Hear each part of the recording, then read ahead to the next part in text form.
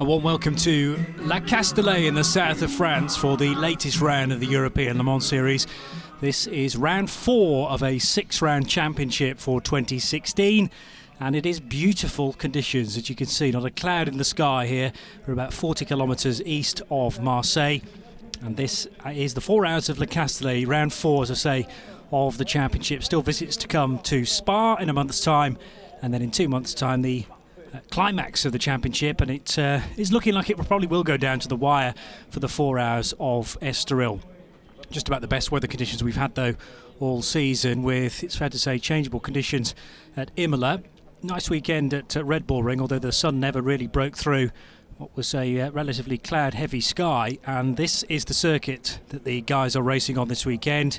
Just less than 5.8 kilometres, 14 turns, and that very, very long back straight down the Mistral, where it's important to grab a toe where possible from a fellow competitor and potentially shape up an overtake into Scene Corner. My name's Johnny Palmer. Thank you for joining us on this beautiful day ahead of the latest round then of the series. I'm joined to my right by Graham Goodwin, the editor-in-chief of dailysportscar.com.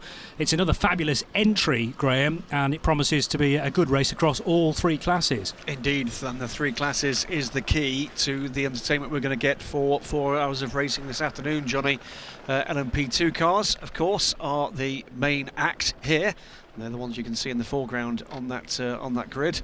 But behind them, and there's 12 of them here this afternoon, there's some 20 LMP3 cars, smaller, slightly less powerful, slightly less aero equipped prototypes, all coupes, all Ligiers this time out, probably for the last time this season.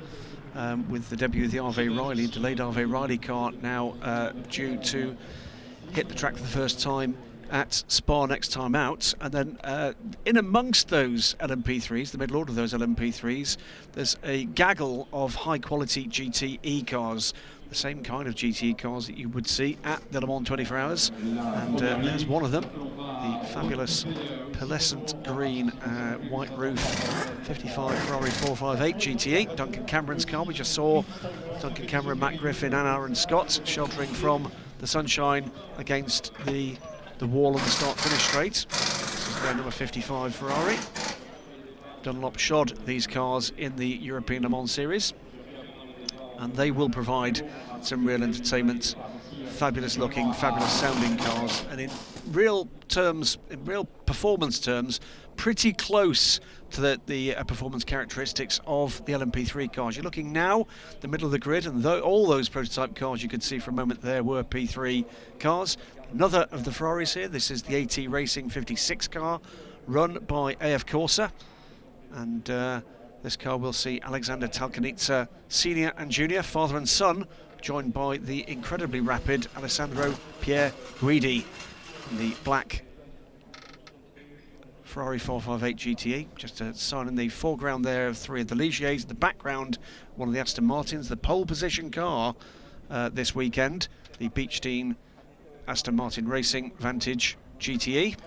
Yeah, so very neatly we went around all 3 of those cars in the top 3 on the grid. The 99 car taking pole, as Graham says, from the number 56 AT Racing car of the 2 Talcanizzas and Alessandro Pierre Guidi. And then the Duncan Cameron, Matt Griffin, Aaron Scott car will start from 3rd position in GTE. Here is the pole car, though, in the GTE class.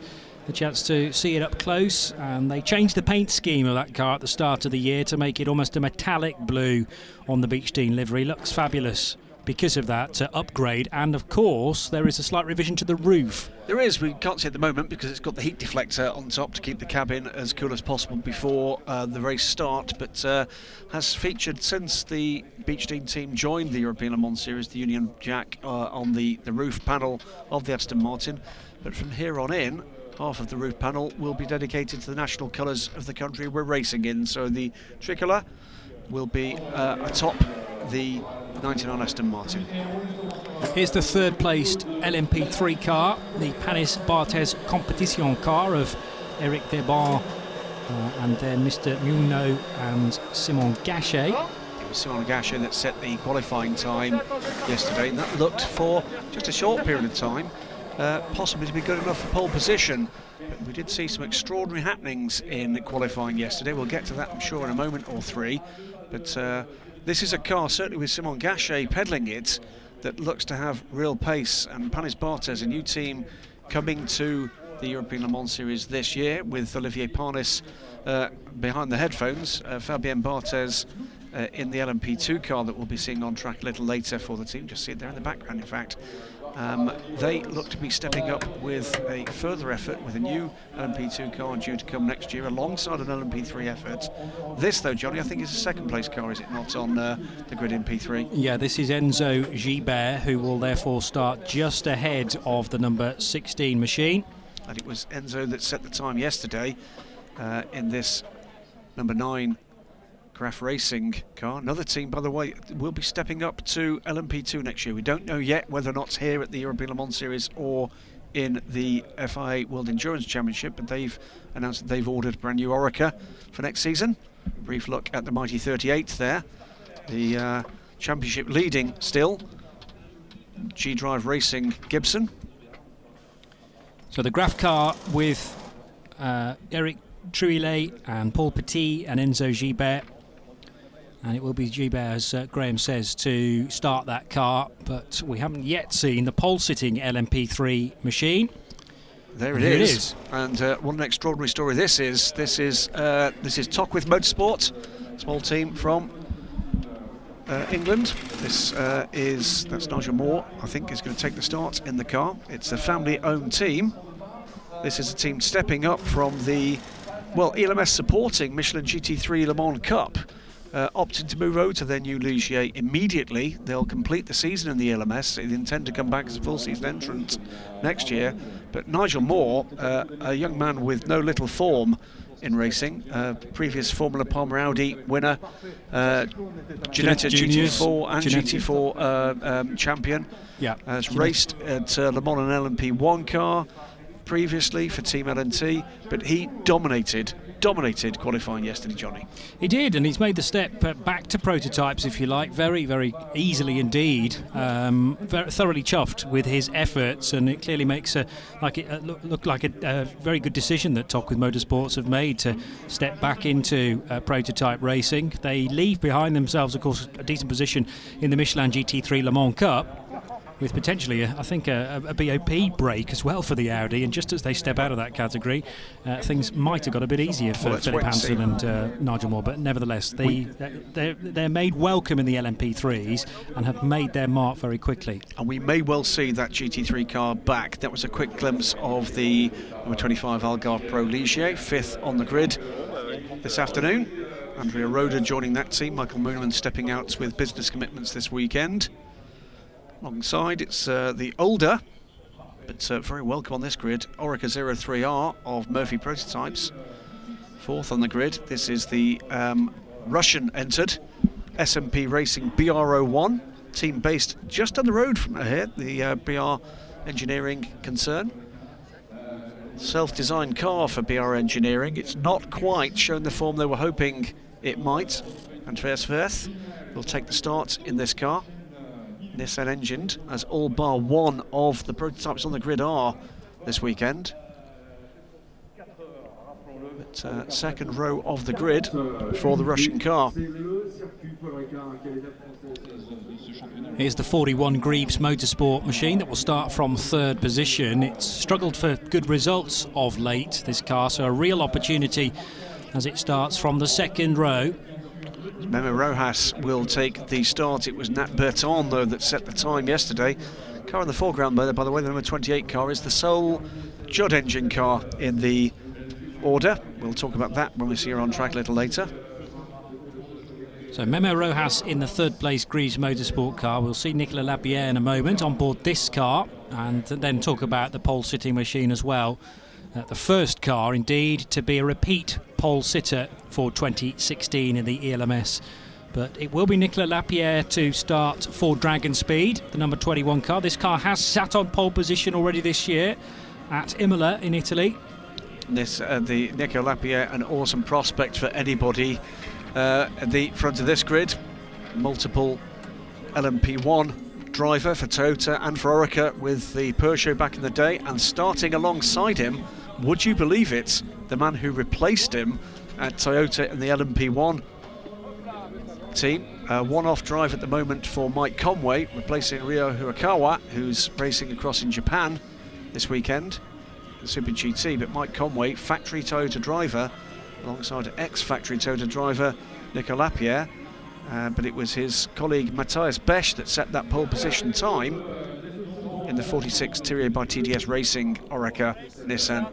So two Orica 05 Nissans, Johnny, form the front row of the grid. I think I spotted that Gerard Larousse at the front of the grid. I didn't see, to be honest. I was peering down at my laptop instead. But I will bow to your superior knowledge and the fact that you saw him and I didn't. There's the ACO flag together with the French tricolour. We are in France after all, in the European Le Mans Series as well. The girls doing a good job there of promoting the series, and again this fantastic championship going from strength to strength. 2 more rounds to come and we might be in for another bout of change in 2017.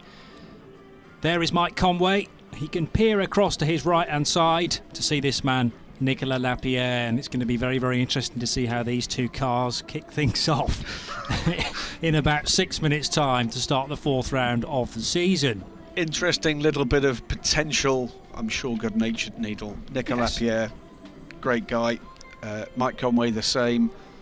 Proper racers, the pair of them. They will want to get this underway fast and clean. Just at the front of the picture there, next to the 28 car we just talked to you about, the Edex Sports Ligier Judd, number 33 car had some dramas. Actually, it is Gerard Larousse. It is. There you go. There's confirmation with the caption at the bottom of the screen. French racing legend. Spot, Gerard Larousse. And obviously Pierre Fillon and Gerard Neveu are on the grid as well. Both nice blokes, don't get me wrong, but not a racing legend like Gerard Larousse. No. And we do tend to see Gerard and Pierre at all the ELMS rounds. It's great to have the major ACO representatives here. Before presumably jetting off, as you will be doing, for Mexico City for the next round of the World Endurance Championship next Saturday. Indeed. So it's a busy time for ACO organised and promoted events, as both the European Le Mans Series and the World Endurance Championship are continue to gain momentum, both amongst the young drivers looking to get a foothold in motorsport, but also the hardened campaigners as well. 30-second board now being shown. We're hearing from Eduardo Freitas. Gerard Larousse is going to be waving the green flag. Triple Le Mans winner, Gerard Larousse.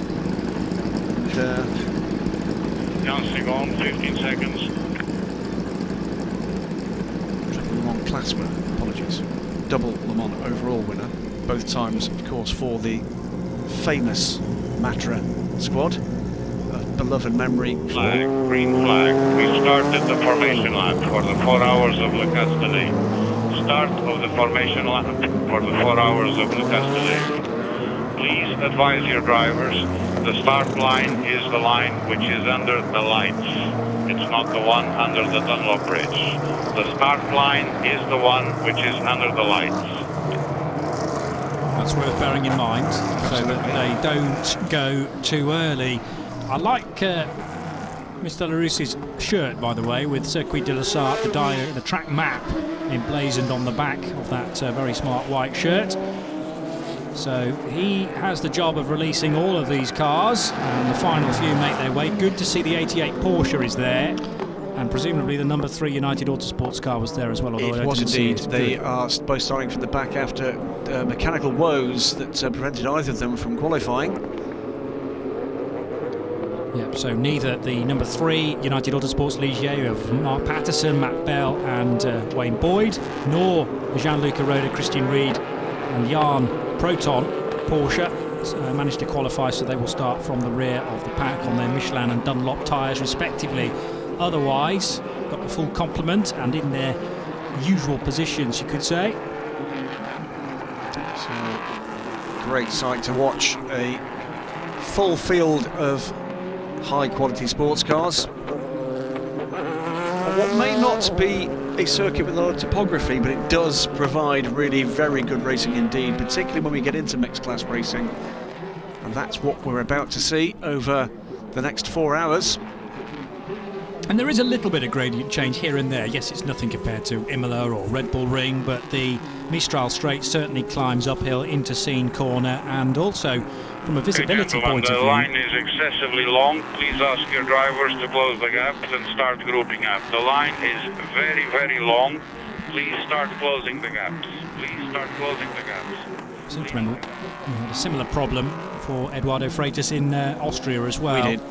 In that he was urging everyone to bunch up as close as possible and into really 2x2 formation now. But there you can see the climb uphill towards Scene Corner, and also the start line is by no means flat. There's a little bit of a crest at the Dunlop Bridge effectively, and then it drops down again. And you remember, was it 6-7 years ago when unfortunately the safety car or the pace car wasn't taken off the track, and many people at the back of that long distance race weren't aware of it because they couldn't see.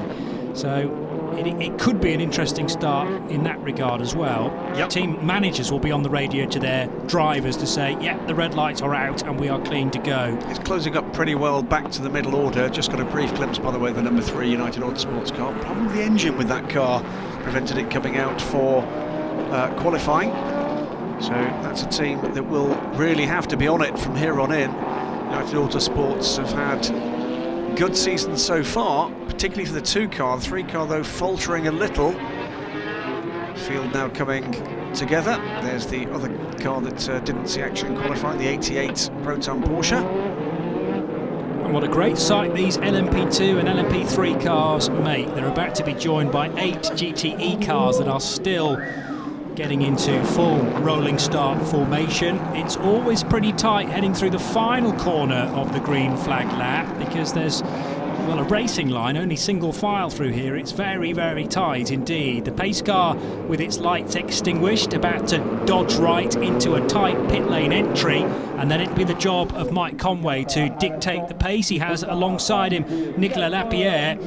Big crowd assembled in the grandstand just out of shot on the right, overlooking the final corner, ahead of the 4th round of the 2016 European Le Mans Series. Then it's about to get underway as Mike Conway is just ahead of the Dragon Speed car, the 2 Orica 05s glistening in the sunshine. It is a good start then from the Brit compared to Nicolas Lapierre, and he will take the race lead. The first time I'm asking, but the SMP racing car, the BR01, is looking like it means business in the early stages. So Grease have lost a place. The Panis Barthes competition car from LMP3 is off the track. So too is the number 3 United Autosports LMP3 car. That's trying to make up GT places early doors. But so far, I don't want to speak too soon, Graham, and I already have. I was about to say that it all snuck through safely. That's one of the Duquesne engineering cars that's rotated, either the 19 or the 20. It's a 6. It's the 360 racing car. Beg your pardon. It looks very similar to a Duquesne engineering car, but it's the 360 racing machine that has spun and rejoined very quickly. Here's Graham Goodwin.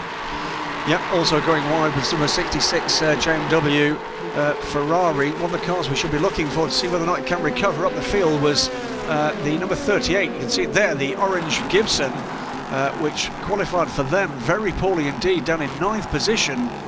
Peter van der Garde just not getting the lap time together yesterday. And it's Harry Tinknell that will start the 38 car, is starting the 38 car, making his way past the Pro Racing Ligier of Nick Johnson there. So Matt Bell, who started the number 3 LMP3, is charging hard from the back. He's already got past 6 GTE cars, and we have 20 LMP3 cars in the order, so I make him 16th in that class right now. Tinknell is already up to 7th. He's just passed the number 25 Algarve Pro Ligier there, the one with the Nissan logo emblazoned on the rear fin. Mike Conway leads, Nicolas Lapierre is second, Andreas Wirth in third. We've already had one lap. There is the Thierry by TDS racing car, then driven by guest man, Toyota Works driver Mike Conway. Lapierre second, Andreas Wirth third for SMP, Nick Peter de Bruyne for Eurasia Motorsport is fourth. That's a car that had dramas, of course, in the early part of the weekend. We'll talk about that when we see her on track, but that's good from Nico Peter de Bruyne from the 33 car, rebuilt after a sizable shunt in the very first day of the meeting. So the car, sponsored by the Golden Arches, Greaves Motorsport, working its way now through the tight turn 5, and Memo Rojas is under pressure from Paul-Luc Chatin in a hard-charging number 23 Panis Barthes Competition car. That's the car that started from pole in Austria, remember, running 6th at the moment, ahead of Harry Tinknell in the G-Drive Gibson, one of only a few open cockpit cars that remain in LMP2 this year. Just Andreas 3 of those left here in the ELMS, certainly in this round, Johnny. Andreas Roeder is 8th, and then it's Jono Coleman and Nick Johnson in the number 40 Krone Ligier to complete the top 10, although those two cars are overlapping. That's Coleman in the Gas Monkey now sponsored 48 Murphy Prototypes car, so slightly lighter green for that machine, and it's overlapped by Nick Johnson, and in fact Johnson gets the place, so 9th place now for the 40 Krone Racing car.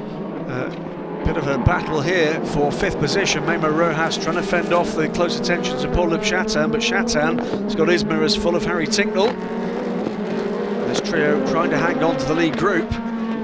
Gaps beginning to open up. I should say, by the way, in GTE, meanwhile, Aaron Scott's taken the lead in the number 55 car. From 3rd position on the grid.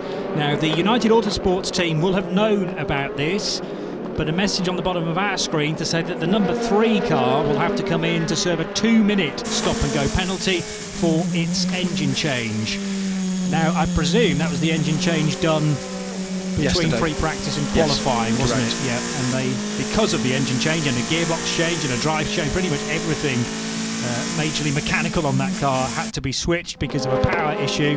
Well, you do have to pay a price in the race of 2 minutes, which immediately puts it on the back foot. This is Peter de Bruyne. It is. For 4th place. And this is the 33 car that there was some doubt after Friday whether or not we'd actually see this car in the race. That's because Pujon Jin, Nico Peter de Bruyne's long-time teammate in Eurasia, had a massive shunt in the bronze driver test session first thing on Friday morning.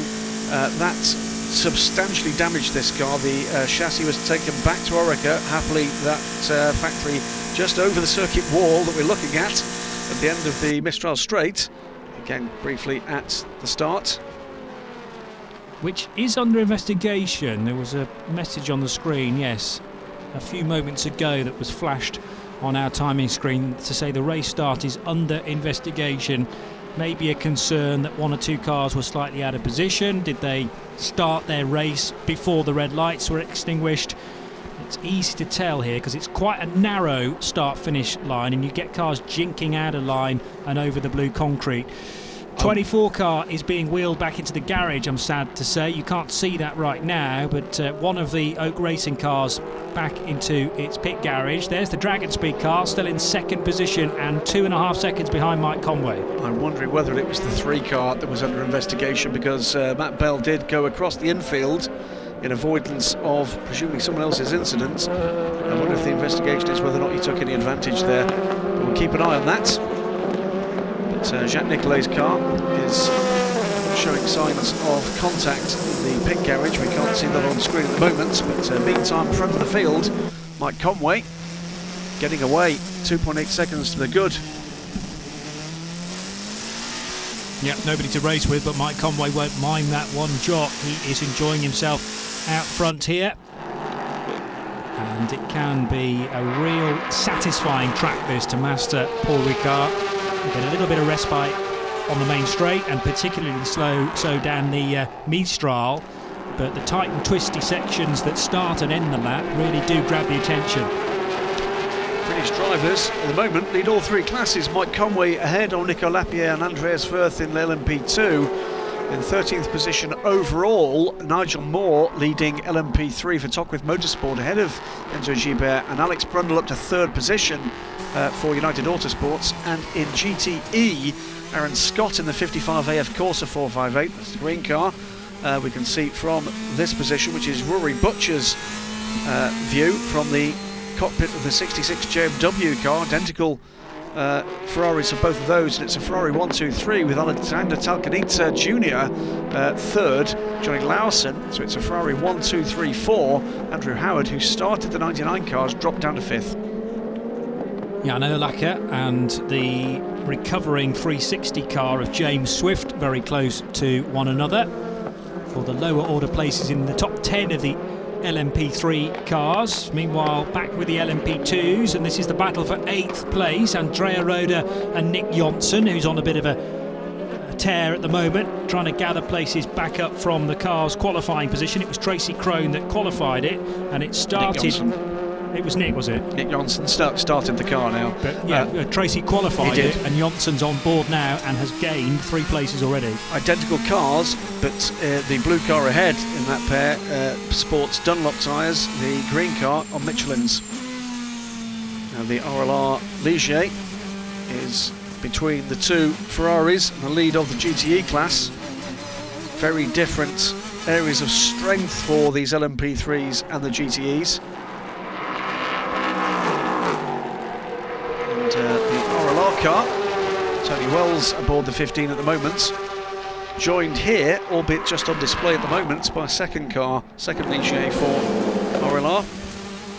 They'll be looking to get that car out as soon as they can in ELMS action. And this is the 2-minute stop and hold for United Autosports. Door open for a little bit of relief where possible from the glare of the sun and the gathering heat. Now through and up into 6th position has gone Harry Tincknell ahead of Memo Rojas, because Chatan and Tincknell have both gone ahead of the 41 car. Interesting. So yes, Rojas continues to tumble down the order. That car was qualified in 3rd position, so from 3rd to 7th in not a whole many laps, 4 completed so far.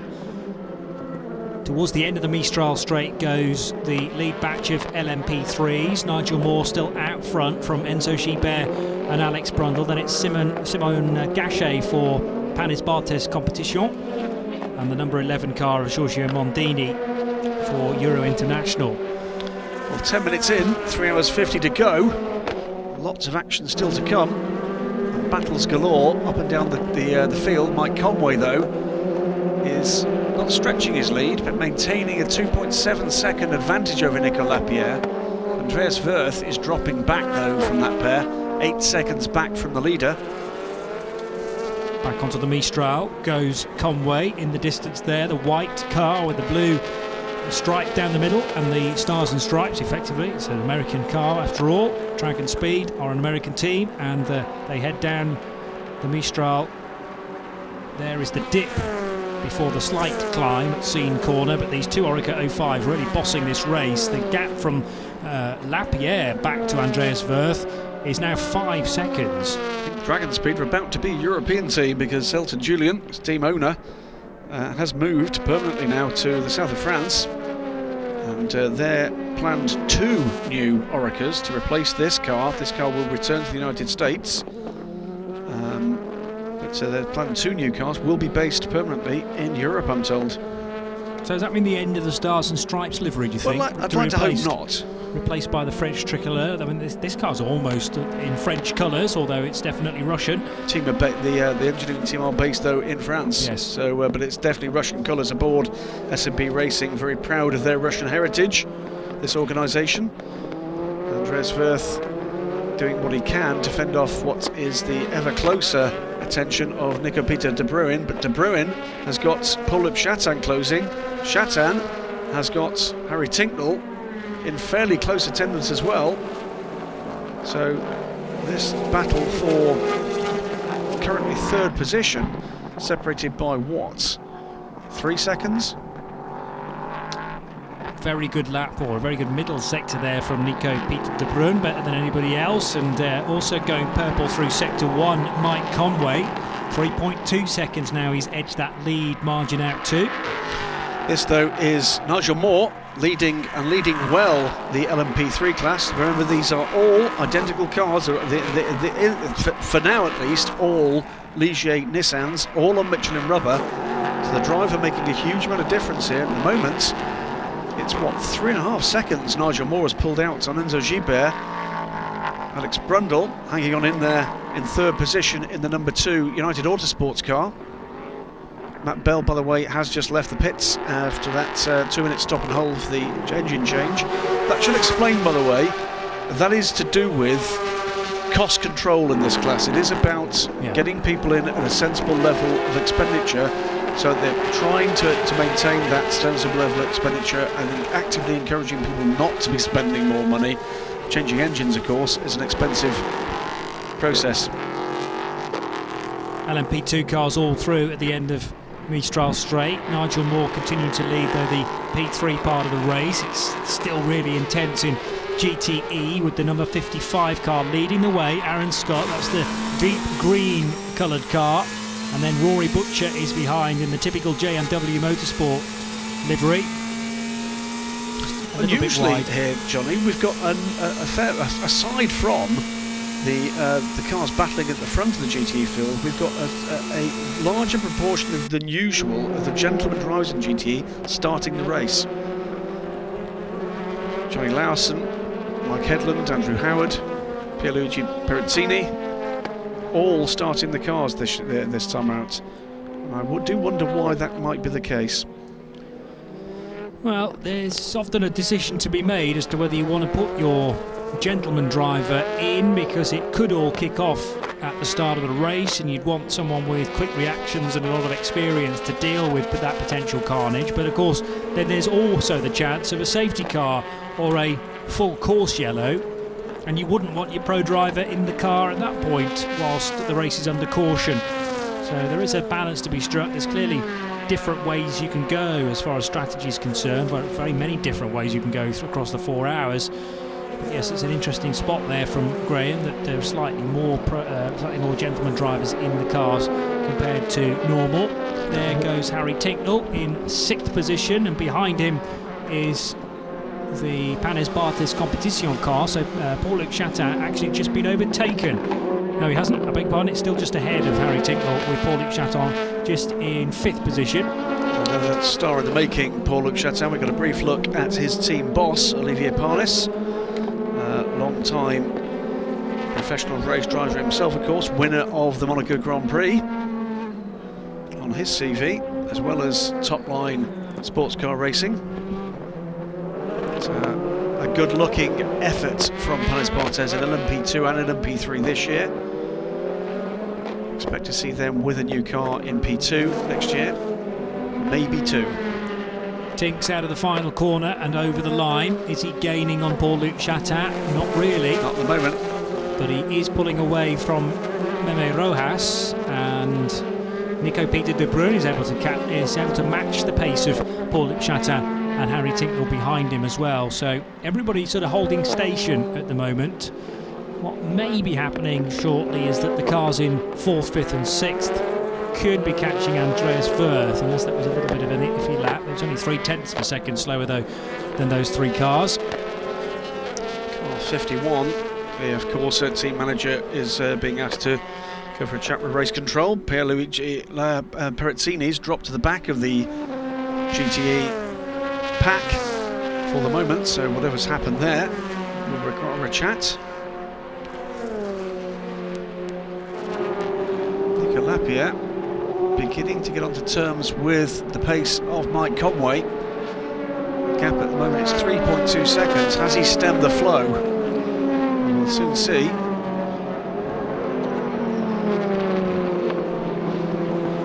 So down to this tight right-hander goes Memo Rojas, and this ever-tightening right-hander that then leads to the intricate end of the lap at Le Castellet. Julien Canal and Nathaniel Berton, his teammates this weekend.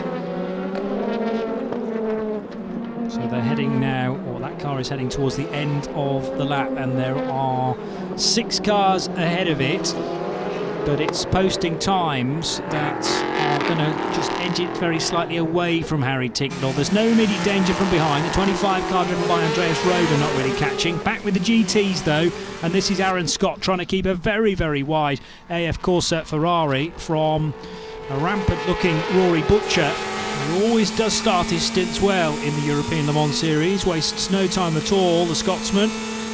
Yeah, rampant Rory, that could be a t-shirt, couldn't it? But down they come. 16 cylinders in close formation down the Mistral Straight, and they sound fantastic. And he's taking a look here. I think he's going to go through. I think he's picked the ideal time to get alongside. He's gone up the inside. Beautiful move from Rory Butcher. And not a lot, I don't think, that Aaron Scott could do about that. No. That was all about what you can do with a proper slipstream, ducking out of that slipstream at the optimum moment, taking the optimum line, and hanging your competitor out to dry. Now, I guess the next question is, does Aaron Scott return the favour? Well, it needs to be close enough in order to do it, so stick with Rory where possible for this next lap, but Rory's not about to hang around here. He had a really good exit out of the two corners that lead onto the Mistral straight. The right-hander, if anything, is more important than the left-hand kink. It's just a matter of steering the car through on full throttle, but it's tricky to get through the right-hander at speed. Gently opening up after a very, very tight turn 5. But Rory Butcher got the better exit onto that all-important main straight, and yes, got the slipstream on Aaron Scott to make the move into Scene Corner. They're coming into a yellow flag zone here because got some debris on track. But so there it is. So that's ideally beautifully picked up by the cameraman. I mean, not by Rory, he missed it. But yellow flag for that. We're going to see again this move. Gave him racing room. Aaron Scott did. Clean as a whistle, that move. Yeah, Aaron could see him coming from quite a way back, I think, and got off a very little defence.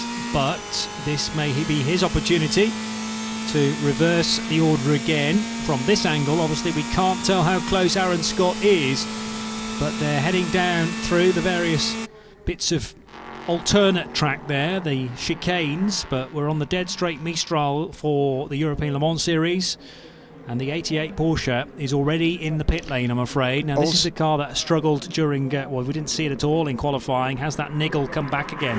Also who'd been into the pits and out of the 23 car, Paul-Luc Chatin now. What was that all about? We've seen that debris. Where did that debris come from? Was it one of the two cars we've just seen on pit lane? Chatin has rejoined. Christian Reed at the moment has not.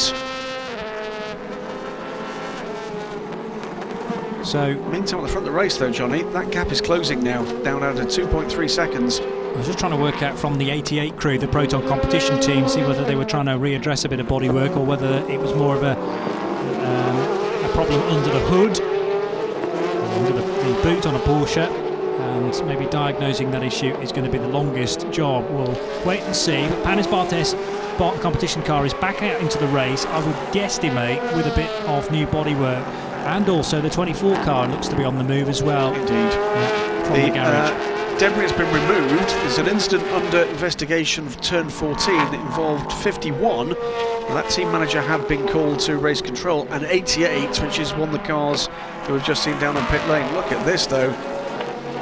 How many cars through the turn? And watch behind here, that's the third place car of Andreas Wirth, but he's been closed down by the car just going through there on the inside. That's the 33 car coming through traffic.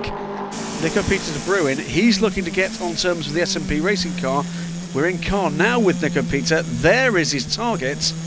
Andreas Wirth desperately trying to get through these P3 cars. Goes by the Euro International car up the inside, the number 12 car. And Nico Peter, oh, there's a big twitch there for the 12 car as he spots the P2 car looking for the space.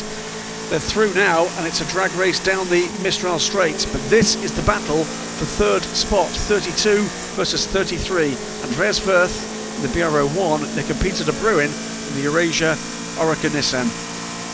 I reckon Andreas Wirth got through the traffic far more comfortably, though, than Nico Peter de Bruin. It was all about where Nico caught the slow-acting P3 cars and was delayed a little bit there. Harry Tinknell seems to have made quick work of them, though, in the background in the orange G-Drive Gibson, running in fifth, and may well have closed a bit more time on Nico Peter de Bruin. We'll check at the end of this lap.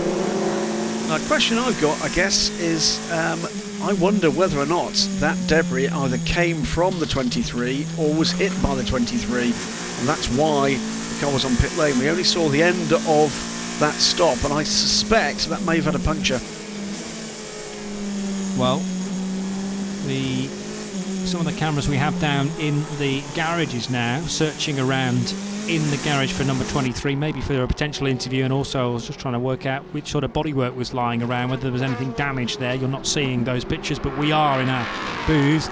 Anyway, back to the LMP3 scrap, and another 7.5 minutes, and we will have had 1/8 of the 4th round of the European Le Mans Series done.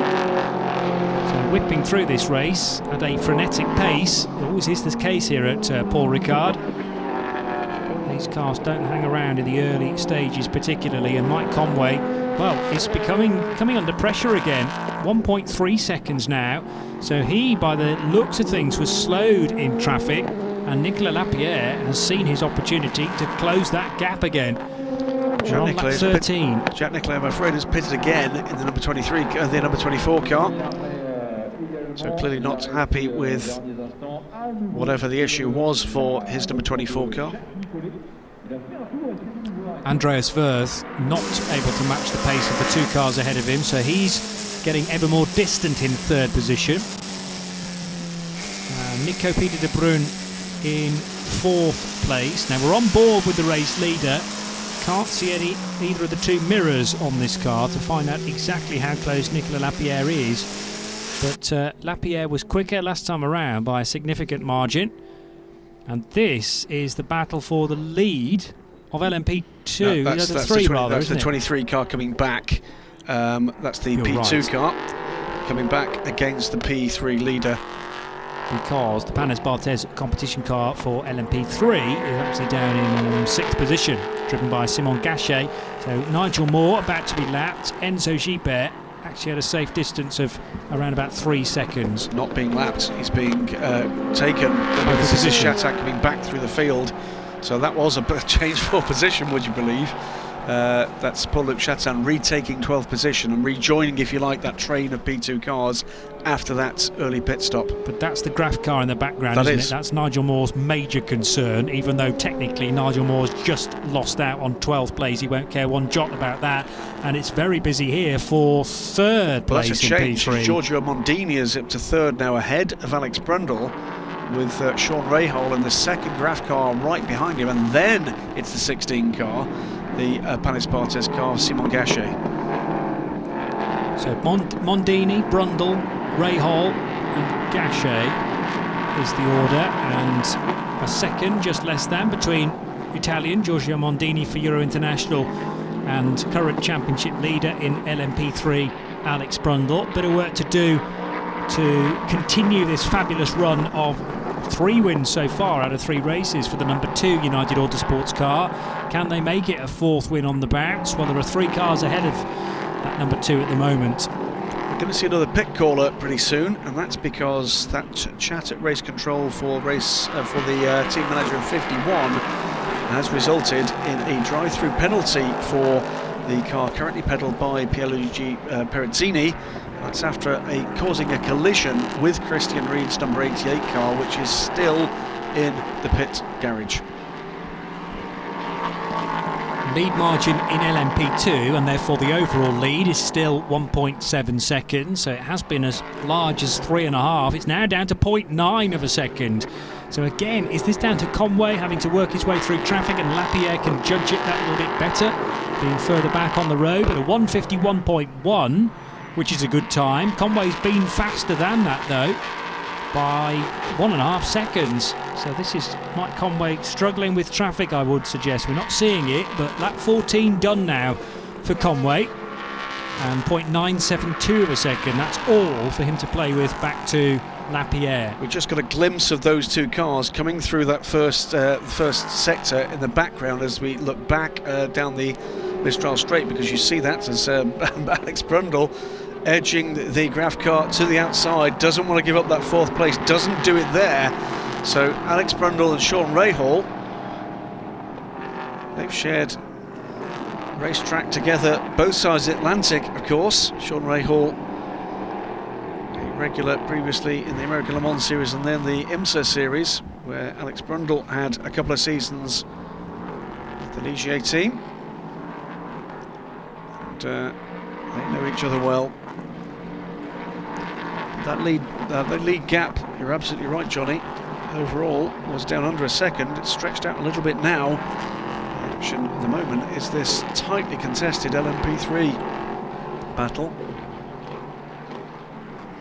Sean Rahal, by the way, no relation to Bobby Rahal. It's a similar sounding surname, but very differently spelt, so not the same family. But mean racers, the two of them nevertheless. And Rahal charging his way down towards turn 1, with Alex Brundle a bit further in front this time. Brundle 4th, Rahal 5th, and 6th position for Simon Gachet. And then in 7th place, it's the number 17 Ultimate car, started by Jean-Baptiste Lehay.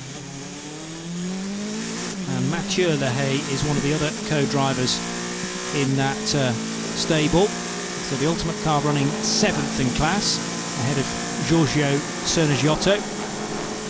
Gap's a bit more respectable now for Mike Conway back to Nicolas Lapierre. As far as the race leader's concerned, it's up to 1.4 seconds, 15 laps done. Worth saying though that before we then get to this group, which is the group 3rd, 4th and 5th now, those two are 18 seconds ahead. There's been another problem, by the way, in traffic for Mike Conway. That gap is 0.4 of a second now for the lead. Yeah, it is. And that's all happened in the first sector. So what has gone on there? He's lost over a second to the 2nd place car. They're now nose to tail.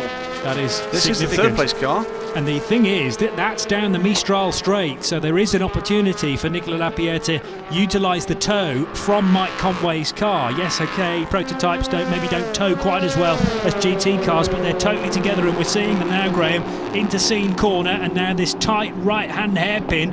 The Thierry by TDS racing car, the one with the red dorsal fin, leads the race from the Dragon Speed car, the white machine with the blue stars and stripes, the white stars on the blue stripes, and it now has the 7 car between them. That's the Villorba Corsa LMP3 machine. But Nicolas Lapierre turning the screw here and really benefiting from being that bit further back on the track to maybe dart his way through the traffic more efficiently than Mike Conway. Well, Lapierre does have one advantage here, and that is that Lapierre's been racing against these LMP3 cars all season. Conway hasn't. Conway's used to having 1,000+ horsepower in his Toyota LMP1.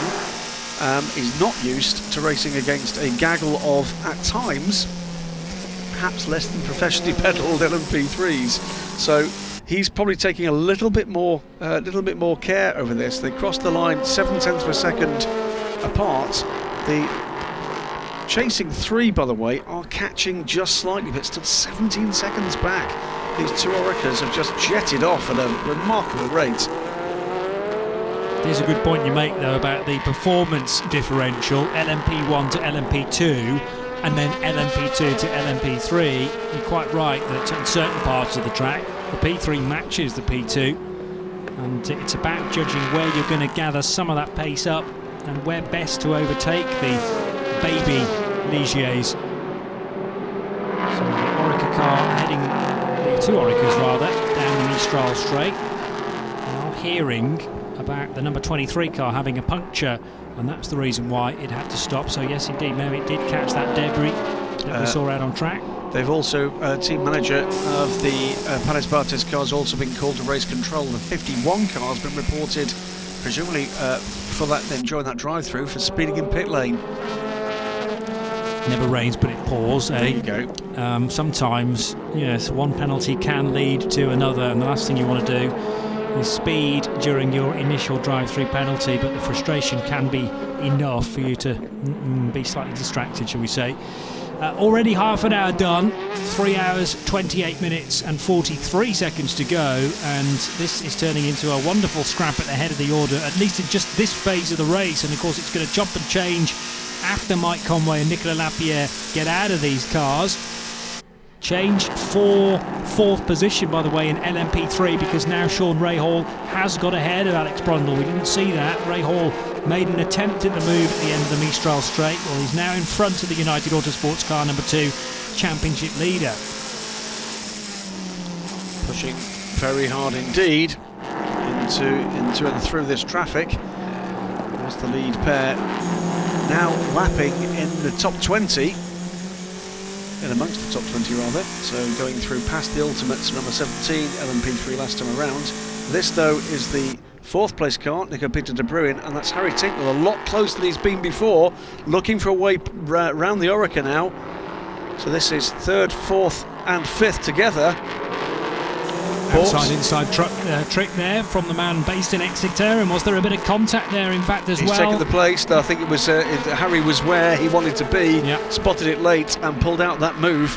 So Tinknell up to fourth position, past Nico Peter de Bruin, gets the run on the LMP3 car at the ideal place. Now looking to get a bead on the BR01, but how quick is that Oreca 05 in a straight line? Quicker than the Gibson? It looks as if it might be. Here comes Nico Peter again then to maybe repay the favour on Harry Tinknell at the end of the Mistral, and Harry just cannot do anything about that. The Oreca 05 right round the outside of the Gibson and takes fourth place back again. He'll be massively frustrated about that. He really will. But that's development. It's an older car now, the Gibson. It's been a fabulous bit of a lock-up on the braking there from Harry Tinknell as he tries to get back on the terms, use what he's got in the locker. Looking to go around the outside now of the 33 car, can't do it there. Now under braking, can he do it there? Oh, this is great stuff. They're not very far away from Andreas Wirth, of course, as well, who is trying to thread his way. Wirth is hung out to dry there by the P3 car. They're going to be 3 wide across the line here. Certainly 2 wide as Harry Tinknell's back in front of Nico Peter de Bruin, but de Bruin has got better straight line speed, as we know, from the Mistral, and down towards turn number 1 the Eurasia Motorsport car can't take the place back again. Wonderful stuff from all 3 of these drivers, great stuff.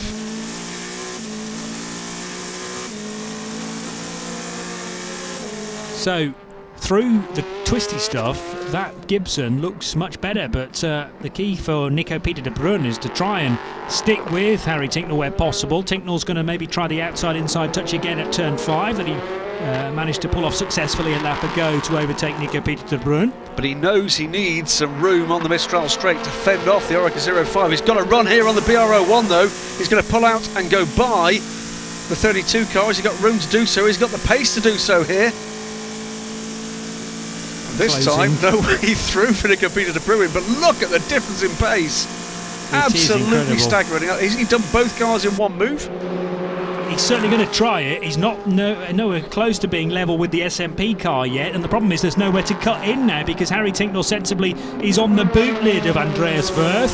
So in the end, although there was pace there from Nico Peter de Bruin, there was no opportunity to park the car between the two, BR01 and the Gibson. So great racing. Out-muscled, you would say, at the end of the Mistral straight that time around.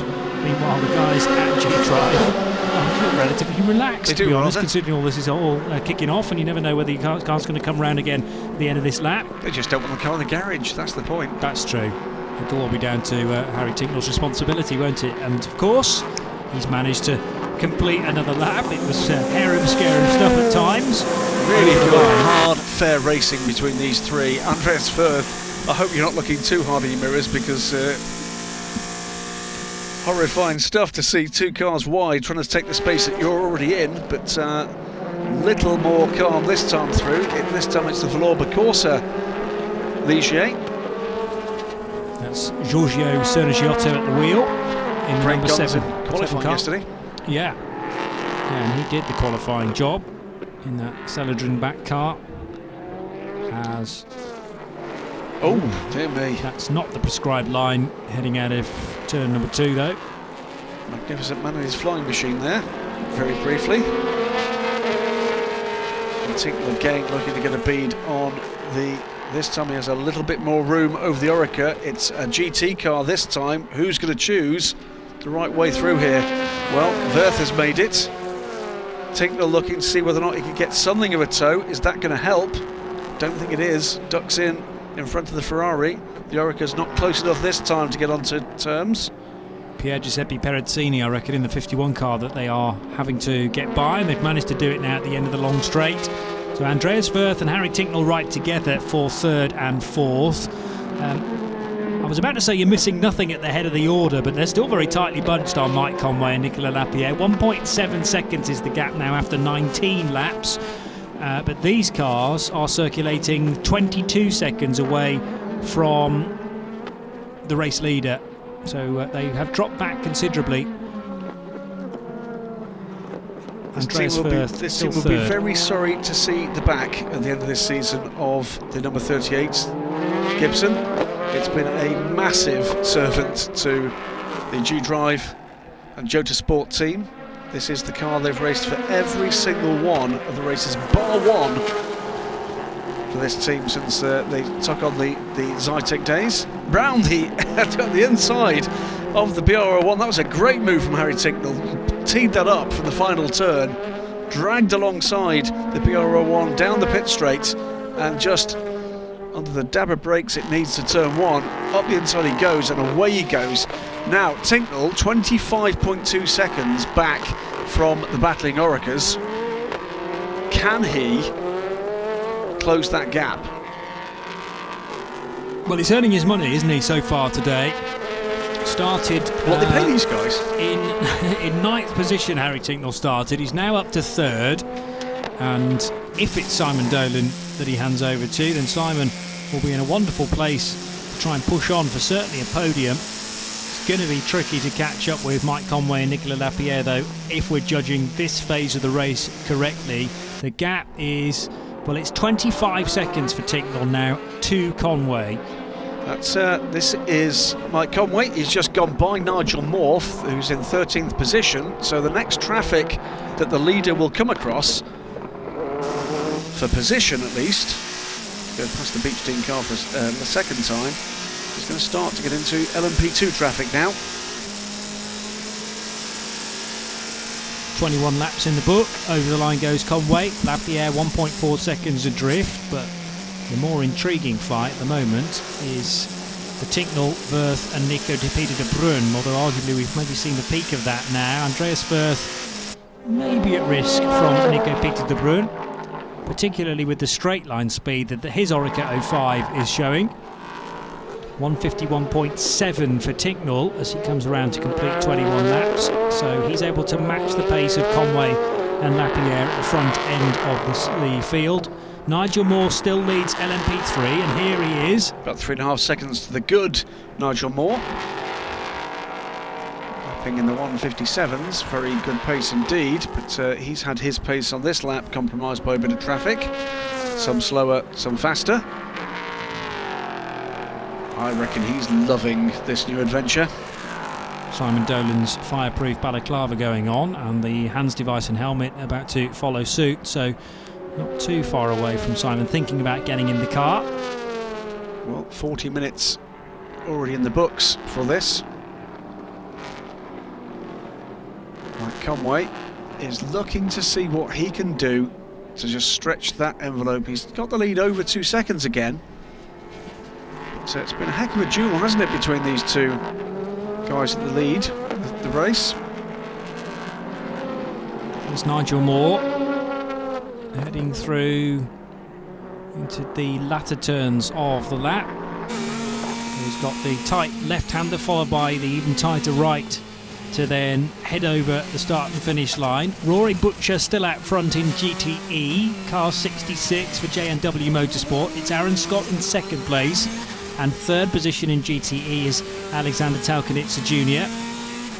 Cushion of two P3 cars then between Alexander and Johnny Lawson in the number 60 Formula Racing Ferrari 458. Yep, defending champions have not had a great season this year. No, struggled at various meetings to this point, sadly, so not showing signs of repeating the form from last year.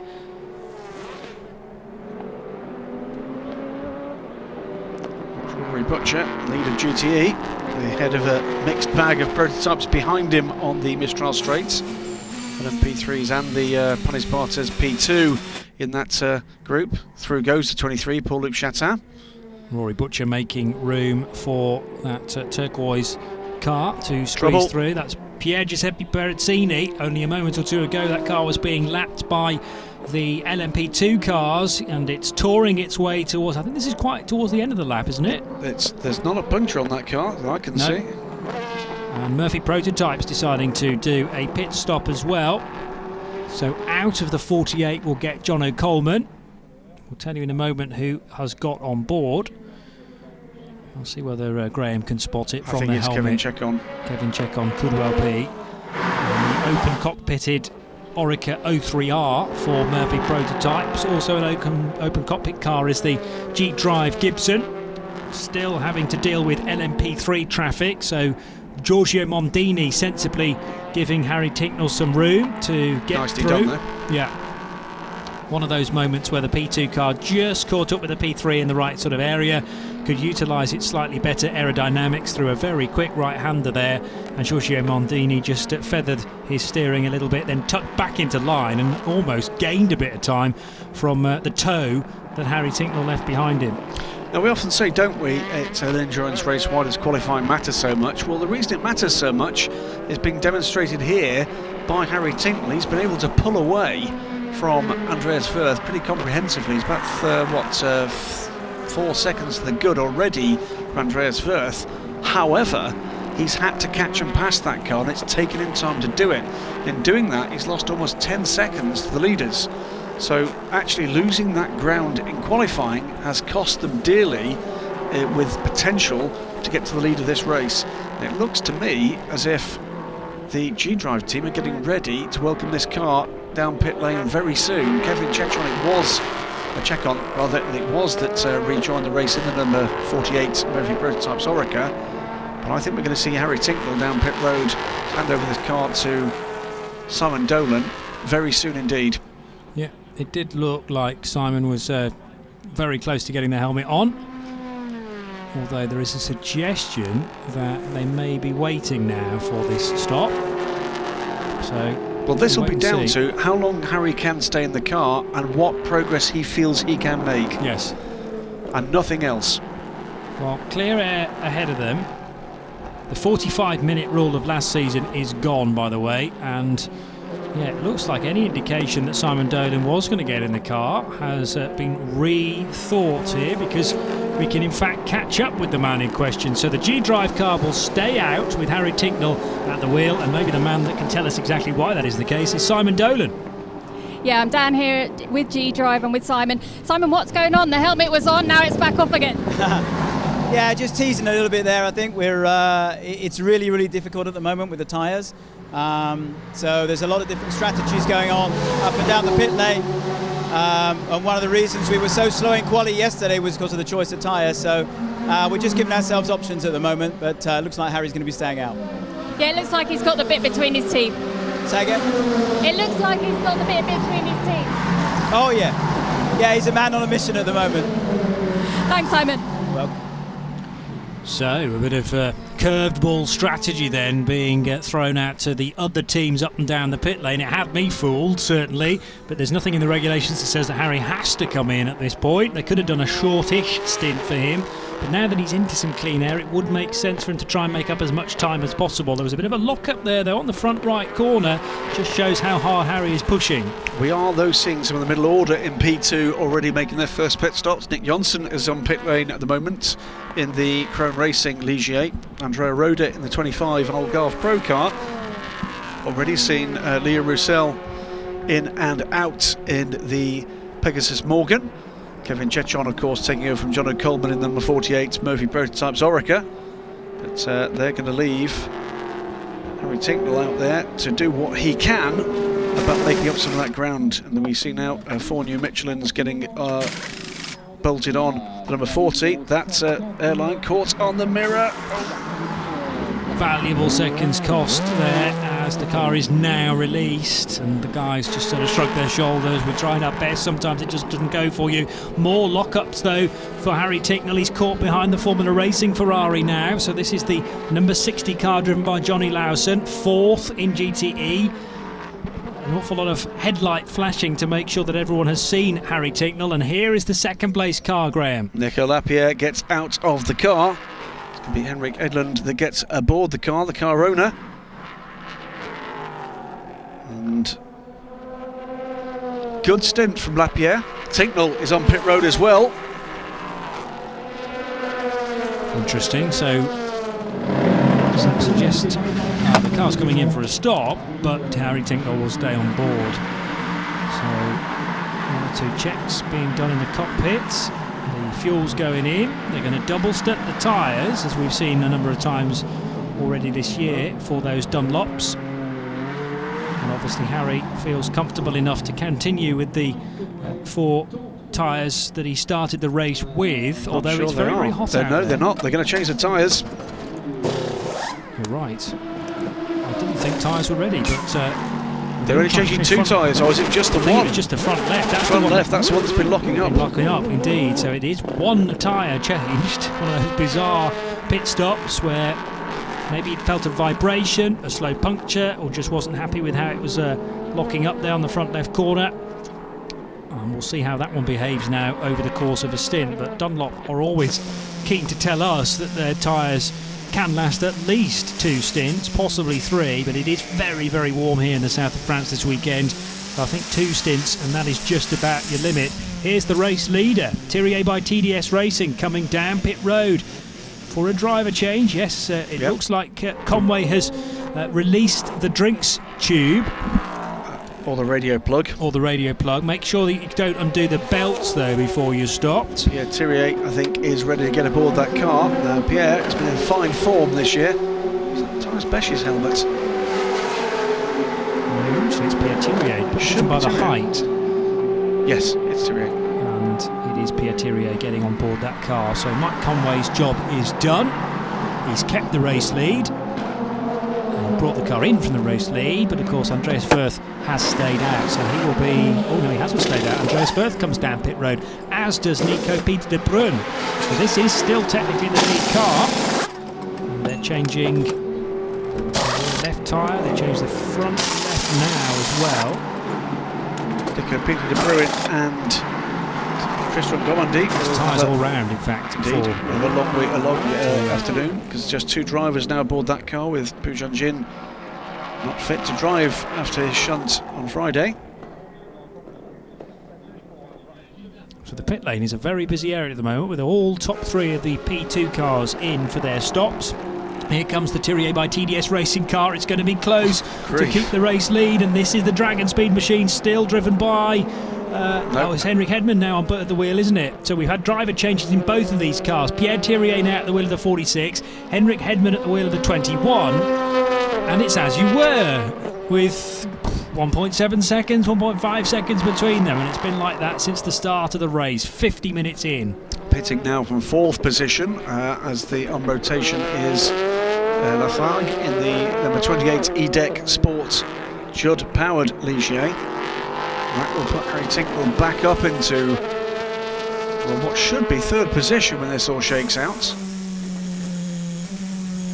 On board now with Henrik Edmond.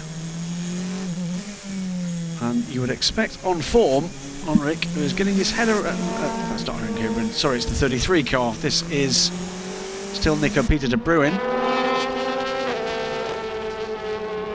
It's the Eurasia car, the Eurasia 05, with the 23 car behind him, Paul-Luc Chatin, who is of course out of sequence.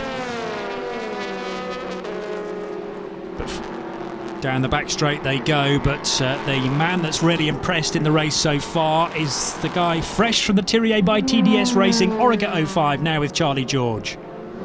Yeah, and Dan here with Mike Conway. Mike, how did you find your first stint in the Thierry? Yeah, it was good. We knew tyre management's going to be key here, so just the first stint, just trying to not destroy the tyres, even though we're only doing a single stint. But then we were used to it from qualifying, so sometimes that's the hardest one to get out of the way. So, but yeah, all good. Cars handling well, and yeah, it's glad to hand it over back in the lead.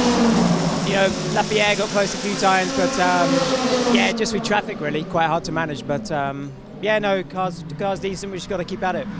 And how are you enjoying the ELMS? Yeah, it's great. I love driving the LMP2 cars. You can really hustle them around. So yeah, I'm enjoying it. Thank you. Thank you. And we will still see a stint, of course, from Matthias Besch after Pierre Thirier, but Mike is quickly to the wall, to the team, to find out how Thirier is doing, whether he's retained the lead. Well, he absolutely has, and it's 3.7 seconds now ahead of Henrik Hedman. Harry Tinknell is closing in. Of course, Hedman, being the gentleman driver, the team owner, won't be as quick as Harry Tinknell, so a change in the offing for second position, but that'll be a little way away because the gap is over 10 seconds, Hedman to Tinknell. Now there's two factors in play, of course, here. One is that the G-Drive team only took one tyre, therefore it was a quicker pit stop, so they took 15 seconds out of the 46 car on the pit stop. Second factor, you're quite right, Johnny, is it's professional driver Tinknell against gentleman driver Hedman for second, so 5 seconds is the gap now between Pierre Thirier and Henrik Hedman. 16 seconds the gap between Thirier and Tinknell. That means Harry Tinknell is about 10-11 seconds back from second place now, catching at a rate of about 4 seconds a lap. GTE still headed by Rory Butcher from Alexander Talkanitsa Jr., and there's an overtake there for the Murphy Prototypes car, but that is still the LMP3 leader, Nigel Moore from Eric Gibert and Giorgio Mondini in third for Euro International. That was a pass for 10th overall, with Nigel Moore, of course, not having been down pit road yet. That was Kevin right. Chechon going up into 10th position. We have had one minor drama in the GTE class, and that's Aaron Scott had a quick spin that lost him second place to Alexander Talkanitsa Jr., dropped him back behind 2 or 3 of the P3 cars as well. He's continued though with no further drama.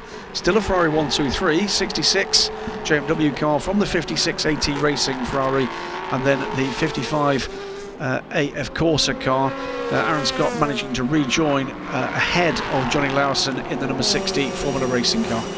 On board we go with the GTE leader, Rory Butcher then, 27th place overall, and he has a gap of 14 seconds in fact back to Alexander Talkanitsa Jr. So very healthy margin in this phase of the race, but of course AT Racing have Alessandro Pierguidi waiting in the wings. You could also argue that Bertolini's still going to get on board this car. Indeed, popular team, JMW, big fan favourites. Long-time supporters of the European Le Mans Series, controversially not given an entry for the Le Mans 24 Hours this year, and I think they're keen to remind, as Rory Butcher comes for pit lane now, they're keen to remind the organisers of the quality of this team. Driver waiting, one would presume, Will Smith. Not that one. Gets on board, and Butcher, job done, with Bertolini presumably to take the third and final stint in a couple of hours' time, certainly an hour and 45 minutes' time or thereabouts. Dunlop tyres raring to go, to be bolted to the car, and the team launch into action now. Those tyres fitted. Third leader in GTE, Alexander Talkanitsa Jr., so all three leaders have been Ferraris. 55 led at there just beyond the start. Rory Butcher taking the lead. That move at the end of the Mistral Straight, and now on pit cycle. Exported a healthy lead. Butcher's brought the car in. Talkanitsa Jr. continues around for the moment in the lead of GTE and up into 27th position overall. Couple of LMP3 cars pitting on this lap as well, including from third place in P3 Giorgio Mondini, Simon Gachet in the 16 Panes Bartes Competition car as well, coming to a halt for a regular service. Andrew Howard's brought the number 99 Aston Martin down pit road as well from pole. Remember, that car started. So new class leader in GTE, Alexander Talkanitsa Jr. It's still Nigel Moore leading LMP3, and LMP2 headed by Pierre Thirier at the wheel of the Thirier by TDS racing car.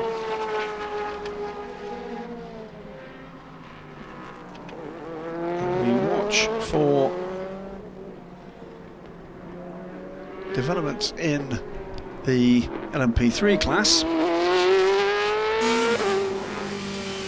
On board now with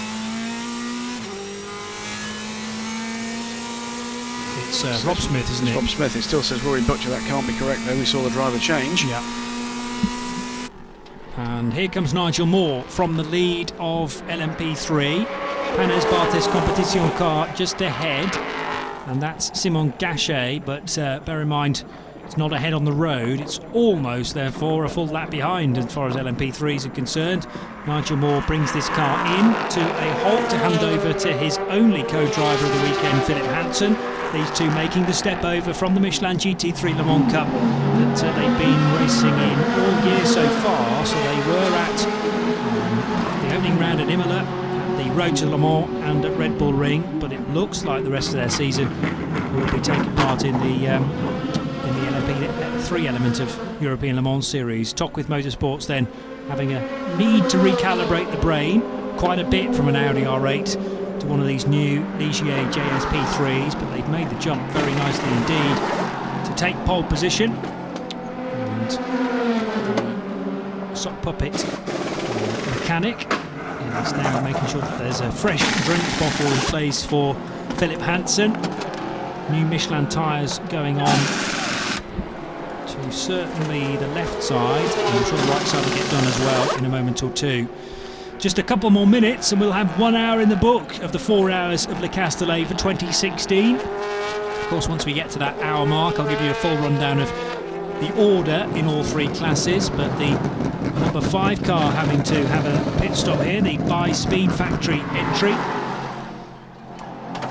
So that car, along with the 17 of Ultimate Racing and also Giorgio Sergiotto's Villorba Corsa P3 car making a stop. Little bit of rookie error there. So up the inside of Henrik Edmond goes Harry Tinknell up into second position. Tocqueville Motorsports new, of course, to LMP3, and a bit of a fumble there in the pit stop with team member forgetting to release the car from the jacks. Cost a second or two. Oh dear. But that will improve as this team gets their head around the new discipline. The very complex rule book for LMP3 and pit stops. 2 longer pit stops, reference time pit stops, 1 shorter. 1 minute and 45 seconds is the pit stop time, reference time here. Keep an eye on what happened with that one with the 26 car. AT Racing in for a stop from the lead of GTE, so this is going to take a little bit of time to shuffle around now, GTE category. We've got the top 3 all on pit road though, 56, 55 and the 60 car of Johnny Lawson all stopping, as indeed is this car from the lead of LMP3, Sean Rahal, by virtue of the fact that it stayed out and the cars ahead of it didn't. Oh, so, trouble for the 23. So this car has had problems already, many of them, and it's quite a way down the order, I'm afraid, because of that. 5th place for Paul-Luc Chatin, so he's actually recovered the situation pretty well, but now the car is looking very, very slow from where it came to a halt, and there seemed to be some smoke around when we saw the shot of that car coming to a halt. Now, it looked initially as if maybe he'd had a spin, but not sure about that. I think he's got a problem. We did see this car have an electrical problem, didn't we, at Red Bull Ring? Or am I imagining that? He's staying right off the racing line. Seems to have all 4 wheels on the wagon. Yeah, can't see any. There's no visible damage on that car. But I think you may well have been right. I don't know whether it was certainly electrical, but there was a gremlin of some sort at Austria, because it was all going so well for Panes Barthes Competition in both classes, P2 and P3, and then something hit, and that just created a knock-on effect, which meant a terrible result in the end for the 23 car. But we've reached the hour mark, so here is a rundown of the various categories. It's a race led by Thierry by TDS Racing after 32 laps by nearly 15 seconds over the G-Drive Racing Gibson of Harry Tinknell. Then in 3rd place, the number 21 Dragon Speed Henrik Hedman driven Orica 05. That overtakes only just happened. Eurasia Motorsport of 4th. Panes Barthes Competition at the moment still 5th, but that is changing even as we speak. Paul-Luc Chatin slipped to 10th in fact now, with Peter de Bruyne 4th, Julien Leal in fact now 5th, and Julien Canal in 6th position in the number 41 car. The 6 machine had been out front for 360 Racing, but only because of the yin and yang of the pit stop cycles. So actually Eric Truile is leading LMP3 from David Alliday for Duquesne Engineering and Giorgio Mondini. It's Giorgio Sernagiotto who feeds back into the sequence in 4th place for LMP3. And this, I presume, is the area of the race where the number 2 United Autosports car will go missing for a little while, because they take their longer stops at the start of the race, or they tend to at least. The 66 car is at the head of the order for Rory Butcher and JMW Motorsport. So the Ferrari leading GTE from Alexander Taukanitsa Senior, and then Mike Headland 3rd in GTE in car 77. That's the Porsche. A replay of the start. It was action-packed, and the Mike Conway driven Thierry car getting the jump on Nicolas Lapierre in the Dragon Speed machine. Andreas Wirth making a nuisance of himself in 3rd position, and Memo Rojas, who started 3rd, began a little bit of a descent back into the lower order of the top 10 for LMP2 from this point. Over the inside of turn 2 went Matt Bell, and that incident was investigated afterwards. This was the number 6 360 Racing car going for a spin on the opening lap as well. There's been a driver change in that machine now with James Swift at the wheel. James Swift started that car and he stayed at the wheel. This was the battle then early doors for 3rd position. Harry Tinknell managing to get the place away from Nico Peter de Bruyne. There was a little bit of contact there. Of course, we saw it first time around from the onboard sight, and I saw there was a jink required from the 33 car, but it was actually as a result of side-to-side contact. And the 38 car was then done again immediately afterwards down the Mistral straight. But this was a fabulous move from Harry Tinknell to eventually take 3rd position away from Andreas Wirth and the SMP Racing BR01. Here's the race leader in LMP3, Nigel Moore. That's not the case at the moment, although cars ahead of Nigel, or Philip Hansen as it is now, do owe us pit stops. An early stop-ish for Mike Conway to hand over to Pierre Thirier. Important for him, he said afterwards, to manage the tyres across the stint. And this is back to live action now. The number 23 car has limped back to the pit lane. Paul-Luc Chatin, though, encountering an issue. Something wrong at the right rear is what the screens were telling us. Now, they're changing the tyres. What has gone wrong here?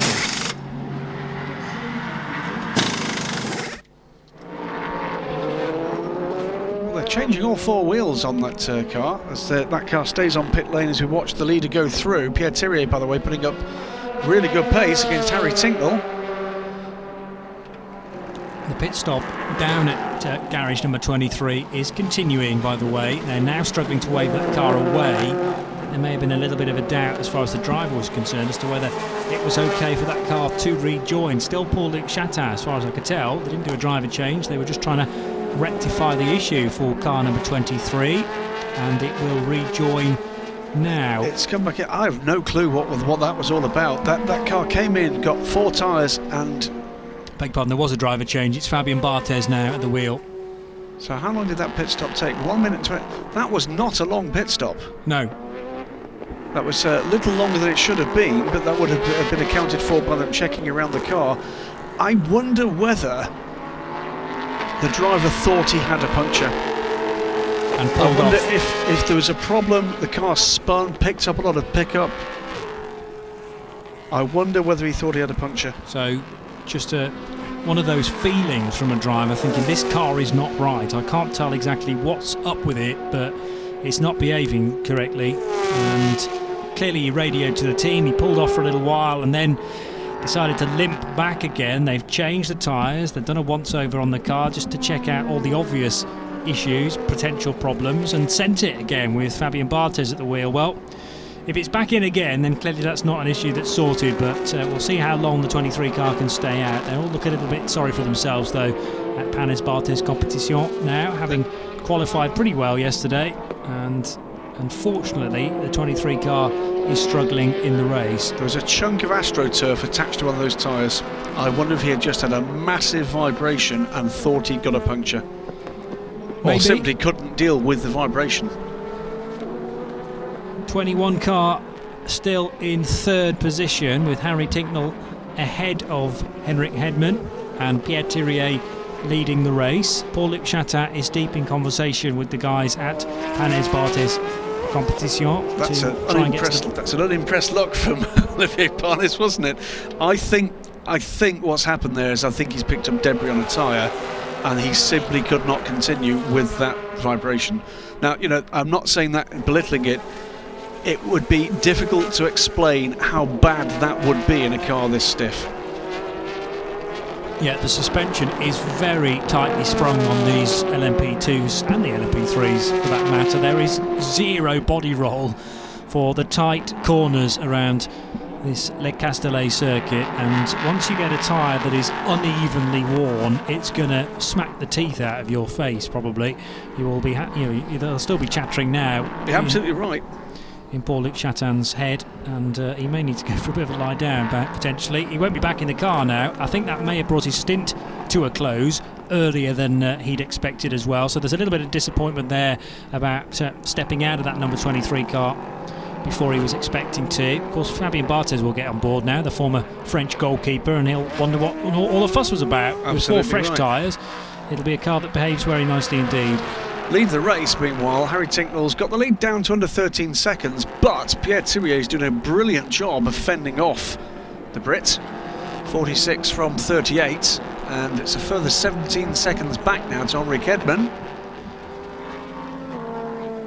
In P3 at the moment, with, of course, different strategies in play here with the pit stops. You can take that shorter pit stop at the beginning of the race if you wish. That's what Graf Racing and Euro International have done. That means that their number 9 and number 11 cars currently lead the race. Trouillet and Mondini from Sonegiotto, another team that took a short pit stop. The number 7 Valoba Corsa car, they're the top 3. Then it's Philip Hansen. They took a longer stop, and longer than they could have done because of that fumble with the jacks. So it was almost 2 minutes for them. So they lost a minute to the leading cars at the moment in that pit stop. Phil Hansen at the moment putting in some pretty good times, it has to be said, for the young man. So that bodes well for them, having got rid of that longer stop. Behind them, it's the number 6 360 racing car. They did a short stop. Thomas Laurent in the 18 Duquesne Engineering car, they did a shorter stop, but a longer than it could have been. And then, you're quite right, the other car to have taken its reference stop was the number 2 United Autosports car. That's got Mike Gouache at the wheel at the moment, but they will come back into it. May have heard in the background there Rory Butcher's Ferrari, Rob Smith's now J&W Motorsport Ferrari, with the pedal just nailed to the floor all the way down the Mistral straight, and that V8 4.5 litre engine screaming, almost crying enough, but you just expect the car to brake at any moment, and it doesn't. It's only about a third of the way down the Mistral straight, and it just continues on and on and on. It's so fast at the end of that straight, and that's just in one of the GT cars.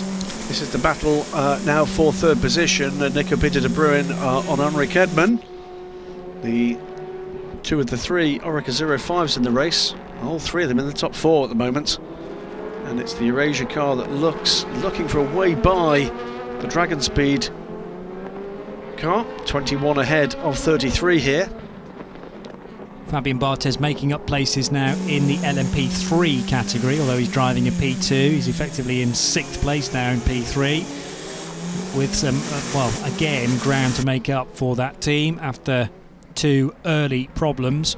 One was actually they've both been tyre related. One was an actual puncture, the other one was an unevenly worn tyre, we guess, after maybe a trip over the concrete here, or the high friction surfaces at the Paul Ricard venue.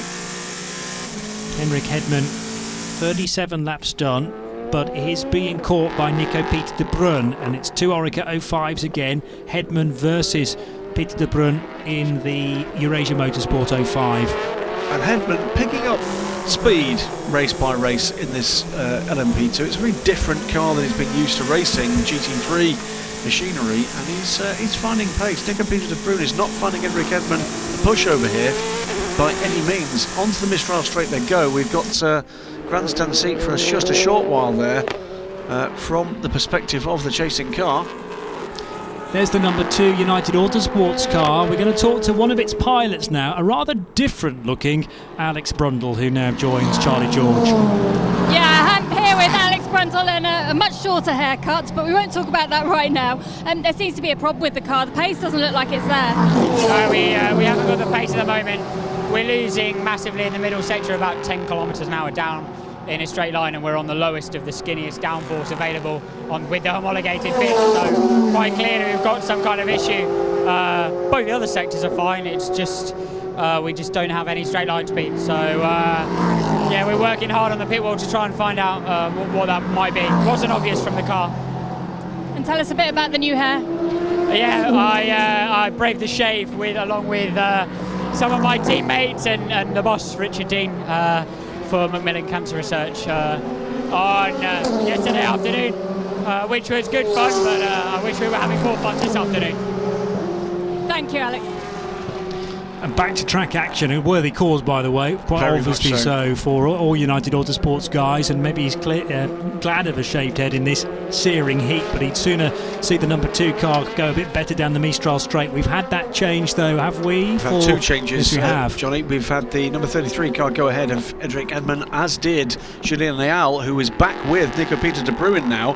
So this is a battle, it's still a battle for 3rd position, but just between one different car. 33 from 32, with the 21 now behind both of those cars. This is 3rd, 4th and 5th in a row. Form an orderly queue for Alex Brundle, that new look. He's it is, you know what, it's a great gesture from United Autosports. I think it's 5 of the guys that actually braved the shave, and there was just a little bit too much pleasure being taken by their colleagues as they did that to their to Richard Dean. I think was had his head shaved by Zach Brown. Christian England, I think, was the man responsible for having a crack at Alex Brundle's new bonnet. Yeah, and thankfully Christian didn't just settle for the single strip of the razor down the centre of Alex's head, which he talked about. Keep all the rest of the hair the same, just one strip down the middle. No, I'm glad that the rest was got rid of as well. So this is the situation as we are nearing another 15 minutes completed in the race for 3rd place, which is what we're concentrated on. It's the Nico Peter de Bruin Eurasia Motorsport Orica 05 running in 3rd, but about to be overlapped by Julien Leal, who's going to try move around the outside, which will give him the inside line for the final corner. Great stuff. A fabulous move there by Julien Leal in the BR01 to wrestle 3rd place away from Nico Peter de Bruin. And the race leader, unbeknownst to him, that was all kicking off behind him, Pierre Thirier leads by 10.3 seconds from Harry Tinknell in the Gibson, run by G-Drive. So then it's Leal in 3rd, De Bruin in 4th and Hedman 5th, with Julien Canal in the best of the Ligiers, the 41 car of Greaves, running in 6th place. Great move there from Julien Leal. We've got white flag being shown on the Mistral straight there in distance. There was a car over to the left-hand side, either stopped or running very slowly, which these cars were about to encounter. So let's keep an eye out and see what we can see there. Board here with Nico Peter de Bruin. Don't want to be pulling out too much there. It's somewhere over in this kind of area. There was a car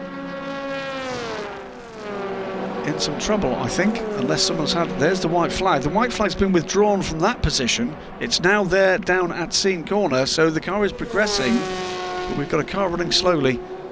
Yeah, good spot that. Marshall's also well on top of the situation, warning it's the 18 drivers that there is a slower car around. Okay, Thomas Laurent. So car 18 with Frenchman Laurent at the wheel. That's one of the YMR cars that went so well at the Road to Le Mans event. M Racing YMR, Ivan Muller Racing. And this was an overtake, a fairly audacious manoeuvre in P3 there, with contact just about avoided. One of the Graf cars being overtaken, I think, by a Euro International machine. So was that for the class lead? Was that Giorgio Mondini putting move on Eric Trulli? Yeah. So the 11 car now in the lead of LMP3 with Mondini still at the wheel. He will hand over to Jacoboni later on in the race, but this is one of a few LMP3 cars with just the 2 drivers allocated to it. So they are long afternoons when you've only got 2 drivers for a 4-hour race. Certainly very much manageable, don't get me wrong. 2 hours and 43 minutes still to go. 18, by the way, has managed to get back to pit lane. And a brief yellow flag for debris has been withdrawn because that debris has proven to be off track. Whether or not that is, we've not seen the 18 car, whether or not that's a puncture. We've seen in some of the support races here. Tricky track for tyre choice here. A chat with Dunlop before the race, and they tell me this is one of the most difficult races of the season to make tyre choices on. More or less every choice available bar wets. And I think we're going to see possibly some rolls of the dice on strategy here to do with tyres, so we'll keep an eye on that. Through though, past another gaggle of traffic, comes Pierre Thirier, 18 car in the garage. Okay, so Thomas Laurent wheeled into the covered area on the pit lane for the team to have a much closer look at it.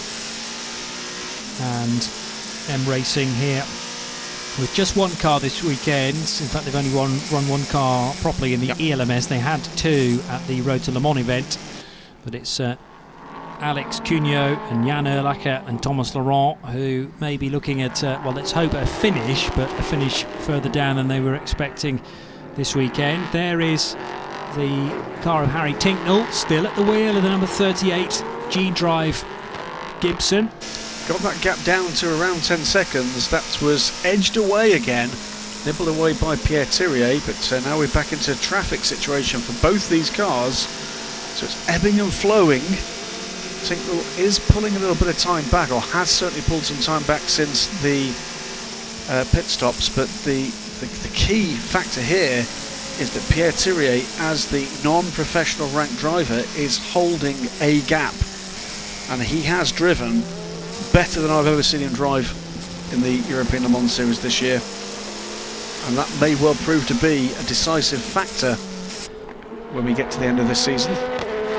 They've come very close to winning the European Le Mans Series in the last few years, and it's just been out of reach at times. 2012 they won the title, didn't they? Yeah, but they've been close to doing it in 13, 14 and 15, and it's gone away from them.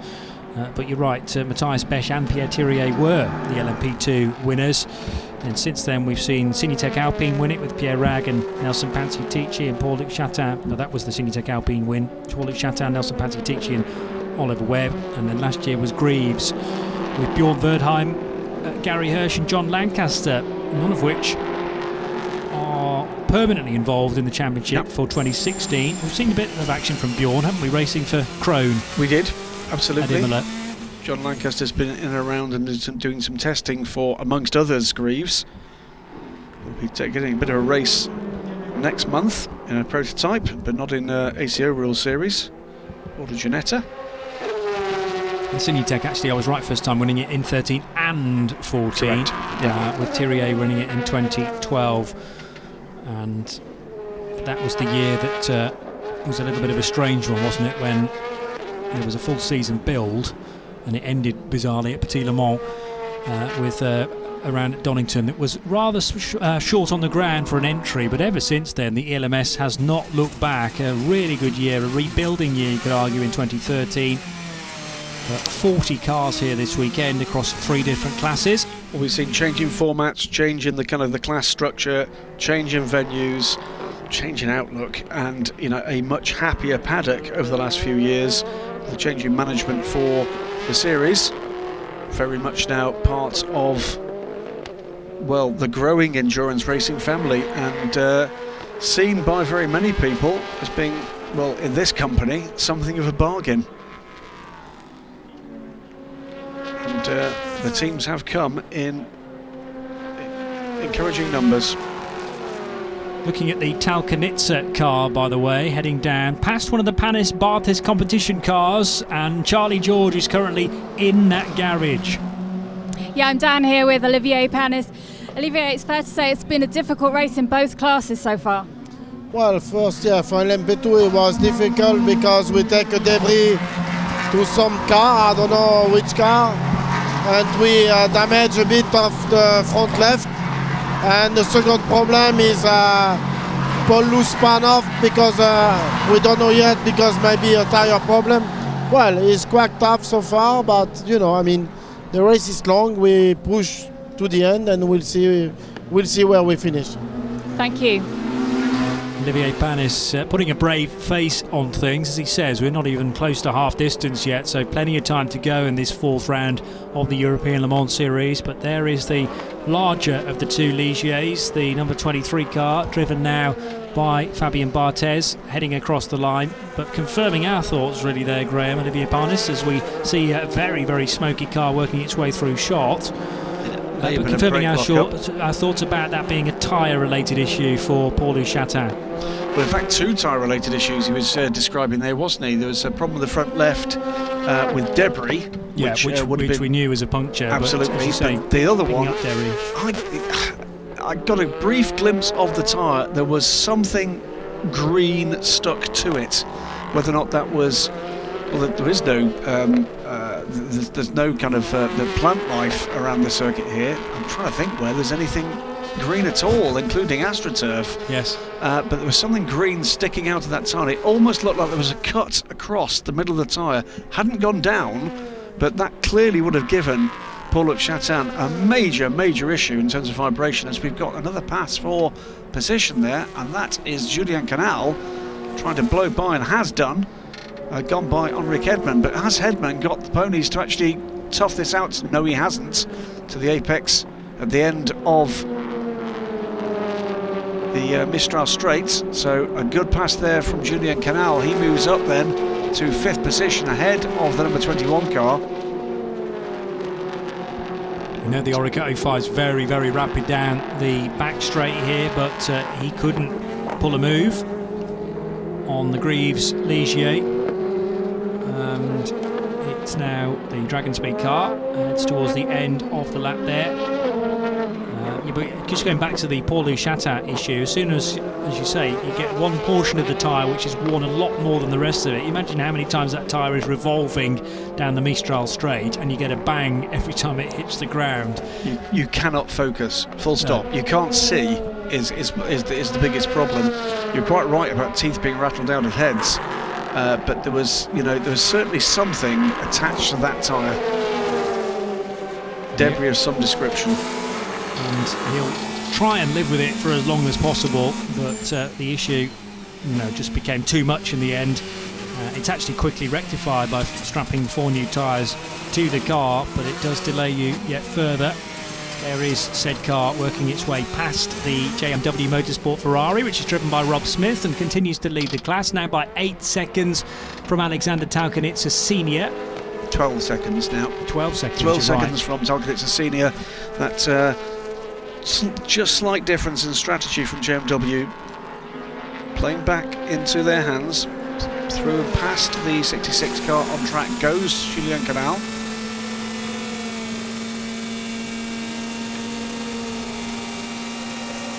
You can see there, not a lot of difference in straight line speed down the Mistral Straight. In fact, towards the end of the straight, the Ferrari was catching the LMP2 car, but then, of course, couldn't live with the aerodynamic grip of the prototype through Seine Corner. But just a great nod towards the straight line speed of these GT cars. Not easy for the prototypes to find a way by unless the GT car sees them coming and just gives them a little bit of an assist. Into the Mistral Straight now comes the lead car. 11.8 seconds the gap last time through. So Tincknell catching Pierre Thirier, or at least he did it last time around, a 151.6 compared to Thirier's 152.3. The problem, I think, for Tincknell is he's not catching consistently, because it depends where they're catching the LMP3 and the GTs around the certain parts of the track, certain parts of the circuit. Exactly that. It's ebbing and flowing by about 1.2 seconds at most. So it's been down just a tad under 10 seconds. at best, and then a little bit of traffic in the wrong place and Harry can drop half a second. But like here, for example. Like here, for instance. Caught behind the ultimate LMP3 and also the number 55 Ferrari, all of which have to turn into the corner at some point. Absolutely. And Harry Ticknell's just got to bide his time and get through safely. Frustrating for the P2 driver, but they've got their own race, and this is what you buy into in mixed class racing. And it's one of the reasons, if you speak to Harry, perhaps not at the moment, but speak to him when he's nice and calm, when he's not got the adrenaline flowing, he'll say it's one of the reasons he loves it. Yeah. And of course, he's not only getting a taste of prototype racing this year, but also some GT racing as well. So sometimes he is the top class and needs to overtake these slightly slower cars. Sometimes he's the one looking in the mirrors, making sure that P1s and P2s can get by safely.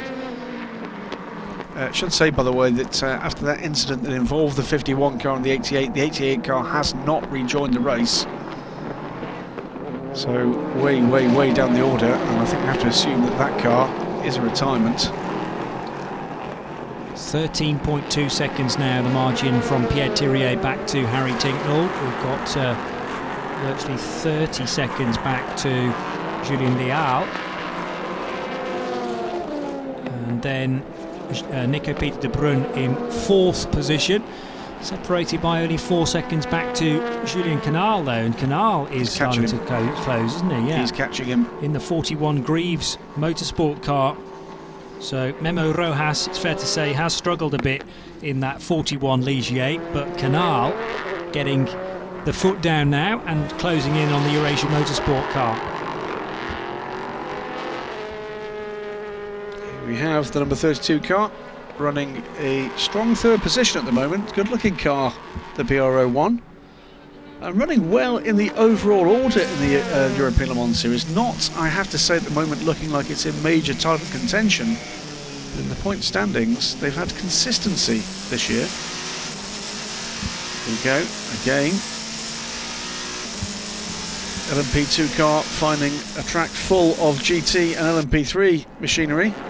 Finally gets by. That would have cost him a little time. So LMP2 side by side with an LMP3 and a GT, I think, more or less straight across the line there. But the Thirier by TDS racing car found them in the right place on the main straight and is able to overtake very quickly. Here's Harry Ticknell. This must be a driver change this time around, and will they do tyres as well on the G-Drive?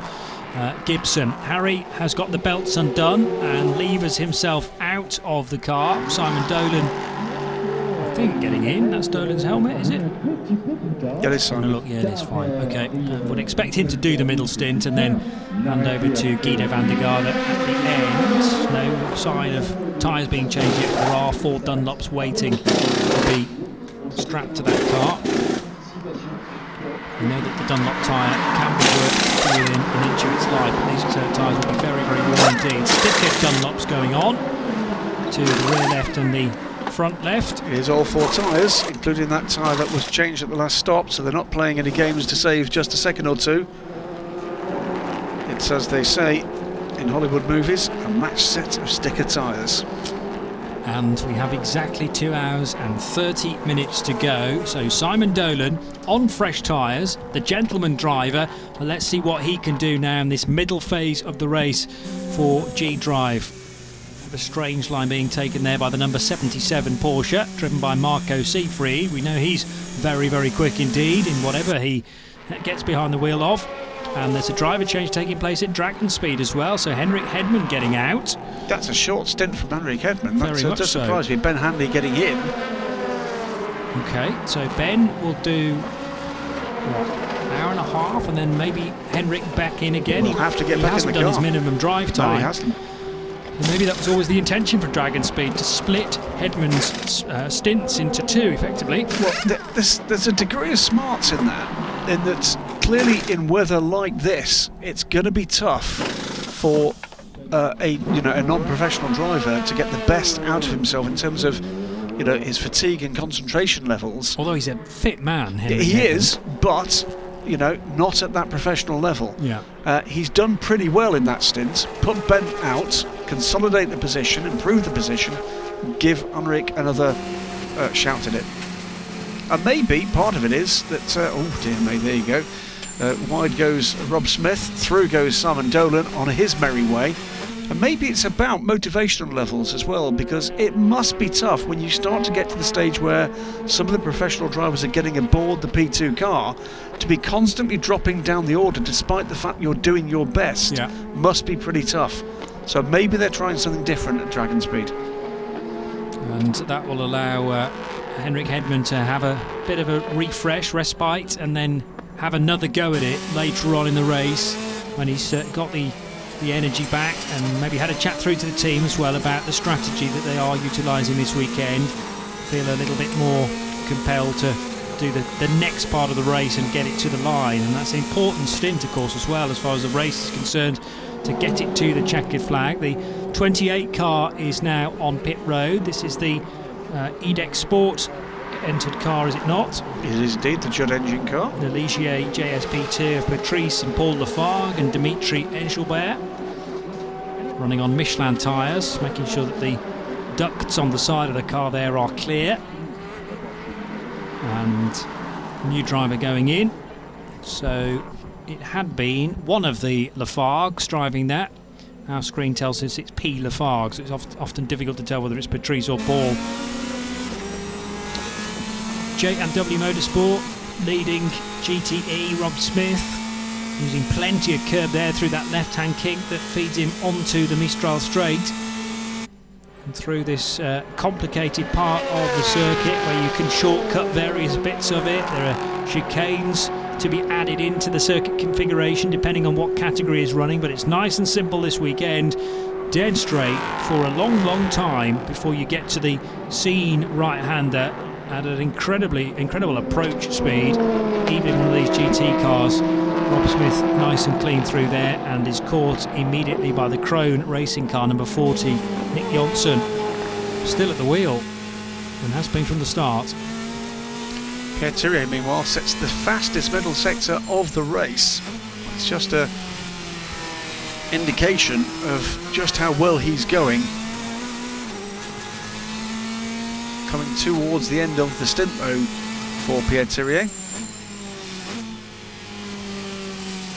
Very good time though, as you say, through the middle sector, which includes most of the Mistral straight. This is the number 25 Ligier from Algarve Pro Racing in from 6th position. Jonathan Hershey, and Nick Johnson's in as well. I wouldn't be surprised to see Nick Johnson clambering out of that Krone racing car to maybe hand over to Tracy Krone. And they will have, therefore, in reserve Olivier Pla to finish the race. Not bad. Kind of first down in the locker as it released the Pla. There's the race leader, Pierre Thirier, working his way through the first two corners. There's a short burst of a straight, which then leads into turns 3 and 4, right behind the number 26 car.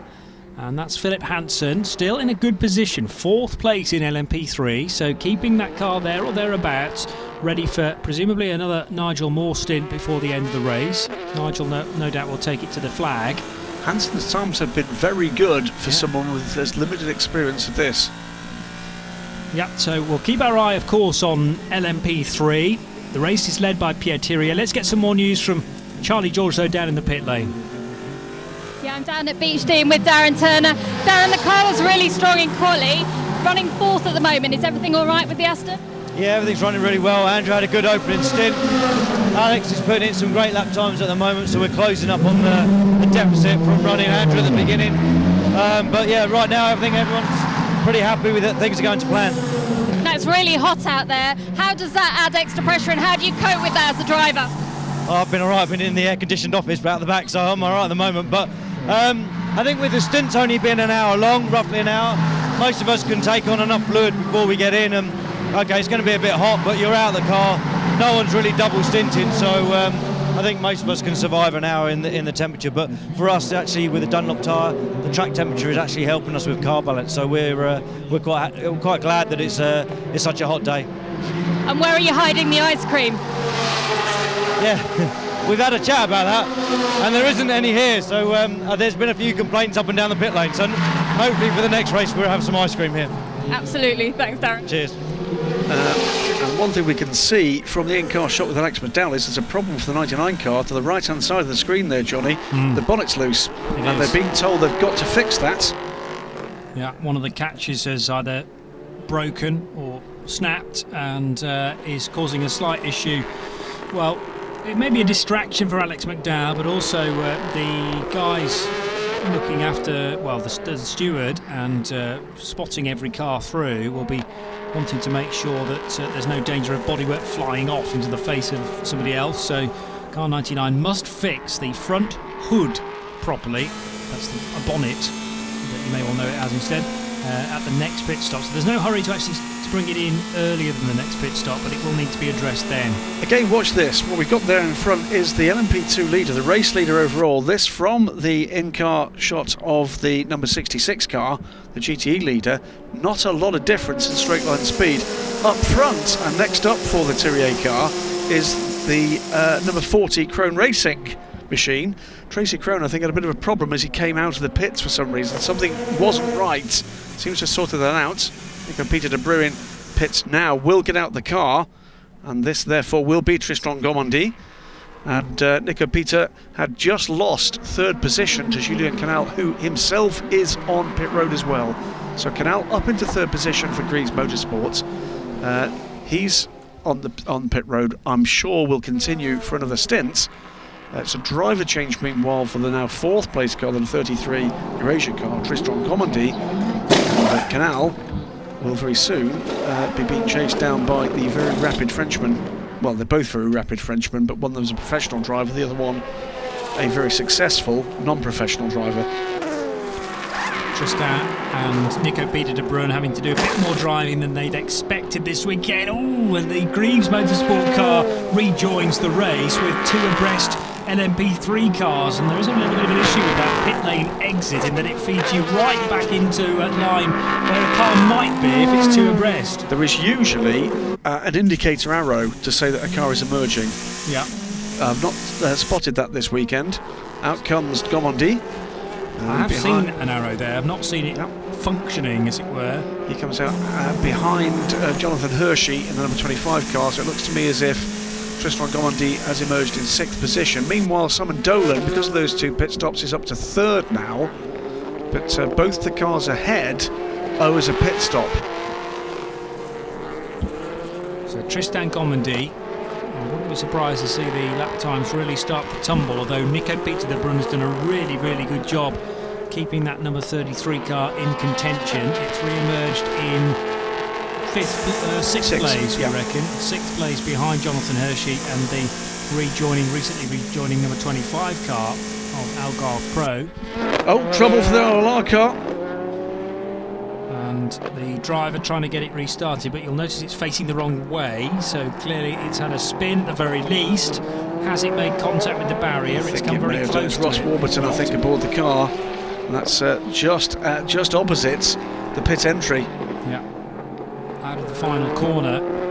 Strange place to end up there, unless he was helped in that direction by somebody else. Now that might require something more than a local yellow. Yellow flags at turn 14 at the moment to cover that area. No overtaking then past the scene, but you will be able to overtake over the start-finish line.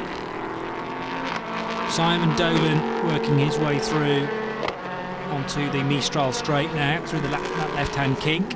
Dolan is third, behind Julien Leal for SMP Racing, and behind Pierre Thirier for Thirier by TDS Racing with their Orica 05. It's two Ligiers now fourth and fifth. Julien Canal ahead of Jonathan Hershey, and then Tristan Gomondi in the number 33 car. But Julien Leal pits for SMP Racing, so the BR01 is in, and the screen is cleaned very quickly.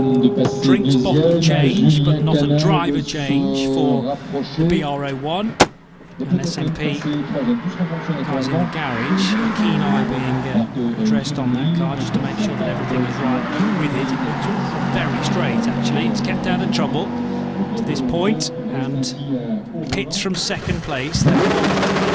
Should promote Simon Dolan to second, and we are about to go to the full course yellow. can only be to recover the Ross Warburton car stranded at the final corner, Graham. It can, and depending on where is Pierre Thiriet, because if he's close to the pits here, this could really fall into their hands. Because he's not pitted, all of the other P2 cars have. Yep. He stands to profit from this. Well, we're on board with Pierre Thiriet now, and you can see the pit lane garages in the distance, the buildings there. So he's not quite onto the main straight, but just coming into turn 13 now, and turn 14 to end the lap. So Thiriet surely are going to take advantage of this stop under caution, and yes indeed they do. So Pierre Thiriet effectively buying himself a free pit stop here because of the full course yellow. So let's explain, if you've not seen this before, what this means is the cars must circulate at a steady, reduced pace to allow safe recovery or of an incident to be dealt with. That means all the cars are circulating at a reduced pace. If you need to pit during that period of time, you're going to profit from that because they're not catching you as quickly. Yeah. Or they're not going away from you as quickly, depending on where you are. And of course, as the leader, he's doing extraordinarily well out of this. Julien Leal, who was, in fact still is, in second place, will only be able to catch this car at the pace at which the full course yellow is operating, 80 kilometres an hour, rather than at full racing speed. So from that, you're going to see the 46 car, and Pierre Thiriet stayed aboard that car. You're going to see them having made a very quick pit stop, 55 seconds there, for fuel only. They're going to have made hay from that. My guess would be easily 30 seconds on track. Obviously a number of cars will overtake you regardless of whether there's a full course yellow or whether you're at full racing speed, but just think how fewer cars are going to overtake you at 80 k's compared to race pace, which is significantly more than 80 k's. So that's why I say a free pit stop. Admittedly, you're still losing some time, but probably only about a third of the amount of time, maybe less than that, compared to a full race pace pit stop. New tyres being added to the replaced. New tyres going on to Rob Smith's car, so they are also, JMW, benefiting here from the full course yellow, leading the class, and this will mean that they are very nicely placed indeed for another victory, having taken the victory spoils at Red Bull Ring 5 weeks ago. No driver change, Rob Smith stays at the wheel, and although for the moment the GTE class lead has changed in the favour of Alexander Talkanitsa and AT Racing, Rob Smith will feed back into the mixture in second position. There's also a stop happening for Mikkel Jensen in the number 60 Formula Racing car. Two Mikkels in that car this weekend, Jensen and Mack, joined by Johnny Lawson. Back into the race goes the JMW Motorsport Ferrari. 2 hours and 15 minutes still to go. Of course, the clock continues to tick down, although we are under full course yellow. It's basically like a safety car, but without the safety car. And the benefit of this one is, of course, the distances between the cars remain the same. There were marshals out on track there. With a bollard. Right. Well, that's not the reason for the full course yellow, but why not sort out one or two track-related problems at the same time, whilst Ross Warburton's car is recovered from the final corner. So a bit of sweeping can be done by the marshals, replacement of things like marker posts and bollards, and I don't think they will address anything like fluid down. Normally that will bring out a full course yellow on its own, but they can certainly have a quick scout around at their corner to make sure everything is in order. There you go, there's one of the bollards that drops into the ground with the course car out on track. All these things can be done at the same time. It's kind of like an unintentional interval period here. We're not very far away from half distance. And of course the guys that haven't made a stop up until the full course yellow are really, really happy with this. And sadly the guys that have already made their stop will be ruining the bad luck.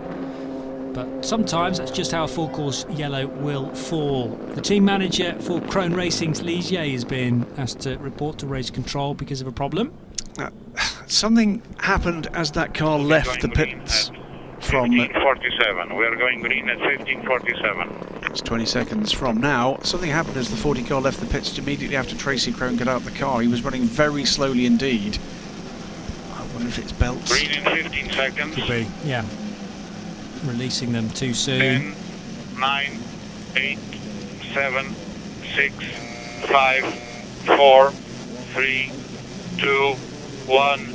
Green. We are back to green. For the 4 hours of Le Castellet gets back up and running again. 2 hours and 13 minutes on the clock after a relatively short full course yellow. Good work done there by the Marshall crews at the final corner.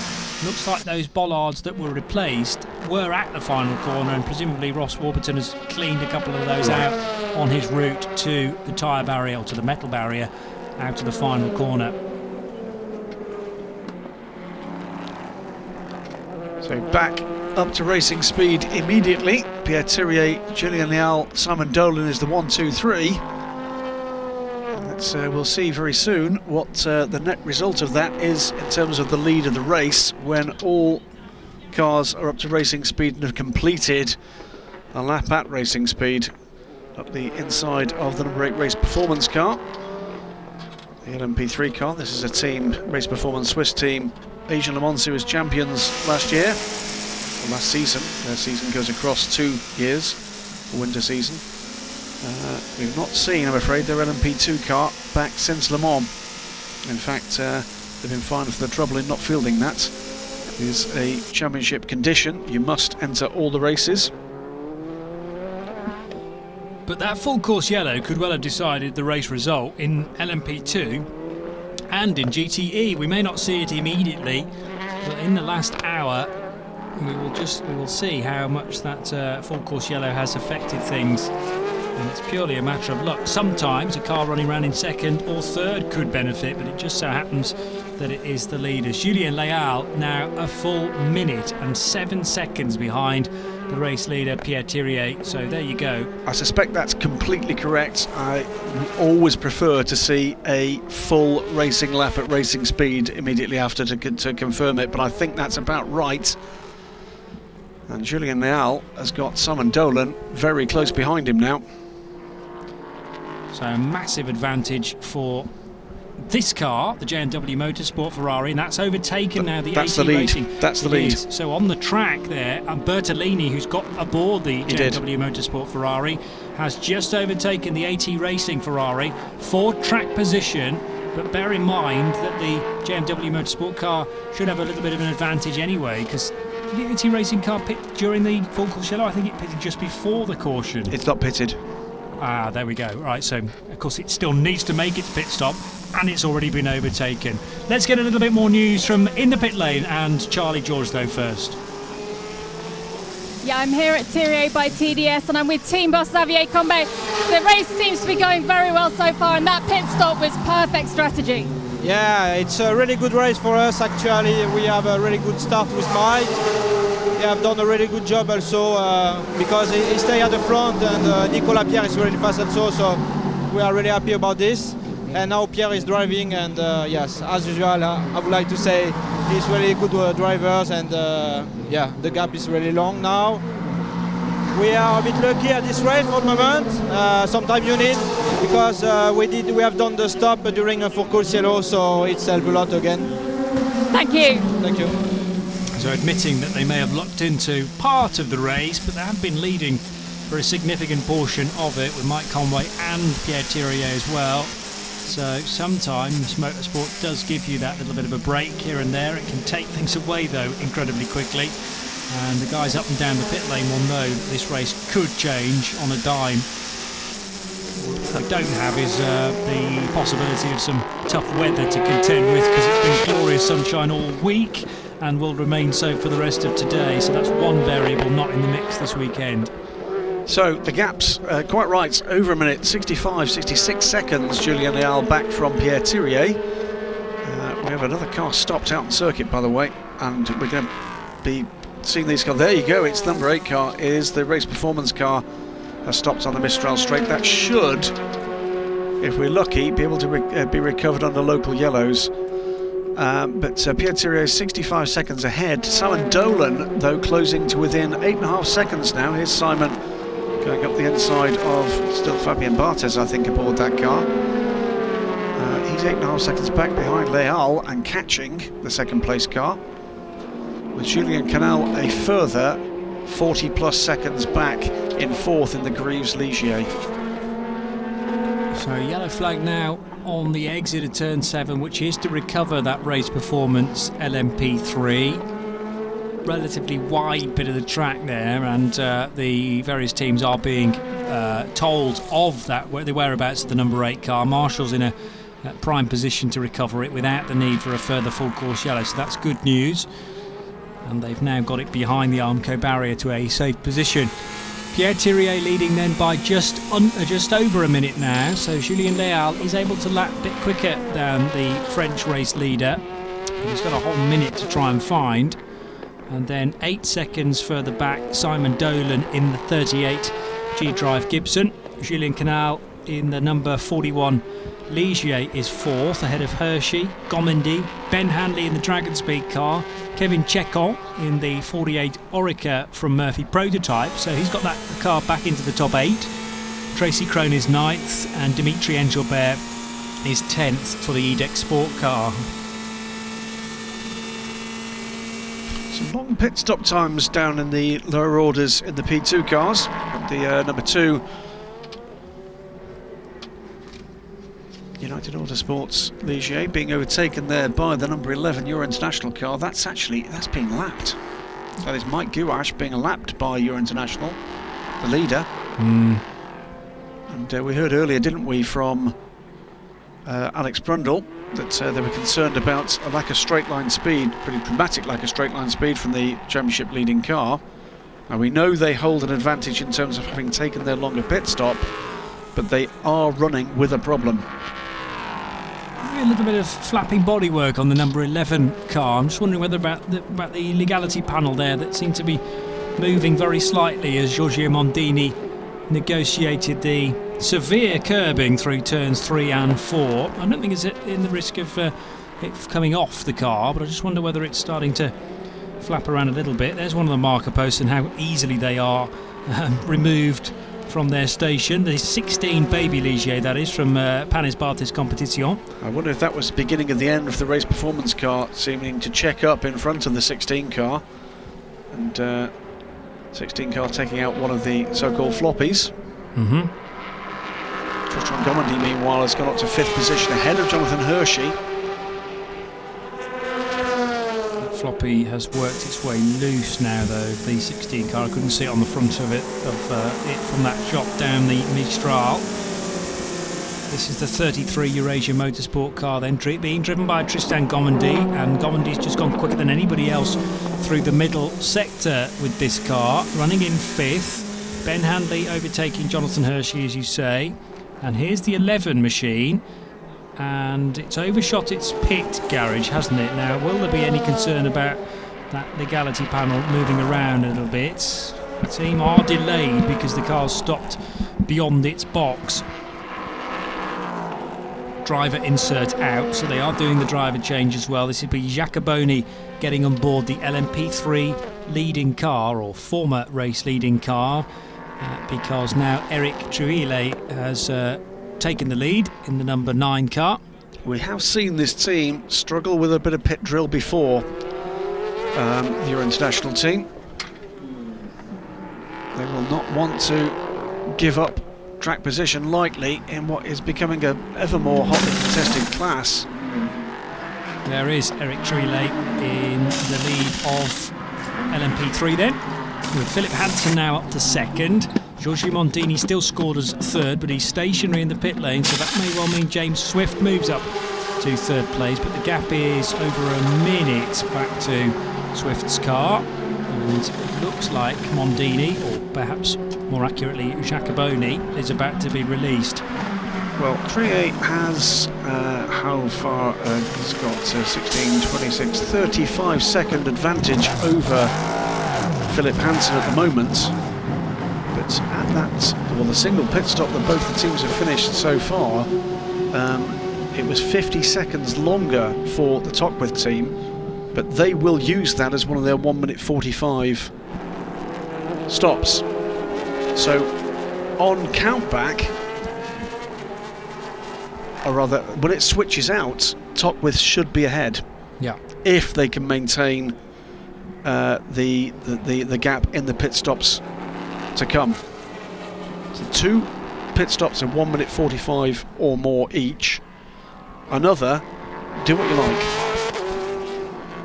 All the bits on that car look firmly in place. I've had another good inspection of that, and the 11 car seems to be fine. So Jacoboni it is now at the wheel of the number 11 Euro International car. Marco Jacoboni taking over from Giorgio Mondini, and it's back into the mix in 5th position ahead of David Drew, as we see another pit stopper from LMP3, the Inter-Europol competition car of Jakub Śmiechowski coming down pit road. Another good sector 1 time from Tristan Gomendy, who's not hanging around in the 5th place number 33 Eurasia Motorsport Orica. Closing on Julien Canal, he has got 16 seconds to make up. A quick spin for the number 5 LMP3 car. It's Costa. Continues. GTE still headed by Andrea Bertolini in the JMW Ferrari. We have Alex McDowell in the 99 Aston Martin 2nd, Alexander Talkanitz 3rd, and Mikkel Jensen 4th for Formula Racing and their Ferrari. The battle on track to keep an eye on at the moment, though, is going to be for 2nd overall, because Simon Dolan is about to get onto terms with Julien Leal.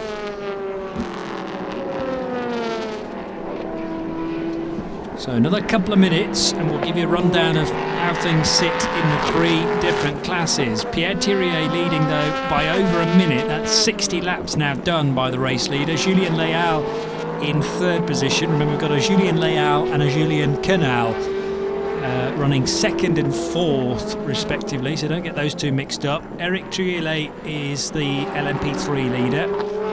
Philip Hansen 2nd in the number 26 Tockwith car, and GTE headed by Andrea Bertolini. And the fastest lap of the race set on lap 2, would you believe, a 1:49.548 by Mike Conway at the time. And no one's gone quicker than that than the 2nd circuit when Conway had all that clear air. G-Drive car heading through the tight hairpin towards the end of the lap. So working his way now, and this is Sam Dolan, as I say, working his way into turn 11 and 12. 13 is the tight left-hander, and a tighter right at 14, where Ross Warburton lost the car into the barrier to driver's left, but that was very efficiently recovered. So half a minute to go. Julien Leal safely over the line. And what's the gap back to Simon Dolan? It's now 4 seconds. So Leal and Dolan are going through at similar rates right now. There's Leal in the SMP Racing BR01. Bit of curb used by Dolan, but not to excess. Needs to take care of these tyres if indeed he is double stinting them, and well, Tinknell managed it a little while ago. We'd expect Simon Dolan to stay on board that car for the next stint as well, so he'll take those Dunlop tyres with him. Here's the number 23 car. Fabien Barthez getting out at Panes Barthez Competition and handing over to, well, Timothy Bouret, I think. That would make sense. With Paul Chatin having done his work for the day. A little bit of delay before the pit crew launch into action to change tyres. Just saw as just before this car came in, the Tockwith Motorsports Ligier making its 2nd stop. That's now underway. I say tyres, it looked like it was just the front left that was changed on that number 23 Ligier. So is that again concern about how the car is dealing with its tyres? Here's the how we stand then. 62 laps done by Thirier by TDS Racing, and the gap, we'll tell you in a moment, back to the SMP Racing car. Can't tell you, but it's over a minute It's not a full lap though, as that graphic would indicate. G-Drive Racing a third, Greaves are fourth, with Julien Canal at the wheel of that Ligier. Eurasia Motorsport running in fifth, car 33, that's Tristan Gomendy at the wheel, and sixth position is the number 21 car for Dragon Speed. And we're still waiting, in fact, for the second place car to head over the line, but we're dealing with something like a lead margin of a minute. The number 9 Graf Racing car leads LMP3, driving that right now Eric Drouillet, and second position is James Swift now, with the 17 Ultimate car running third. Fourth place David Drew, and fifth position is Marco Giacoboni, having taken over that Euro International car from Giorgio Mondini. GTE headed by the 66 Andrea Bertolini GTE car, that's JMW's Ferrari 458. Alex McDowell is second, and Alexander Talkanitsa Senior is in third position. And here are the highlights for the last hour or so. An off-track moment there for the Dragon Speed car, as there was an overtake done by Eurasia Motorsport on Henrik Hedman, and also slipping by was the BR01 from SMP Racing. A wonderful manoeuvre here from Julien Leal, the Colombian, squeezing up the inside of Nico Peter de Bruyn at the end of that lap. Here it is again.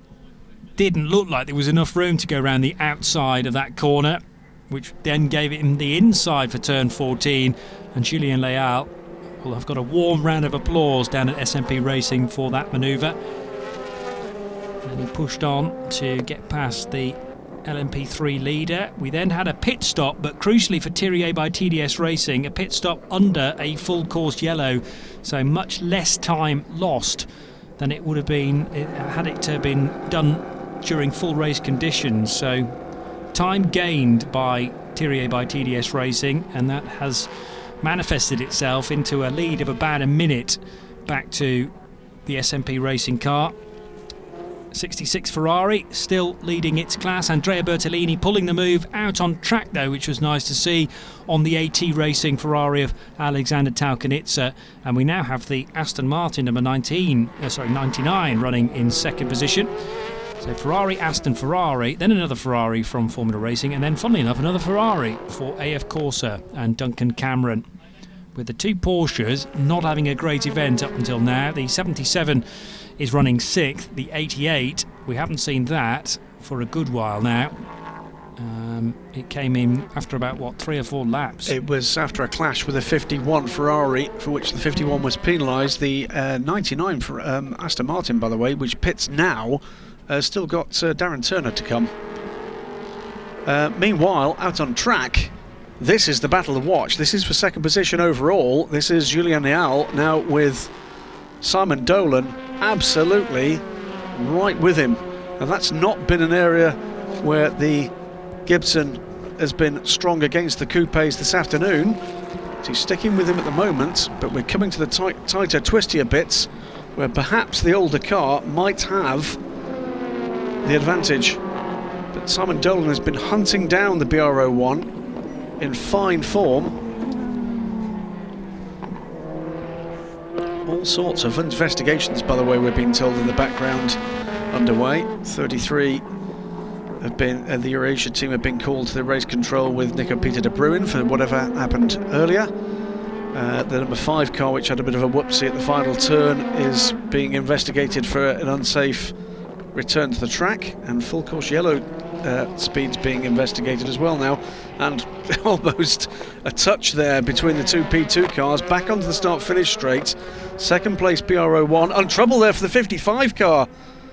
Yes, at the pit lane entry. A bizarre place to come to a halt. Yellow flags. We're going to go to full course yellow. We're going to full course yellow. Yes, you're right. We didn't get the caption on the screen that you guys are watching at home.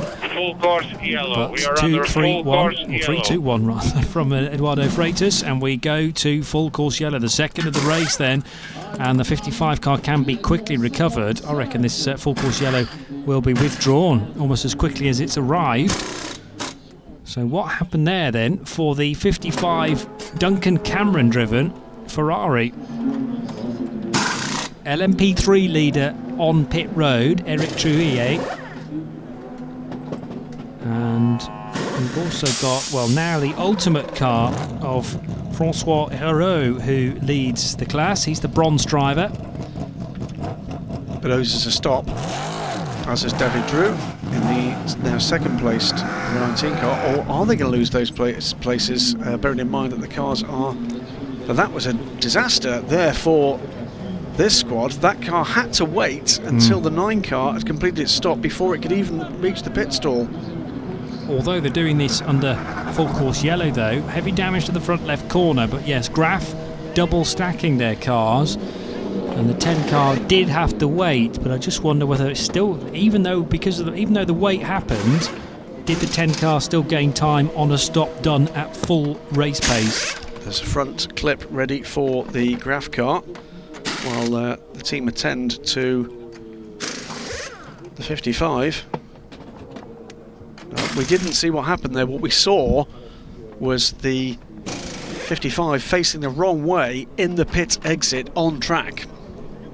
Yep, and so damage to the rear right. Yeah, so it looks as if it's been impacted. Well, it's either it's impacted rear right and front left. Are we going to connect those two with the front left corner of the 10 car damaged and the rear right of the 55? They were not expecting that car into the pit lane.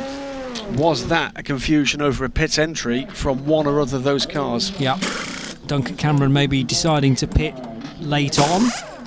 Bear in mind we haven't, the full course yellow only happened because of the stranded Ferrari. So it wasn't a late decision from AF Corsa going, we've got a caution, come in Duncan. So did one pull across the bows of the other, and seeing as it's rear damage to the Ferrari and front to the LMP3 car. Unsurprisingly, by the way, the number 2 United Autosports car has opted to pit right now from 6th position. So the number 10 is going into the garage. So there is potential for gains to be made here, particularly by the P3 cars who are at or around their pit stop window. If they'd not already pitted, this could throw a real spanner in there.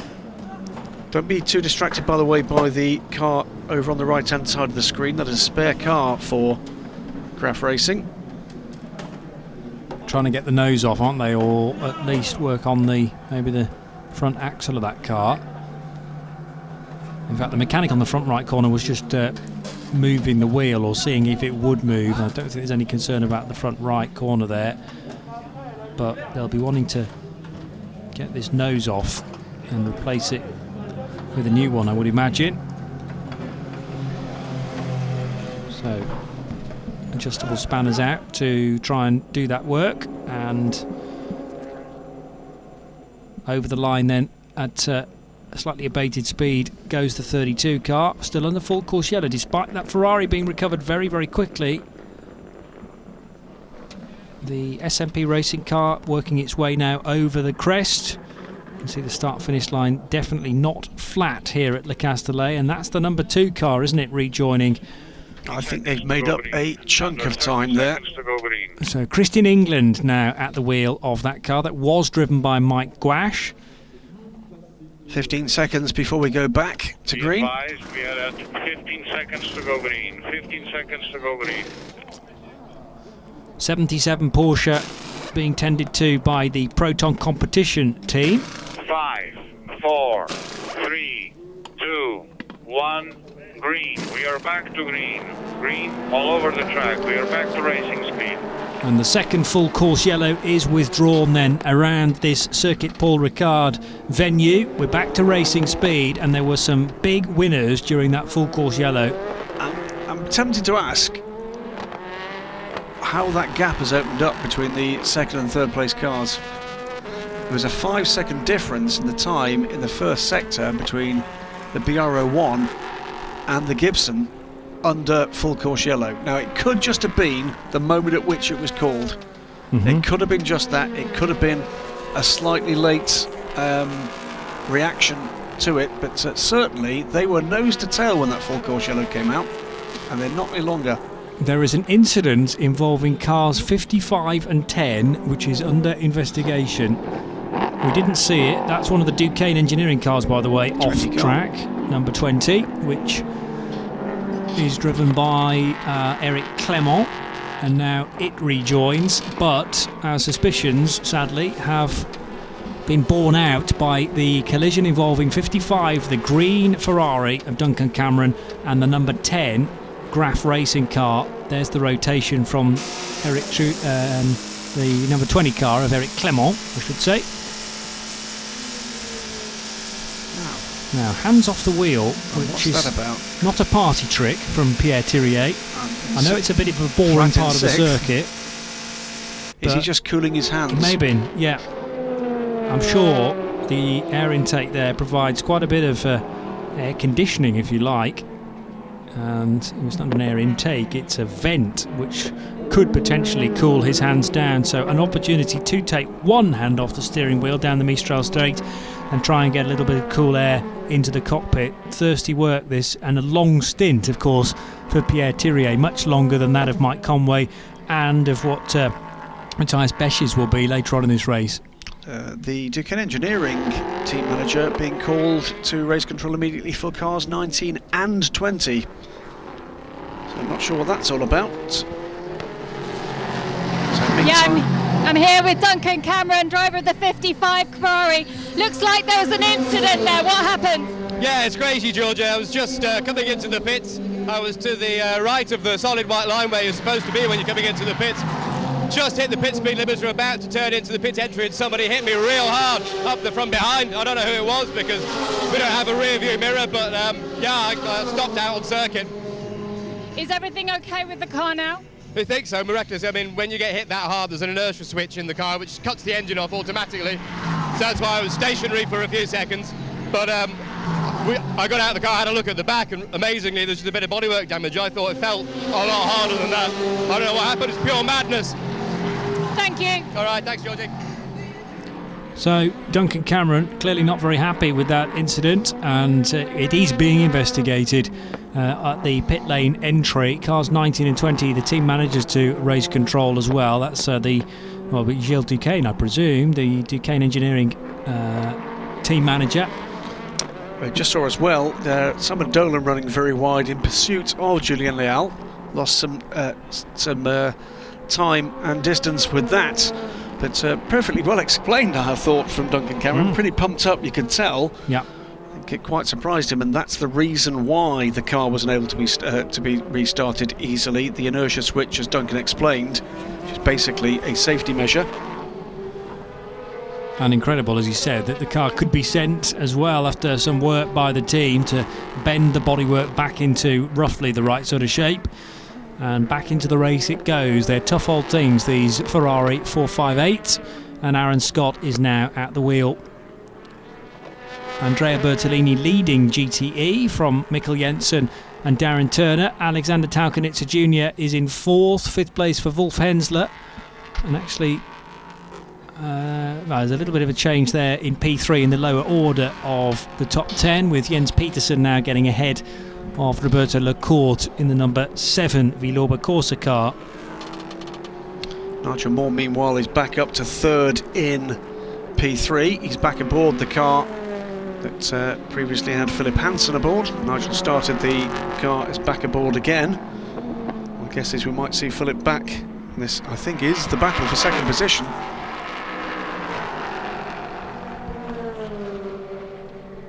And the number 3 car for United Autosports rejoining now, with Mark Patterson having just done a stop. So that unfortunately has had problems. It's 34th overall. Apologies, it's not the battle set. This is the other. This is the number 10 car that was the car involved with that incident with Duncan Cameron. The number 9 leads. Number 11, Jacoboni, is second, the Euro International car. Then it's Nigel Moore, who's now just under 2 seconds back from the 11 car for second position in LMP3. Let's not forget, number 26 team, the Topworth Motorsports team, this is their debut in the class. There's the number 11 car just moving out shot to the left, then Topworth.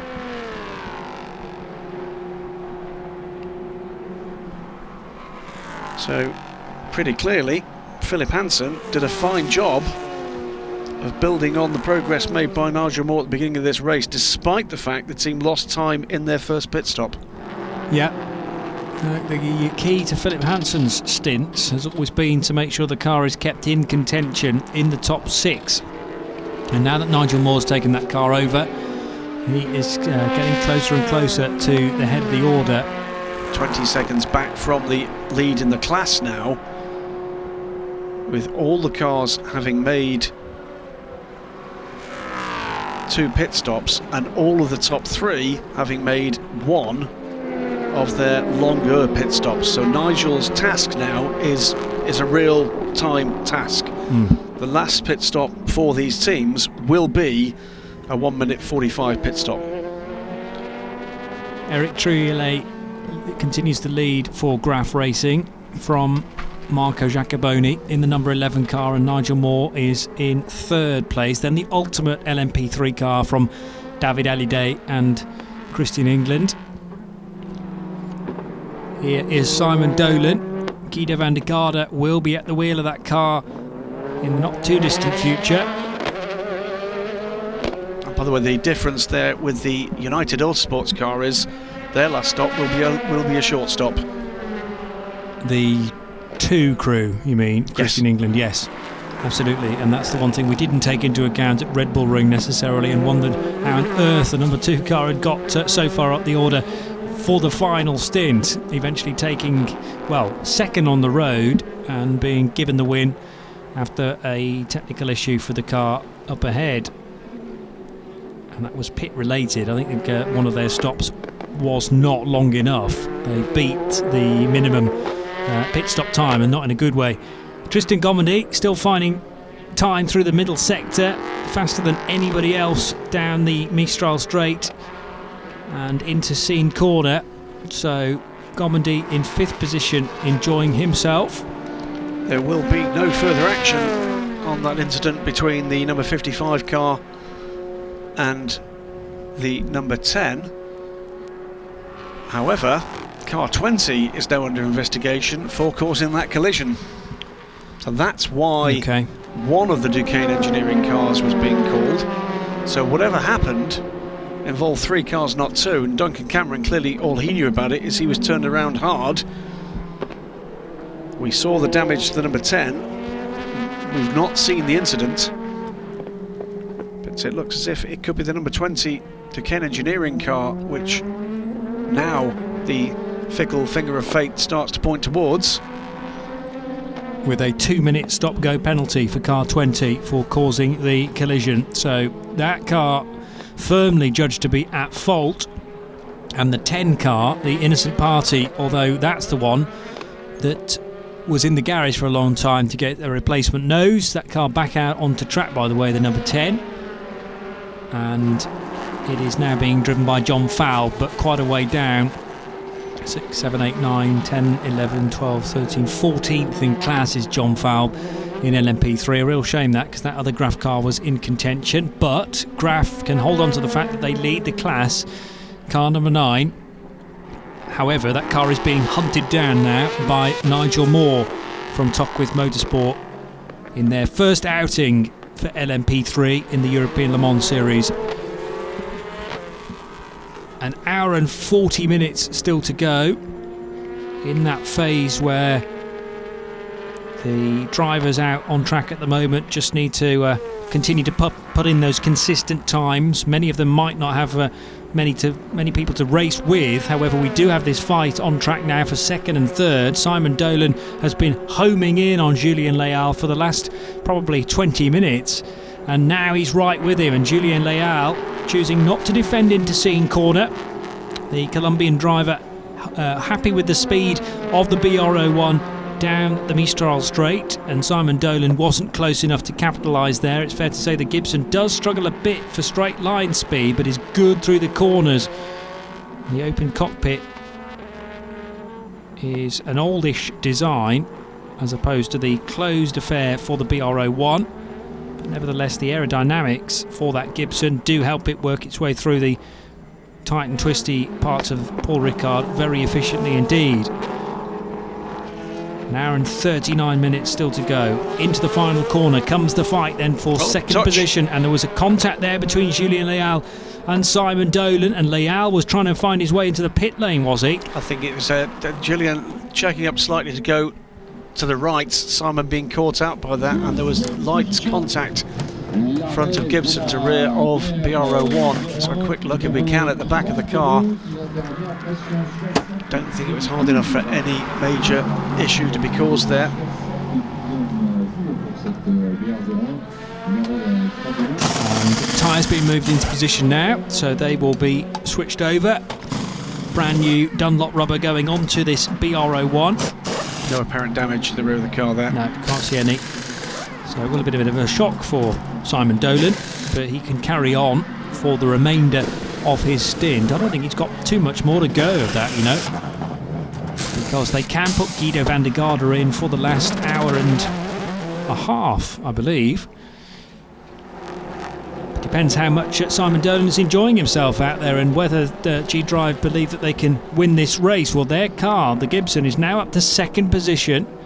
Pierre Thirier will in due course be handing over to Matthias Besch, of course, who did the business in qualifying yesterday to put this car that we now go on board with on pole position for the second time this year. The J&W Motorsport Ferrari, driven by Andrea Bertolini, needing to dodge out of the way of the rejoining 32 BR01, which it does very nicely. And Bertolini is having a lot of fun here, you get the feeling. Out front in the GTE class, his nearest rival is Mikkel Jensen, a goodly portion back now in the second of the GTE Ferraris, number 60. Further penalty for an LMP3 car. It's the number 5 by Speed Factory car. That's rejoining track in an unsafe manner after an incident spin, I suspect, at the final turn some little while ago. Driver was Costa at the time and still is aboard the car. There's the second place GTE car, and it's circulating 28 seconds behind Andrea Bertolini at the moment.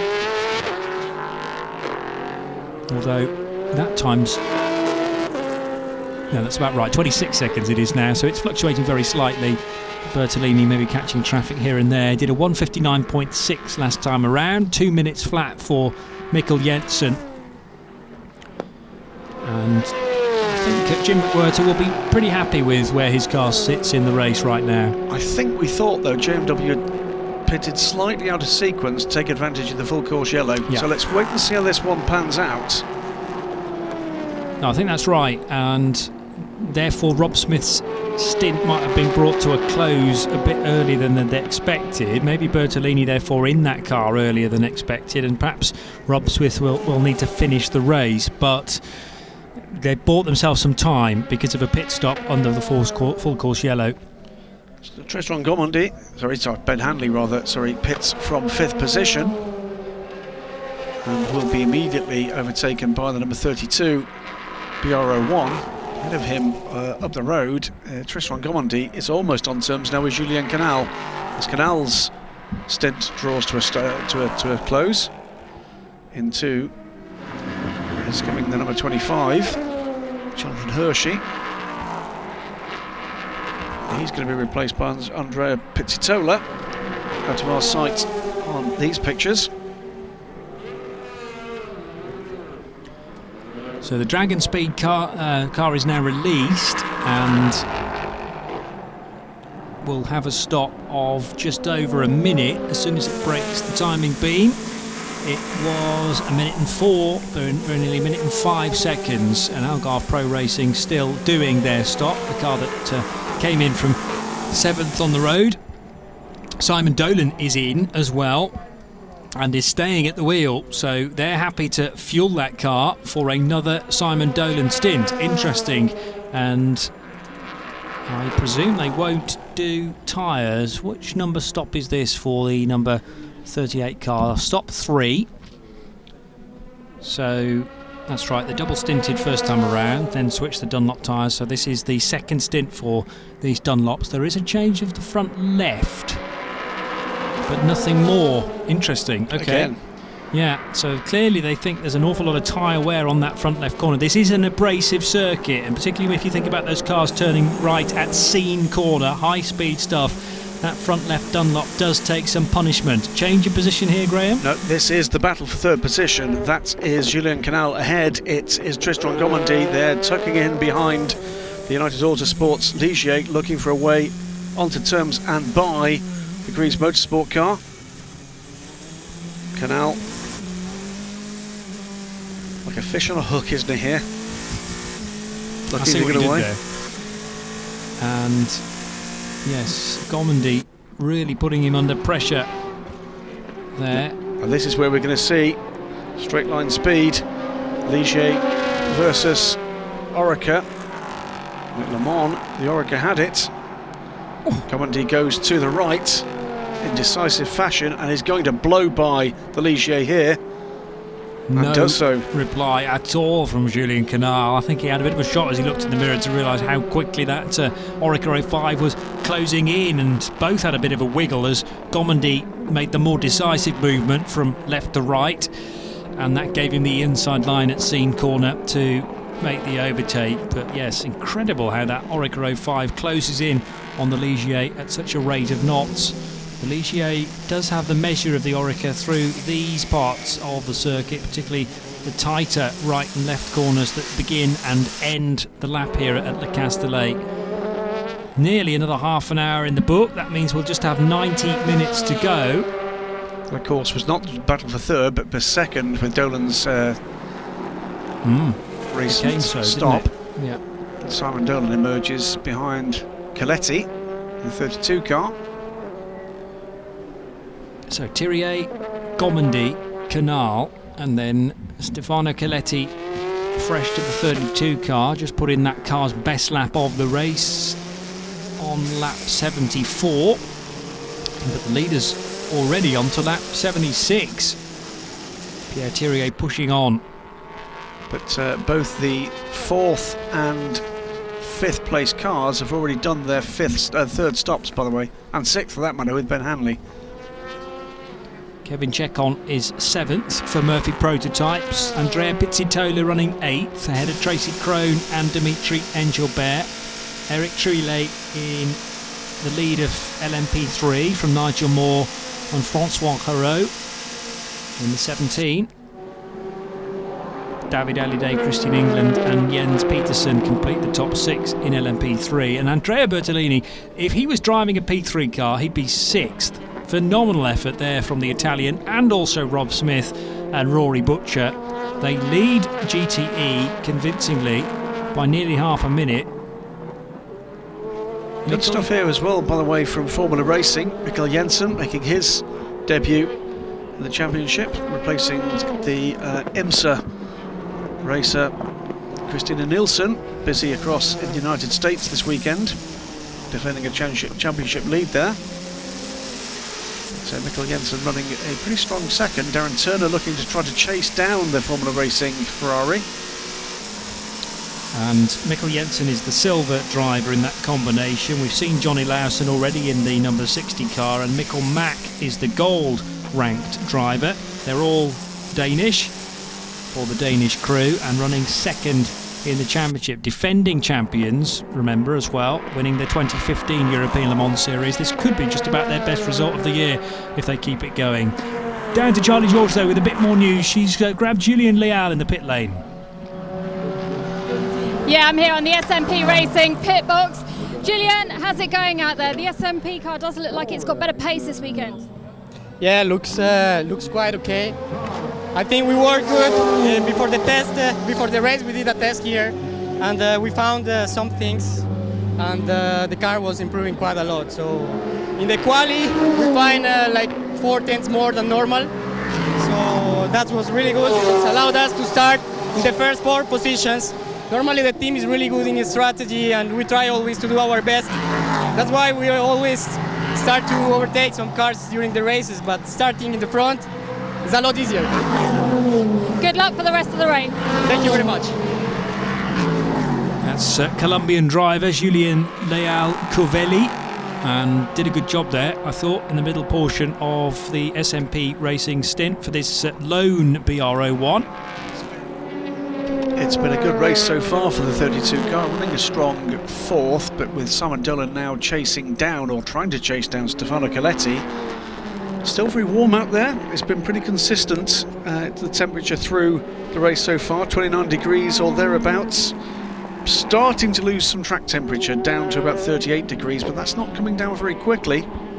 That, we said earlier from our colleagues at Dunlop telling us this is a tricky place to actually call tyre strategy. Front nose, there's a nose change for the number 40 car by the look of things. You can see some damage at the left front corner for, is it Tracy Crone still aboard the car? It is still Tracy Crone still aboard the car. But we've seen most of these teams pretty easily double stinting their Dunlop tyres for starters, and yes, one or two of them struggling with that front left. It's clearly the car, the corner that's most heavily loaded in these conditions. So Tracy Crone is waved out after that nose change. An hour and 28 minutes still to go, and Pierre Thirier leading the way after 77 laps. We haven't yet seen Tristan Gomandy complete lap 77. Big advantage that Thirier has at the moment over the 33 Orica. Julien Canal is third, fourth place Stefano Coletti, and fifth place for the Simon Dolan car. We're going to see though that Crone Racing car as Tracy Crone rejoins the race. Actually, it's Olivier Plas just come out in that car. He's replaced Tracy Crone, but Olivier is going to be back on pit lane for an earlier pit stop infringement from one of his colleagues. So it's going to be a drive-through penalty for the number 40 car. Just waiting for Pierre Thirier to work his way to the end of this lap to find out the distance between Thirier and Gomandy, but it is significant now between the two Frenchmen. Julien Canal is in third position, as I say, and the LMP3 car of Eric Trouillet in a good position at the moment at the head of LMP3.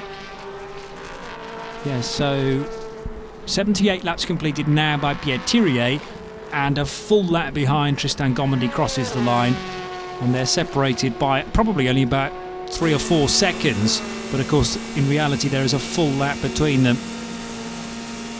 Trouillet, Moore and Hero in the number 17 Ultimate LMP3, the first, second and third in that secondary prototype class. We're on board now with Andrea Bertolini, around 25 seconds, no, make that 29 seconds further back now is Mikkel Jensen, the nearest GTE car, and Darren Turner is currently third in the Aston Martin. There is a drive-through penalty now being issued though to Tracy Crone's car for a pit stop infringement. Was that too many?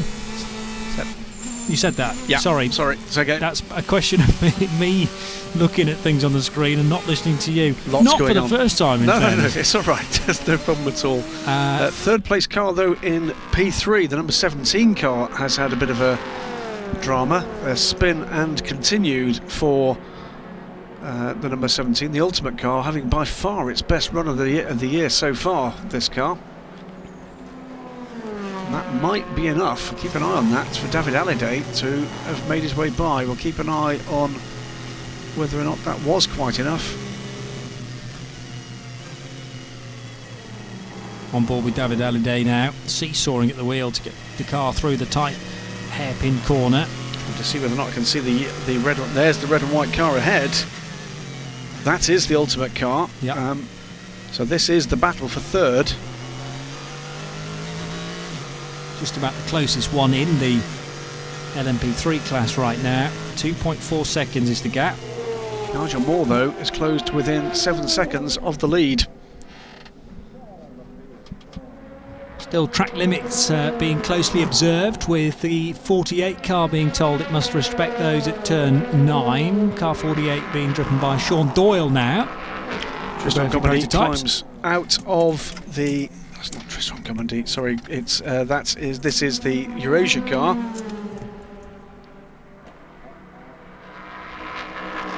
It is Tristan Gomandy. What am I talking about? So that's Nico Peter de Bruin getting back in. Mechanics ready, waiting. Eagerly so on the left-hand side. Is it my turn now? Oh, yes, it is. Right. It would have been funny if he'd fallen over there, wouldn't it, after several false starts? Just remind viewers, listeners, that this is a car that was just that front left again, wasn't it? Yeah. This is a team running with 2 drivers and a rebuilt car after a major incident for this car on Friday morning during the bronze driver test. Pujan Jin, miscalculation into Scene corner, and the car all but destroyed. The tub went back to Orica for attention. Parts list that would have made a parts manager smile broadly applied to the car, and able to continue the 2 drivers because Nico Peter de Bruin is a silver ranked driver, of course.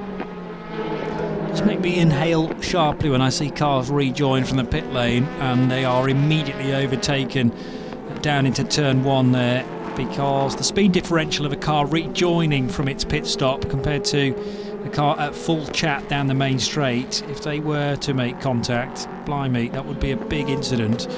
But as Graham has said, there is a digital arrow that it illuminates as a car leaves the pit, so everyone on the main straight should know that they need to steer clear of the blend line there to allow the car back into the race. But there have been some close calls up until now. An hour and 23 to go, and Paris Barthez Competition dealing with their larger Ligier, the LMP2 car, on pit road. 23 going back into the race, and Timothy Bure brought it in. He'll take it back out again. Now on board with car 33, the Eurasia Motorsport machine, with the new pilot Nico Peter de Bruin at the wheel again. He started this car, remember, down at Greaves. The 41 crew waiting, or at least the guys on the tyres are waiting for their turn in the pit stop. It's being fuelled, and word being had with the driver. I'm guessing that must be Nat Berton getting aboard the car. It probably is. We've not seen that so far. Julien Canal out. The door nearest the garage is open. That, by the way, promotes Simon Dolan up to 3rd position in the G-Drive Gibson. 15 seconds back from Castellet now. 80 laps done by Pierre Thirier, and it's still a full lap, the distance between Thirier and Castellet. So great run from Pierre Thirier all day. Yes, they profited from that timing of that full course yellow, but it is fair to say that Thirier's pace has been such that they would have been a tough act to match today to this point. Still an hour and 21 minutes to go though. Yeah, he's a real secret weapon as far as a silver graded driver is concerned, Pierre Thirier. It's useful that his name matches all the symbols on the side of the car as well. Absolutely. It's funny that, isn't it? They don't have to change any of the stickers at all. No, indeed. I just think, you know, if another team got wind of his pace and thought, oh, he might be useful in our team, it's Make him an offer. Make him an offer. Problem is, I've got a car to bring with me as well, and a whole team. Reports of the number 24 car. This is one of the 2 Oak Racing cars. Slow on track. Now, has that made it back to the pits yet? It hasn't.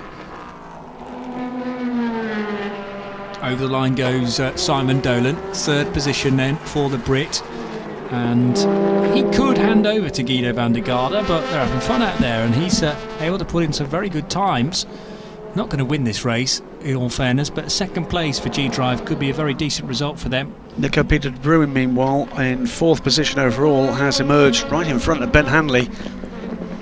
And Hanley looking to get back onto terms with the overall lead group. Well, there's the gap. It's visual. It's a quarter of a second. Hanley up to speed. De Bruin getting back up to speed. Already had a stint, of course, in the car at the start of the race. So down to the first corner goes Nico Peter de Bruin, and right behind him is this rapid effort from Ben Hanley. 5th position for the 21 car, but Peter de Bruin will know about the performance spec of the Dragon Speed car. Exactly the same chassis, remember. Ben Hanley thinks about a move at the inside there. We've seen clashes earlier on the weekend in other categories at that corner. It's a real pinch point at turn 5. You need to be careful, and those guys were, thankfully. And behind this pair, catching them to unlap himself, is Olivier Pla. On pit road, though, is the leader. This is Pierre Thirier to hand over, you would think, to Matthias Besch with now 1 hour and 19 minutes to go. There is an insert there held by Matthias Besch, so Matthias Besch a little bit shorter than Pierre Thirier, and he's also very, very quick, as he proved yesterday, the young Swiss, and likes to drive everything on his days off. He'll go and do a 24-hour race in a Renault Clio. He will indeed.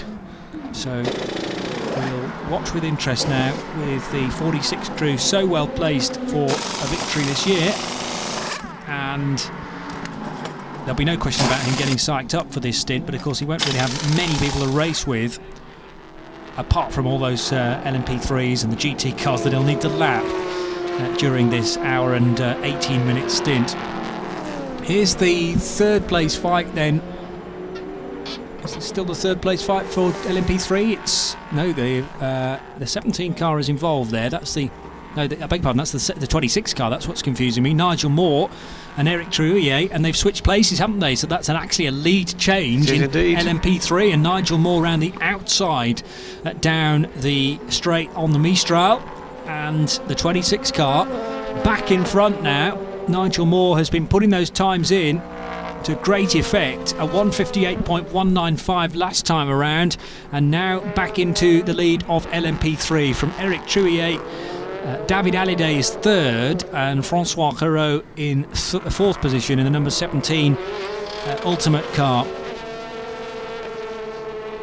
So there are things changing up and down the order. The one thing we don't have right now is a race for the overall lead, with Matthias Besch now rejoining, and this must be the easiest job he's been given so far in his racing career, to make sure that he wins this race. The only thing that's going to stop Thirier by TDS now is some kind of gremlin, some kind of mechanical problem with that Oreca 05. They have had some bad luck in the past with other cars, but not so much with the new Oreca. Well, in the background behind this trio, this pair battling away for fourth. Then we've got Olivier Pla. Not much further back is Matthias Besch. And that will be to put a lap on this, fourth place battle. That's a mark of just how well the Thirier by TDS squad have done today. As we said, aided and abetted by a fortuitous timing for the full course yellow that gave them a chunk of time. And trouble for the number 29 car, bit of a spin there. There's that just before Remish Treibig comes in to hand over the car for Ines Tettinger, who is ready. So what happened here? All by himself, I'm afraid. Yes, and very nearly involved was the Inter-Europol competition car, I should say. Thankfully, avoiding action taken by that. And it continues on its merry way. On board we go with Andrea Bertolini, but a quick trip down to the pit lane to catch up with Rob Smith now, who joins Charlie George. Yeah, I'm here at JMW leading the GTE class. That car looks like it's got such great pace again this weekend. Going really well. Rory had a great start, and we've all just kept it going. We haven't been the fastest car all day. We've been consistent, just chipping away all day long, and we're getting there. And one more stint for Rory. Yeah, we've got Andrea in now, and then Rory into the end, and it's just fingers crossed from now on. Good luck. Thank you. So it's going to be Rory Butcher against Mikael Mack in the final stints of the lead two Ferraris. That'll be interesting, because Rory Butcher is only a silver driver. I say only. There are some very, very good silver drivers in this category, but sometimes he confuses me for being a gold, I have to say. Indeed, in this company he's been very impressive. Phenomenal stuff, particularly at the start of races where he really gets his teeth into them and pulls a gap, and I think that's where JMW can then build a really promising race on that opening stint from the Scotsman. So this is the battle for fourth, but complicated by the fact that right in the wheel tracks of Ben Hanley is Olivier Pla, looking to unlap himself in the 40 car. And I'd say 5-6 seconds back. There you go, over the crest behind them comes the race leader to put a lap on them. So one car looking to unlap itself from this pair, and one car looking to put a lap on them. Olivier Pla looking up the inside of Ben Hanley. He's not keen to do that. He wants to get on with his own race. Pla takes track position, unlaps himself from the 5th place car, and is in a hurry to do the same to the 4th place Orica before Matthias Besch arrives. So before too much longer, we're going to have 3 Orica 05s in line astern. Good time through the middle sector there for Nathanael Berton, fresh to the number 41 Greaves Motorsport Ligier. He is just ahead of Andrea Pizzitola in the 25 car, the Algarve Pro Ligier. So they're circulating right together for 6th and 7th. We're on board with Matthias Besch, 84 laps done. This is his 85th tour, and Stefano Coletti is circulating 50 seconds behind. Simon Dolan still 3rd, just goes across the main straight now. And Nico Peter de Bruyn 4th, but only just from Ben Hanley and Nathanael Berton a bit further back. So no change in either of those little private battles. Eurasia versus Dragon Speed, Greaves versus Algarve Pro. And Matthias Besch now through this long left-hander, which leads to a hard braking area where Julien Leal pulled off that fabulous manoeuvre earlier on Nico Peter de Bruyn into the final corner. Race leader is safely through and underneath the Circuit Paul Ricard bridge and into the first corner, following. It's Ben Hanley. Is it Ben Hanley? Okay, yes, you said, and these cars are about to lap each other. There's been a change, by the way, for 4th position now, with the Ultimate car switching places with Christian England in that recovering United Autosports car. Caught up with Alex Brundle, of course, earlier on, and he said that the United Autosports team were trying to work on that straight line speed issue for the number 2 car. It's going to be tight, you know, because the United Autosports car, which is now running 4th, has done both its long pit stops. Yes. Whereas the 26 car that leads hasn't. 3rd place is certainly a possibility for Christian England, Mike Gwash and Alex Brundle. I'm guessing Christian England now will be in that car till the finish, and David Alladay's only 6 seconds further up the road, and Christian is catching, although not that time around. Pit stop for Remy Strebig to hand over to Innes Tattinger. And also in is the GTE leader. So he is, Andrea Bertolini, yes, in car 66, with Mikkel Jensen 27 seconds further down the road in 2nd place. 3rd position in GTE, still Darren Turner in the 99 car. With an hour and 11 minutes to go, there is plenty still to happen in this race. We've had that period of things plateauing a little bit, and I reckon this is where the trajectories of the various different teams, they often meet, and classically with about 10 minutes to go. Absolutely right. It is full service for the JMW car. In2 has come the Formula Racing car. Further down the pit road from the yellow Ferrari is the white car. I think the only GT car in this end of the pit lane is the 66. The rest of them all in the second complex beyond the office section. So 27 seconds. There you go. That is the 2nd place car. Well, in fact, physically at the moment the 1st place car, but will be overtaken by 66 now. There you go, that's the middle part of the pit lane section. We can see the white Ferrari there. Tyres being offered to that car, so there's still some time to go in that pit stop. And out goes 66 to rejoin the race. Rory Butcher aboard the car. Darren Turner, though, I think has gone through. But Willow is a stop. Yeah, so Darren Turner will lead the class, albeit temporarily, and Mikkel Jensen handing over to Mikkel Mack. So this is going to be fascinating now to see what Mikkel Mack can do compared to Rory Butcher. On the screen, on our timing screen, it tells us that Butcher is behind Mikkel Mack. That's not the case, because of course they switched around at the end of the pit lane. And I think Butcher's come out 3rd behind Talkanitsa senior as well. Yes, because Talcanitsa junior did not pit. So the 56 stayed out, the 99 stayed out, and you reckon Butcher is in 4th. Does that mean that Mikkel Mack Butcher is in 3rd, I think. Okay, yeah. So what we've probably got is the Aston Martin leading the way, 56 AT Racing in 2nd, Rory Butcher 3rd and Mikkel Mack 4th, but we'll confirm that as soon as they're through the next split time. 1 hour and 9 minutes to go, and here is Darren Turner, still with that flailing bonnet. With tape on it that's certainly not done the job, has it? True. But my guess would be that the pit lane marshals will have satisfied themselves it's safe. Yes, because they will have had a good look at it up close. The thing is, it's missing a clip on the top left corner as you look at the car, but the other clips all seem to be securely mounted, and it's just flapping away in the breeze. But there's no risk that bonnet, famous last words I know, but there's no risk that bonnet will come up into the face of Darren Turner, or worse still, over the top of the car and be collected by somebody following Darren. He crosses the line now in the lead of the race. I think Rory Butcher is there. He's 6 seconds back he's 2nd, with the Aston Martin still owing us a stop. So Rory Butcher is 2nd. Talcanitsa, I think, is going to come through 3rd here,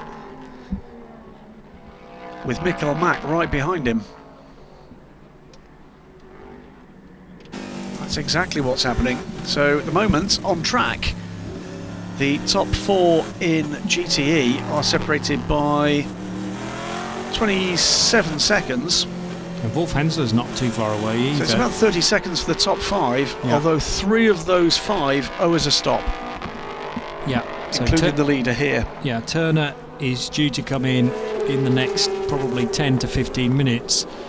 And the gap from Turner to Butcher is 6 seconds. There's then a further, as the times all change, so I've got to recalculate now, 17 seconds back to Alexander Talcanitsa Jr. and Mikkel Mack 4 seconds back from the AT Racing car. So that's the closest fight in GTE, 3rd to 4th right now. I have to say that bonnet does start to move around a little bit more now, doesn't it, on the Mistral straight? I think that is the tape having given up the ghost. Meantime, by the way, the other progression at the moment, if you can call it that, is that Simon Dolan is definitely losing time to the 2nd place car. Now 23 seconds back, with the battling Orekas behind a further 35 seconds. So it's Besh from Coletti from Dolan, then a 30-second gap back to De Bruyn and Hanley, still, by the way, in that order. Dolan is not making progress against the BR01, he's losing time. J&W Motorsport Ferrari into the final corner of this lap, and over the line then will go Rory Butcher. He's in 2nd place in the class, but reliant on knowing the fact that Darren Turner, who he can see way up there at turn number 1, will have to make another stop. Rory's going to allow the number 25 Algarve car through. So much quicker it is, LMP2 versus GTE. And Rory Butcher then can look forward to leading this race once again in GTE. There's the AT Racing car in 3rd position. And there's Formula Racing in 4th. And not much further back is going to be the Proton Competition Porsche. So you talked, didn't you, about these cars compressing.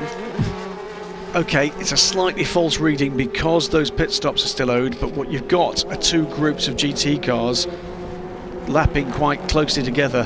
They just happen to be lapping on different pit stop strategies together on track. Yeah, so this car will have to come in one more time. Darren Turner's car will have to come in one more time, so they will drop away, but at the moment they're running 1st and 3rd, and Rory Butcher's just put in the best lap time of the 66 Ferrari, so that's actually better than anything Bertolini managed. Wow, 158.919 for the Scot. I think we're at the point where that Aston Martin is going to be warned for that bonnet again. The real difficult part for that bonnet is down the Mistral straight, as the air gets underneath it and starts to pull it away from the car. Through the slow corners it's absolutely fine. as there is a drive-through penalty now issued for car number 24, which is the Oak Racing Ligier, the P3 Ligier. That car has had a troubled run up until now. It's Pierre Nicolet at the wheel at the moment, but he had a lengthy stop in the garage early doors and has never really recovered since then. Over the line goes Rory Butcher. Change being wild for third in LMP3 as Kristen England in the number 2 United Autosports car, the championship leading car, goes by the number 19 Duquesne Engineering car of David Hallyday and holds the advantage on the pit stop. So really what we need to be looking at now is Nigel Moore comes in for pit stop from the lead. So P3 leader on pit road, another for what should be a longer pit stop this time. Blisteringly quick is the word I was trying to say from Rory Butcher. He's still finding time. A 1:58.7, wow. And that's so much quicker than Darren Turner's time. He's gone even quicker this time through Sector 1. So PB's all over the place for Rory Butcher, despite the fact that the Aston in front of him is going to stop anyway. And here is Nigel Moore's car. Is that Philip Hansen getting aboard the car? Must be, surely. With the guy there helping with the straps. That's more than just a water bottle being changed, it's driver as well, I would say. There is the water bottle, that's the easiest job of the lot. Car now up on its internal jacks to have new Michelins fitted, or certainly a front left. This has to be a 1:45 pit stop, and this is the critical moment in this class for, well, what otherwise would be a dream result for Top-Width Motorsport, but United Autosports, their regular strategy is beginning to come into play. Rejoining there was another one of the LMP3s. I think that was the 5, actually. It could have been 5. Yes, John Hartshorn on board. Right. Away goes the 26 for what will be, after what will be its final pit stop, and it was 1:50. That's fine. They lost just 5 seconds against the time they have to meet. It's 2 timed pit stops in P3, 1 quicker stop. They've completed that. They emerge. Well, they'll drop down further. I think we've just had the car 24 reported to the stewards for speeding in pit lane for what I think is the 3rd time. That must have a speed limiter problem. Got to have, hasn't it? Yeah. Pierre Nicolet has just come in, I think, to serve another penalty, and now been done for speeding in the pit lane whilst doing a drive-through penalty. So another really difficult event for the guys running the 24 car, Pierre and Jacques Nicolet. So the order now, in as we still have the 33 and the 21 pitting almost in formation. It's, to the lead of LMP3 goes the number 9 Graf Racing car. Trullier to the lead. Christian England now second. Then David Hallyday, she's been taken by the number 2 car. Then the 17, then the 26. Eurasia Motorsport car working its way through turns 3, 4 and 5 with the Dragon Speed car right on its tail. But before we concentrate on this battle, down to the pit lane and Charlie George. Yeah, I'm down here at Top-Width Motorsport with Nigel Moore. Nigel, this is your first weekend in the LMP3 after making the move up from the Michelin GT3 Le Mans Cup. It's going so well. Did you guys dream it would go as well as this? No, not really, but you know, you're just taking your stride. It's the first weekend. We came here just to learn the car, and obviously the circuit. Phil's not really done anything here. It's his first year in karting, but no, to say he's moved into cars, he's doing really well. Fair play to him. The team, Top-Width Motorsport, is doing an absolute excellent job. The car's been absolutely great. I don't think there's a car out there at the minute in its class that's anything like it. Straight from the factory, done like 1 test day with it before we came here, straight from the factory, no problems, just got in and drove it. So no, really happy, big thank you to all the team, and we're just here to finish, so as long as we finish, I'm happy. And how have you found the move from the GT into an LMP3 car? Yeah, not bad. Obviously the downforce is the biggest thing. And the grids, I don't think there's anything like it with the grids at the minute. They're absolutely amazing, and that's what interested us into doing it. And here we are, and it's going good. Thank you, and good luck. Thank you. The TMS, by the way, on Nigel's T-shirt is not because he's a massive cricket fan and Test Match Special. That's the initials for Tockwith Motorsports, Correct. Of course. And Nigel's done a stellar job this weekend in not only getting pole position but 2 incredible stints. And Philip Hansen, it's all down to him now as to where Tockwith finish. But he's got some very impressive teams around him and experienced teams as well. He've already got some LMP3 racing under their belt this season and some of them last season too. Here is the current standings then after 3 of the 4 hours. Thierry by TDS Racing lead the motor race after 92 laps. It's Matthias Besch in that car from the Stefano Coletti driven 32 BR01 from SMP Racing. Third position is Simon Dolan in the 38 G-Drive Gibson, and then fourth place it's Nico Peter de Bruyne and Ben Hanley, virtually totally together, overlapping in places. Nathaniel Beton is in 6th place in the 41 Greaves Ligier. Then 7th place it's the number 25 Andrea Pizzitola driven Algarve Ligier. Sean Doyle is 8th for Murphy Prototypes. 9th place Dimitri Engelbert, and 10th place for Olivier Pla in the number 40 Krone racing car. LMP3, the top 3 are number 9 for Graf Racing, Eric Trouillet. Number 2, United Autosports, Christian England, and 3rd place, the number 19 car. And as I say that, the leader actually pits the Graf Racing number 9 car. But 3rd place as we stand, the number 19 Duquesne Engineering, David Halliday driven LMP3. And GTE, Darren Turner still leading. We're waiting for that 3rd and final stop for DT. Rory Butcher is 2nd in the JMW Motorsport Ferrari, going brilliantly well. And Mikkel Mack is 3rd in GTE. We still have 57.5 minutes to go. This is going to be very close indeed in the LMP3 class, and the car that we should be looking at is the 26 car. I don't think they are quite going to cycle round the lead with all the other cars doing their shorter, their longer stops, other than the Christian England pedalled number 2 United Autosports car ahead. But it's going to be mighty close. It's 1 minute and 41 seconds between the top 5.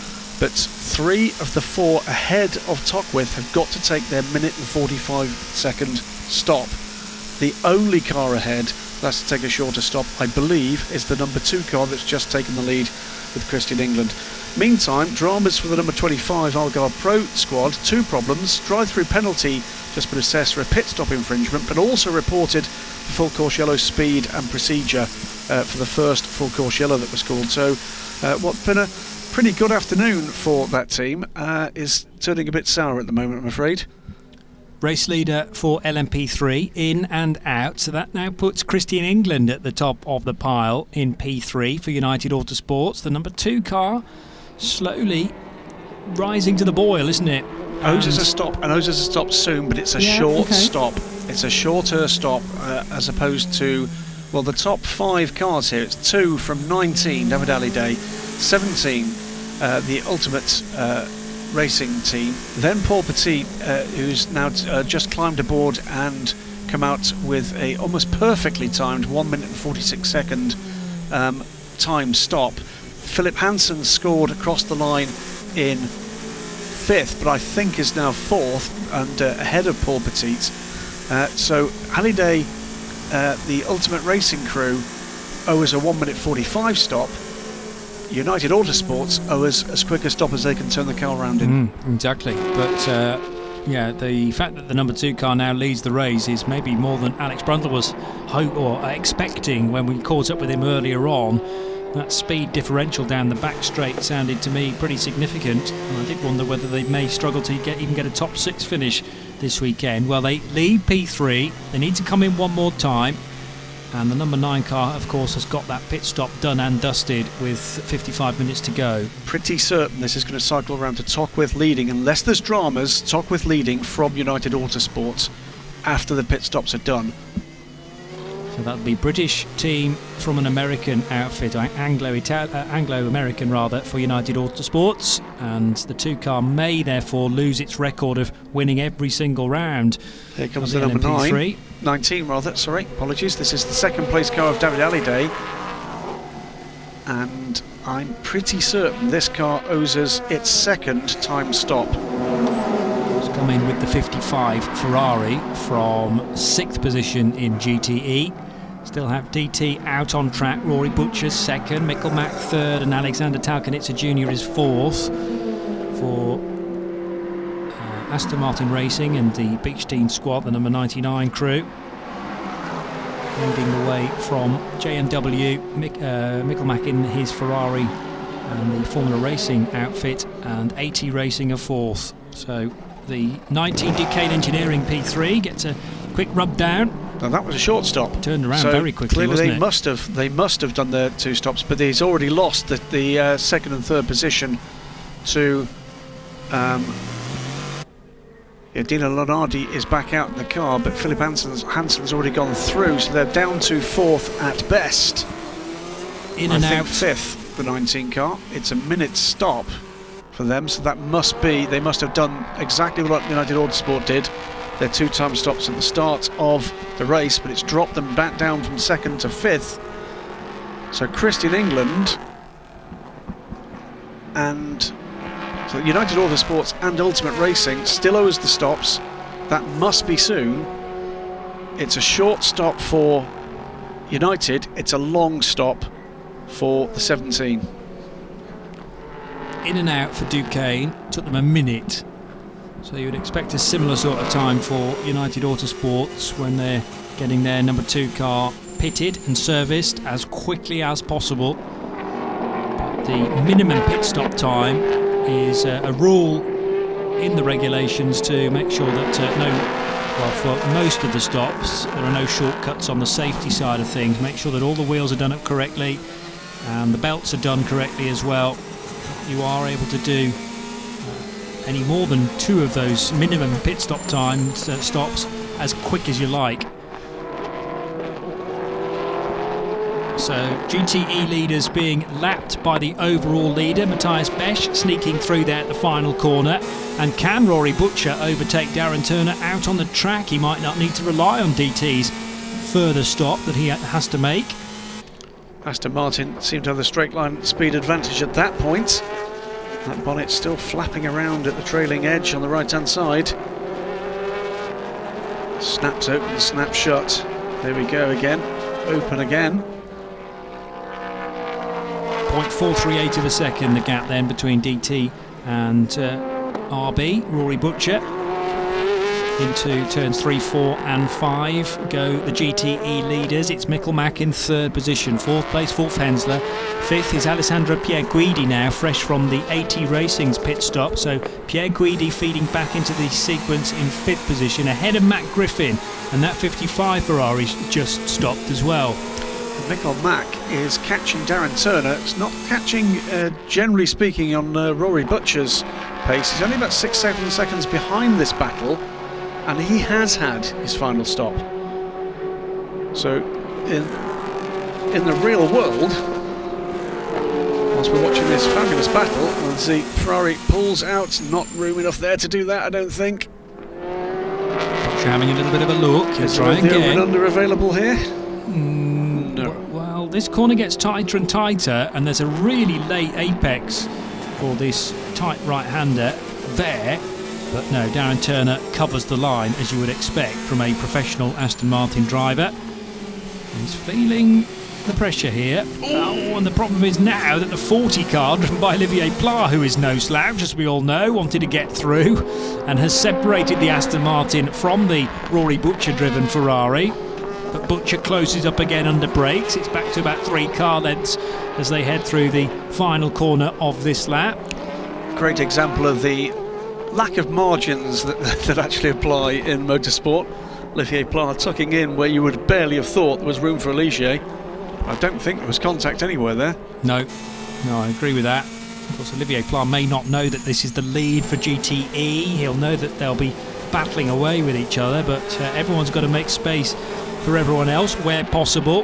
And actually, really good driving for all 3 of them. And right behind, actually, there's one of the P3 cars, one of the Graf entered machines. Not sure whether that's the 9 or the 10.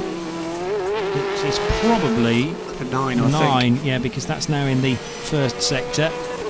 There were 10 cars in the last sector, so that would fit.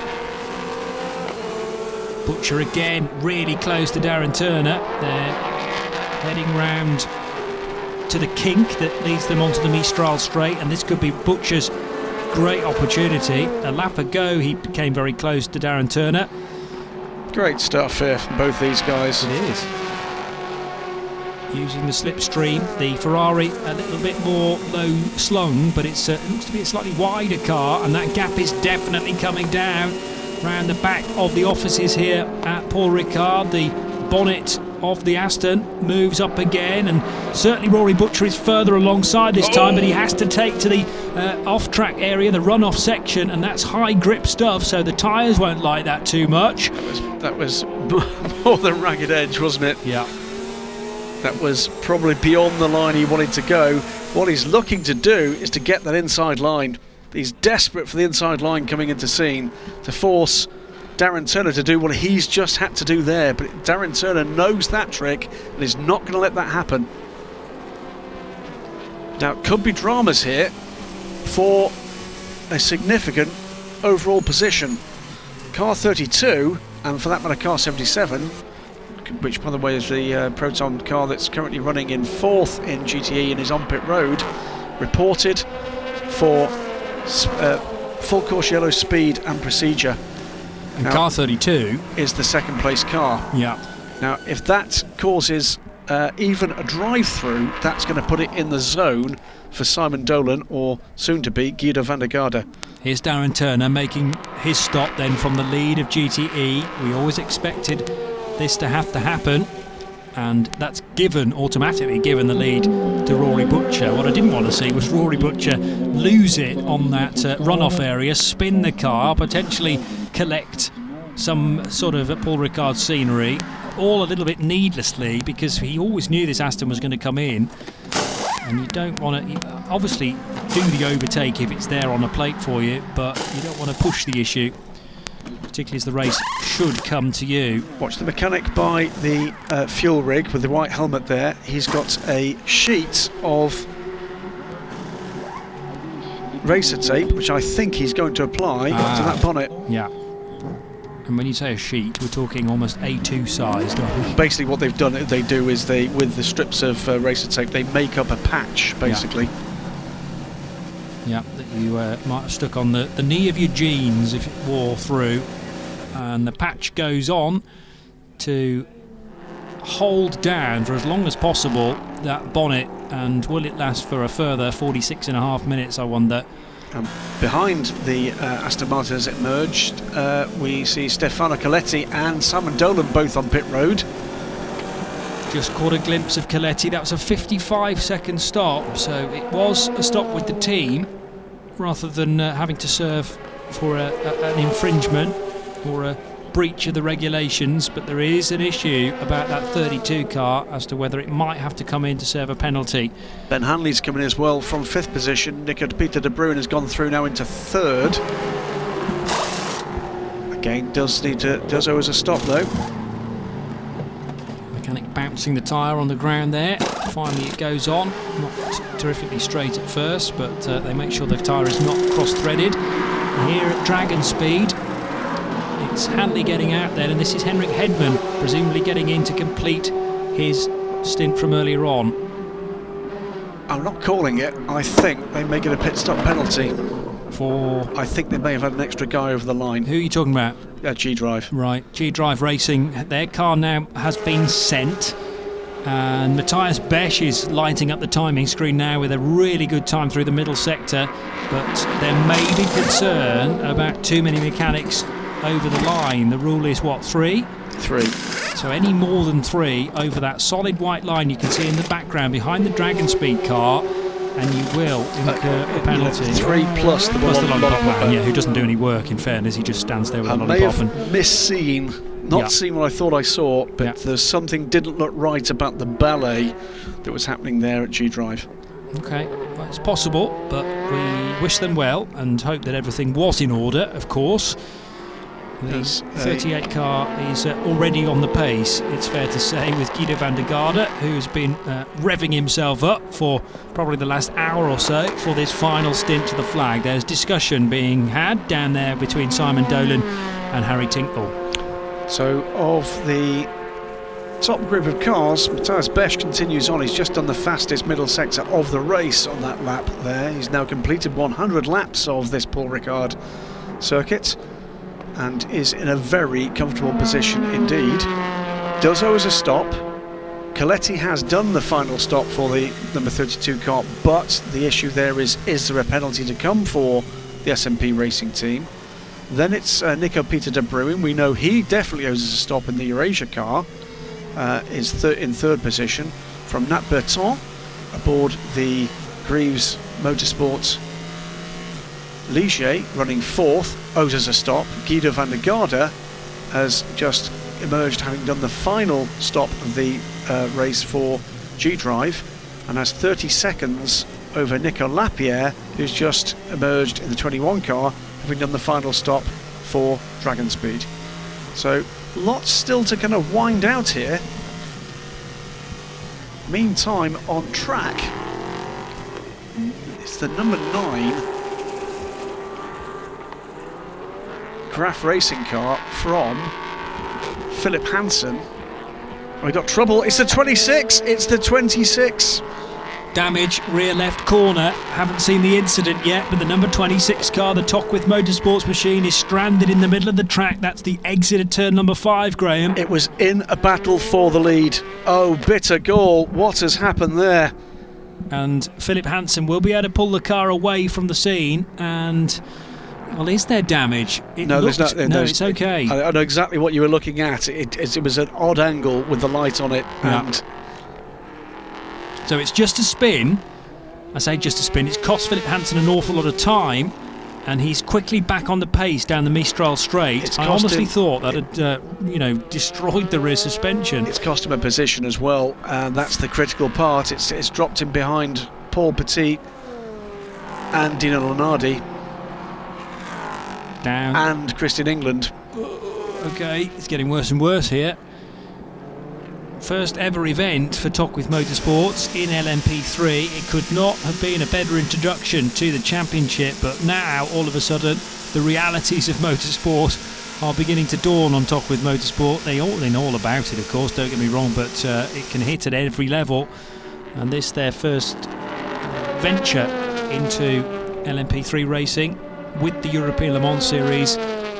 We haven't seen the incident, so it's very difficult to comment on it, but as Graham says, the battle was being hotly contested for the lead of LMP3, and whether we can apportion any blame once we see the incident, can't tell you at this stage. And what that leaves us with 41 minutes remaining, and I believe all pit stops we expect for LMP3 complete, is the number 9 Graf Racing car leads, Paul Petit aboard, 16.4 seconds ahead of Dino Lonardi in the 19 Duquesne Engineering car, with Christian England just 3 seconds back from him in third position, and Philip Hansen has dropped 45 seconds off the lead. Rory Butcher hammering his way into Scene Corner. There is the new LMP3 leader then, Paul Petit in car number 9. Dino Lonardi is in second place now for Duquesne in P3, and third position for Christian England in the number 2 United Autosports car. So where will that car finish? Remember, it's won every single round up until now at Silverstone, Imola and at Red Bull Ring in Austria. Doesn't look like it's going to get 4 on the bounce, but can it get another podium? GTE leading Ferrari in the picture just a moment ago. There's the LMP3 leading Graf Racing Ligier. Paul Petit 12th position overall now. This is a team that has announced they'll be stepping up with an LMP2 programme. They've not decided yet whether or not that will be here in the ELMS or in the World Endurance Championship. So 2 class leaders, almost nose to tail. Number 9, 12th position overall. Number 66 is Rory Butcher. is in 18th overall. 2P2 cars in the lane, by the way. The 28 Dimitri Engelbert driven car, the EDEX Sport entered car, and also Olivier Pla, who's just come in the Krone Racing Ligier, but that car's back into the race now, rejoining in 10th. There's the number 9 Paul Petit, LMP3 leader. And it's Lunardi, England, and the recovering Philip Hansen after that incident, which we're assuming there was some contact, or at the very least some hard battling, which caused a spin for Philip Hansen. But unfortunately we've not been able to see that incident once again to fully understand what's happened. The 33 Eurasia Motorsport car, which runs third on the road, Nico Peter de Bruyne, we now go on board with a 153.4 he managed last time around. That's quicker than Stefano Castellet. It's not as quick as Matthias Besch, and who is as quick as Matthias Besch this weekend? 33, Nico Peter de Bruyne heads for pit lane now. That's not one we expected. So this is going to change, yes. That's not a pit stop we expected. Nathaniel Berton could be the first to benefit from that. Driver change. Okay, so over to Tristan Gomendy we go again. And tricky for the team. I think I know why. I think that's driver hours. I think he's done the driver hours now that Nico Peter de Bruyne needs to do with the 2 driver squad. Yeah. With a silver driver. That will be why. And obviously they have to go back into the rule book because they fully expected the race with 3 drivers here this weekend. Kevin Pudon Jin, rather, having a big incident in free practice. That was on the Thursday, the Friday, rather, wasn't it? Friday. It was Friday morning. Friday morning, yeah. And he's here, and he's okay. But the doctor, on doctor's advice, they've said you best not race. So all of a sudden, Eurasia Motorsport, a 2-driver lineup for this meeting in France, and there is an adjustment therefore to the number of minutes that the silver graded driver has to be behind the wheel. But Tristan Gomendy can safely now take this car to the flag. The remaining 40 minutes are all his, and he's back on it. I think he's emerged in 6th position. I'd like to suggest that is 6th position for Tristan Gomendy. So the top 4 on track at the moment include the top 3 currently in the championship. But the championship leading car running 4th and not making an impact at the moment on the cars ahead.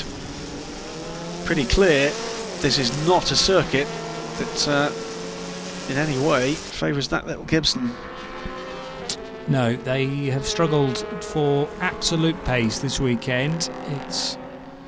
It's there or thereabouts, but it is a car that's now, what, 2-3 years old? Oh, way older than that. Is it? In terms of the actual chassis, back to being the Zytek, I suppose. It's well, it's the same chassis. It is exactly the same chassis that the car that we're looking at now, that is the 38, is exactly the same Zytek later Gibson chassis that this team has trouble for the 51, has run for every single ELMS race they have ever run, with one exception, and that was the spare car that became their race car that was destroyed in a shunt by Simon Dolan at Silverstone 2 years ago. So yes. The 51 car, and who's aboard that at the moment? That's Pierluigi Perezzini back aboard the 51. That will be, he can't select a gear, can he? Flipping the throttle in order to maybe go through the box, but struggling, and there is a yellow flag marshal right on the spot there, waving frantically to warn everyone through that quick left-hand kink onto the Mistral straight. Yeah, just going back to that point, it is labelled a Gibson 15S, correct, as in 2015, so it feels, I think, a much newer car than it actually is once you scratch the surface. As you say, I mean, the team have an Orica 05 as well within G-Drive, do they not? They do, for the WEC programme. And that car goes a lot more rapidly, it's fair to say, than the Gibson. But nevertheless, all things considered, to have it in 4th position at the moment with 1 or 2 issues along the way. And there was that clever move by the crew earlier on, where Simon Dolan started to put his helmet on and his hands device. It looked for all the world that he was going to be getting in the car, and then the helmet came off, because there was never a plan to switch drivers at that point. It was just to throw a curveball to the rest of the pit lane. Here's the former race leader in LMP3 and Philip Hansen. Has to be trouble, because this is not a scheduled stop. No damage to the rear, as at first I'd thought. Could be flat spotted tyre. Here it comes. Tyres flat spotted than now. Yes. Locking up entirely. But the team are looking around the car just to make sure that that is the only problem. It's not a hurried stop, it has to be said. They'll know from Philip, who will be radioing the team to update them. And no new tyres, just sent again. So I think they did. I think they took a tyre at the front right. I think they may have taken a rear right. If it was right side tyres, then just out of view. So the 26 back into the race, and it's back into the sequence in fifth position. Maybe. I'm not sure who's gone through there. They might have lost a chunk of time there. We'll keep an eye on that. He's fallen behind Rory Butcher, but that's not a concern. Yes, behind Ross Kaiser now as well. And Jens Peterson, I think. And Jens Peterson possibly too. Yes, you're quite correct. And now goes through in 7th place in P3. By no means a disgrace, it has to be said, for a... They don't want 7th place. They don't want 7th place, but let's not forget, so Philip Hansen, this is his first year in car racing. Yeah. That's pretty good stuff. I think the one thing they'll take away from Paul Ricard is the promise they've shown and just how quick Nigel Moore can be. A pole position, and that's been a fourth different pole position in LMP3 now for this year. So a huge amount of variety in terms of the qualifiers. What we haven't had, as far as variety is concerned, is different LMP2 winners really. We had G-Drive take the opening victory at Silverstone, but it's now looking like a Thierry by TDS Racing dominance. Assuming they win this race, it'll be 3 in a row, and a tidy lead in the championship as a result. Over the line goes Guido van der Garde, running in 4th position, and nearly 20 seconds back now from Nathaniel Berton. Headlights ablaze for these 3 prototypes, 2 of which are P2s. One in the middle there is the number 9 P3 leader, Paul Petit. A little over half an hour to go of this, the 4th round of the European Le Mans Series. We head into turn 3, and now the loop at 4, tighter right at 5, and in the green chrome car it remains Olivier Pla. He is in 9th position with just under half a minute to try and find on Sean Doyle, running 8th in the Murphy Prototypes car. Board again with Rory Butcher, using all the track, and a little bit more maybe there as he pushes on really hard. He knows Mikael Mack is not that far back. It's what, 22 seconds, 31 minutes remain. Yeah, but Mikkel, if he is taking time out of Rory Butcher, it is very slim margins, and he will need to take larger chunks out of the yellow Ferrari than that. But just him being there and the team having to update Rory Butcher to say, right, he's caught you a little bit more now, that will be putting the pressure on young Rory's shoulders. But he is an experienced campaigner now. Started off in club racing at Formula Ford level, moved into the Porsche Carrera Cup GP and done some British GT Championship racing in Aston Martins as well, and KTM Crossbows if you go back a bit further into the British GT annuals. So he knows his long distance running, and a great valued member of the team now. I've seen Sam Tordoff in J&W Motorsport cars in the past as well, but Rory Butcher's really made this role his own. But for the very start, I think his first race with the team was Red Bull Ring last year, and impressed from the very off, it has to be said. Leader is in the pits meanwhile. Matthias Besch for the final stop for, or expect to be the final stop at least, for the TDS Orica. Tristan Gomondy, though, is the man that's pushing hardest of all and looking set to get onto terms potentially with Guido van der Garde. But for the moment, glory in Rory Butcher chucking this Ferrari around. He's got a prototype right behind him at the moment. The man on the clock at the front of that Thierry by TDS Racing machine. He knows exactly how much fuel needs to go into the car and waves the hose away now to say that's enough. Let's crack on with the tyre changes, but they don't need to cut any corners on this pit stop, such is their advantage. It can be done relatively casually. And now the car is sent away with Matthias Besch still at the wheel. That's 4 stops now, brings it into line with everybody else in LMP2. Well, at least 4 stops. Some have made 5, and some a few more than that. But Matthias Besch, for his 109th lap, returns to the race now, and we haven't yet seen Castellet over the line to complete lap 108 in the number 32 SMP Racing BR01. Third position still Guido van der Garde, leading P3 it's Paul Petit, but we're going to go down to Greaves Motorsport now in the pit lane. Here's Charlie George. Yeah, I'm joined here by Memo Rojas. Memo, you were looking really good for a podium place. What happened in that pit stop? Well, unfortunately, one of the last pit stops, there was a failure with one of the guns for changing tires, and we lost probably about 20 to 30 seconds. So that probably took us out of contention, but we're still fighting. There's still about 30 minutes to go, so we'll see. We'll try to get the best out of it. Thank you. Yeah, running 6th at the moment, Nat Berton at the wheel, behind Nicolas Lapierre and in front of Andre Pizzitola in the number 25 car. So down to turn 3. Ooh, straight lining the turn 3, 4 and 5 sequence there. So braking himself, Nat Berton.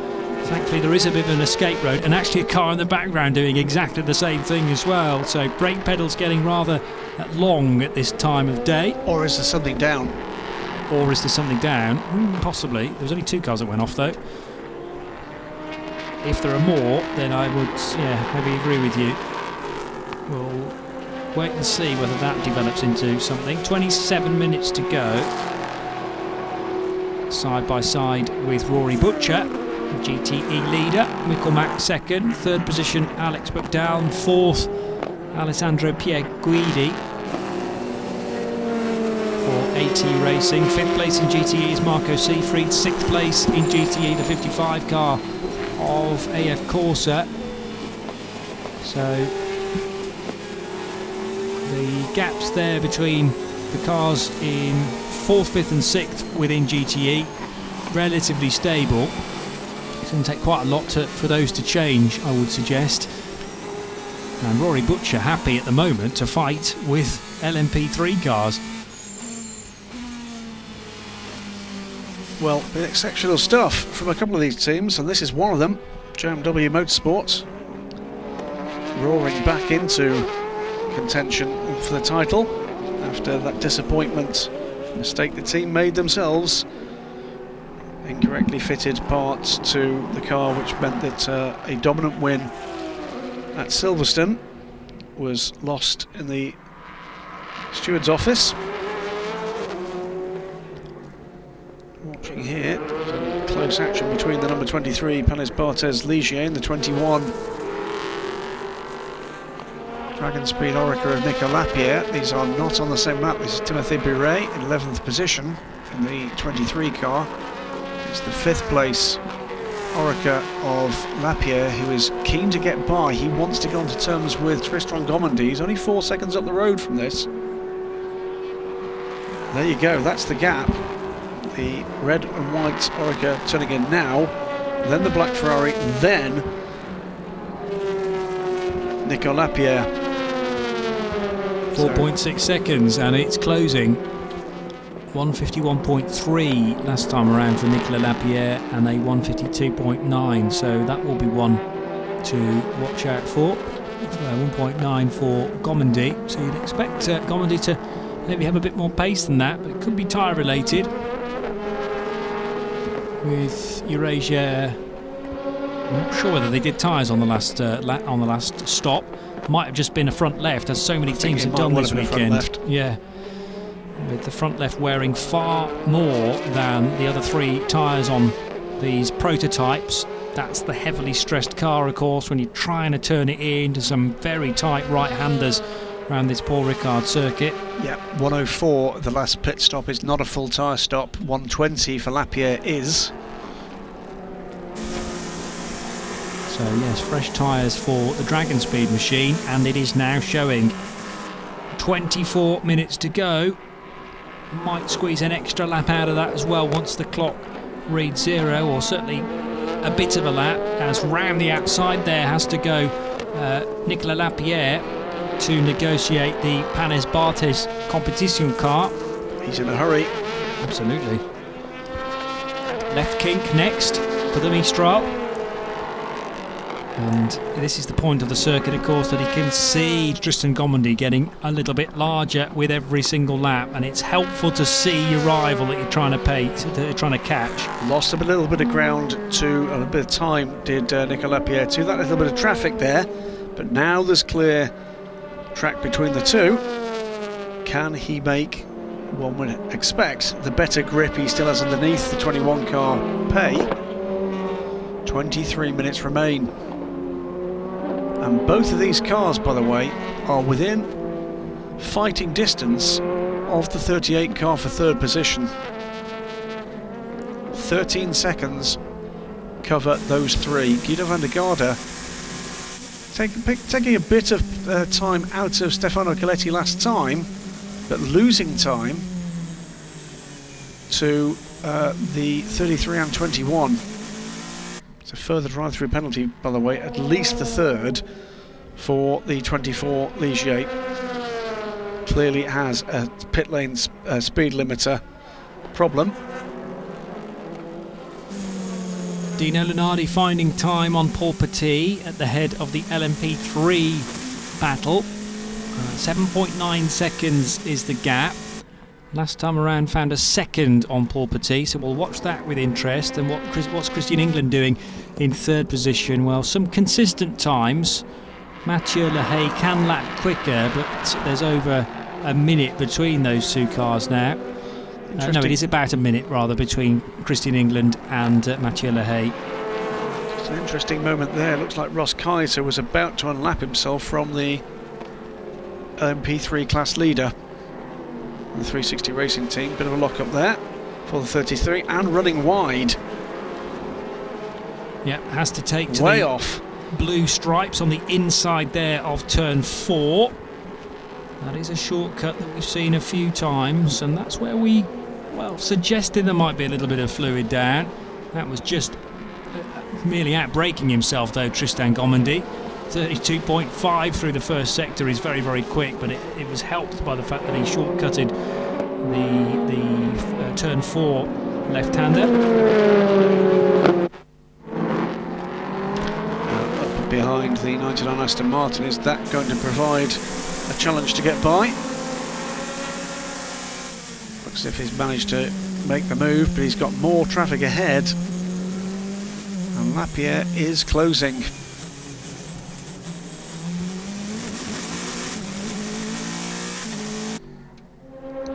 There you go, there goes Gomondy, but in the same straight.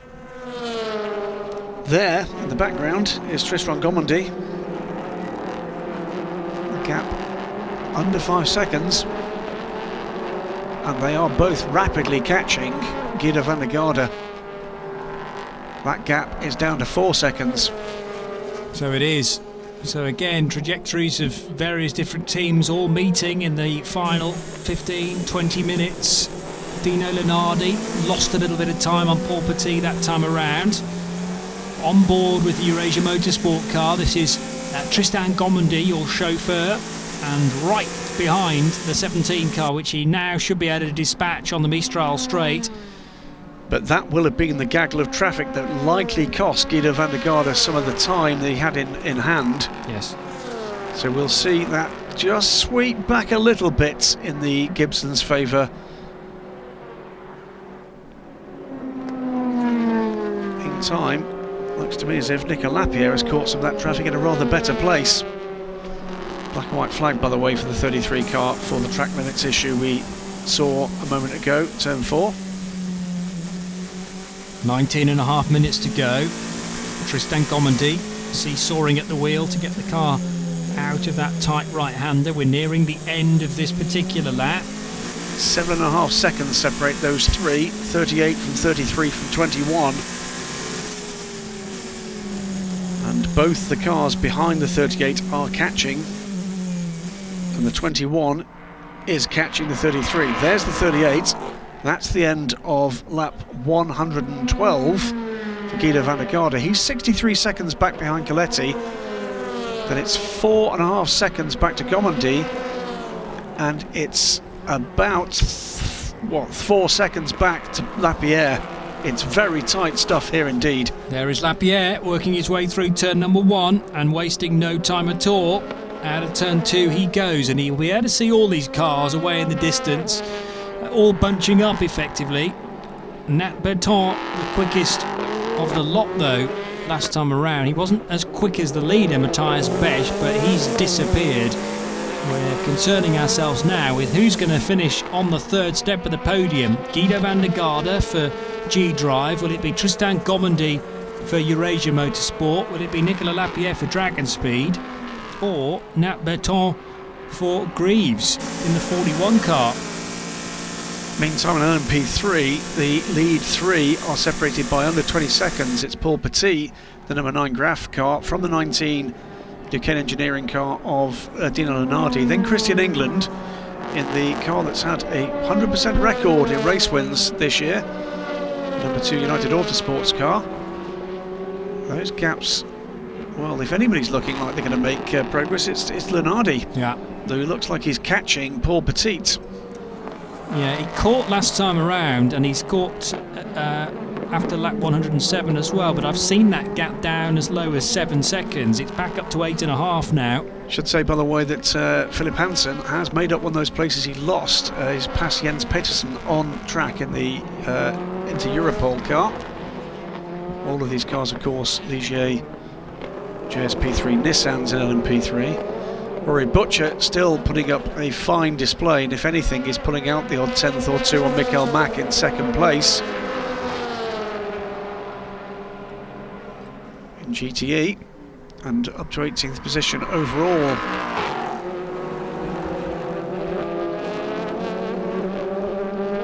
But this battle, a growing battle for third position, is keeping us very interested indeed, and Tristan Gomandy is being closed down here by Nicolas Lapierre. He has, though, Olivier Pla between them. So Gomandy in fourth is quicker than Guido van der Garde in third. Nicolas Lapierre was slow to touch there. No, beg your pardon, he was quicker again that time around on lap 113. So that gap's also coming down. So Lapierre in fifth is quicker than the fourth and the third place cars. Nat Berton was slightly delayed on that one, presumably because of traffic, but at times Berton's been the quickest of the four. Third, fourth, fifth and sixth. So this, the foreground here, 33 car, that is the fourth place car. Then there's a P3 car. Then, just a couple of seconds back from the 33 is Nicolas Lapierre. Nat Berton is a further 20 seconds back in the 41. But Gomandy, whilst being caught at the moment by Lapierre, is catching Guido van der Garde. The gap now 5.1 seconds between the three, 38 from 33 from 21. With Gomandy right, well, picking in the middle at the moment. Fabulous stuff. So difficult to work out what's going to happen, and that's why we love this type of racing. Here we go, three of them all on the start-finish straight. This is where we're at now with what looks to me to be the P3 leader. No, it's not the P3, it's a 10 car. So we've got a P3 car between the third and fourth place cars. That'll delay him just a little there. That might be enough to let Nico Lapierre get onto terms, though, with Tristan Gomondy. And that's what Guido van der Garde will be hoping for. It has delayed him. 33 car will make the move now, and does. Now Nico Lapierre has got the Ligier to deal with. Gaps staying the same, by the way, between the two leaders in LMP3. Christian England lapping at about the same sort of speed as Petit and Lunardi. So the gaps aren't huge, first to second to third in LMP3, but they're not changing a great deal right now. Now we get into the drag race down the Mistral again. And what will we see at the end of this one? There's van der Garde. He's frantically putting cars between himself and the pursuing Oreca's. It's the 55 Ferrari and one of the LMP3 Ligiers. But Lapierre has made up ground here. Got the gap under 2 seconds to Gomondy, and Gomondy is balked again by the 55 briefly. Lapierre makes better time by the Ligier, but we'll have to deal with the Ferrari too.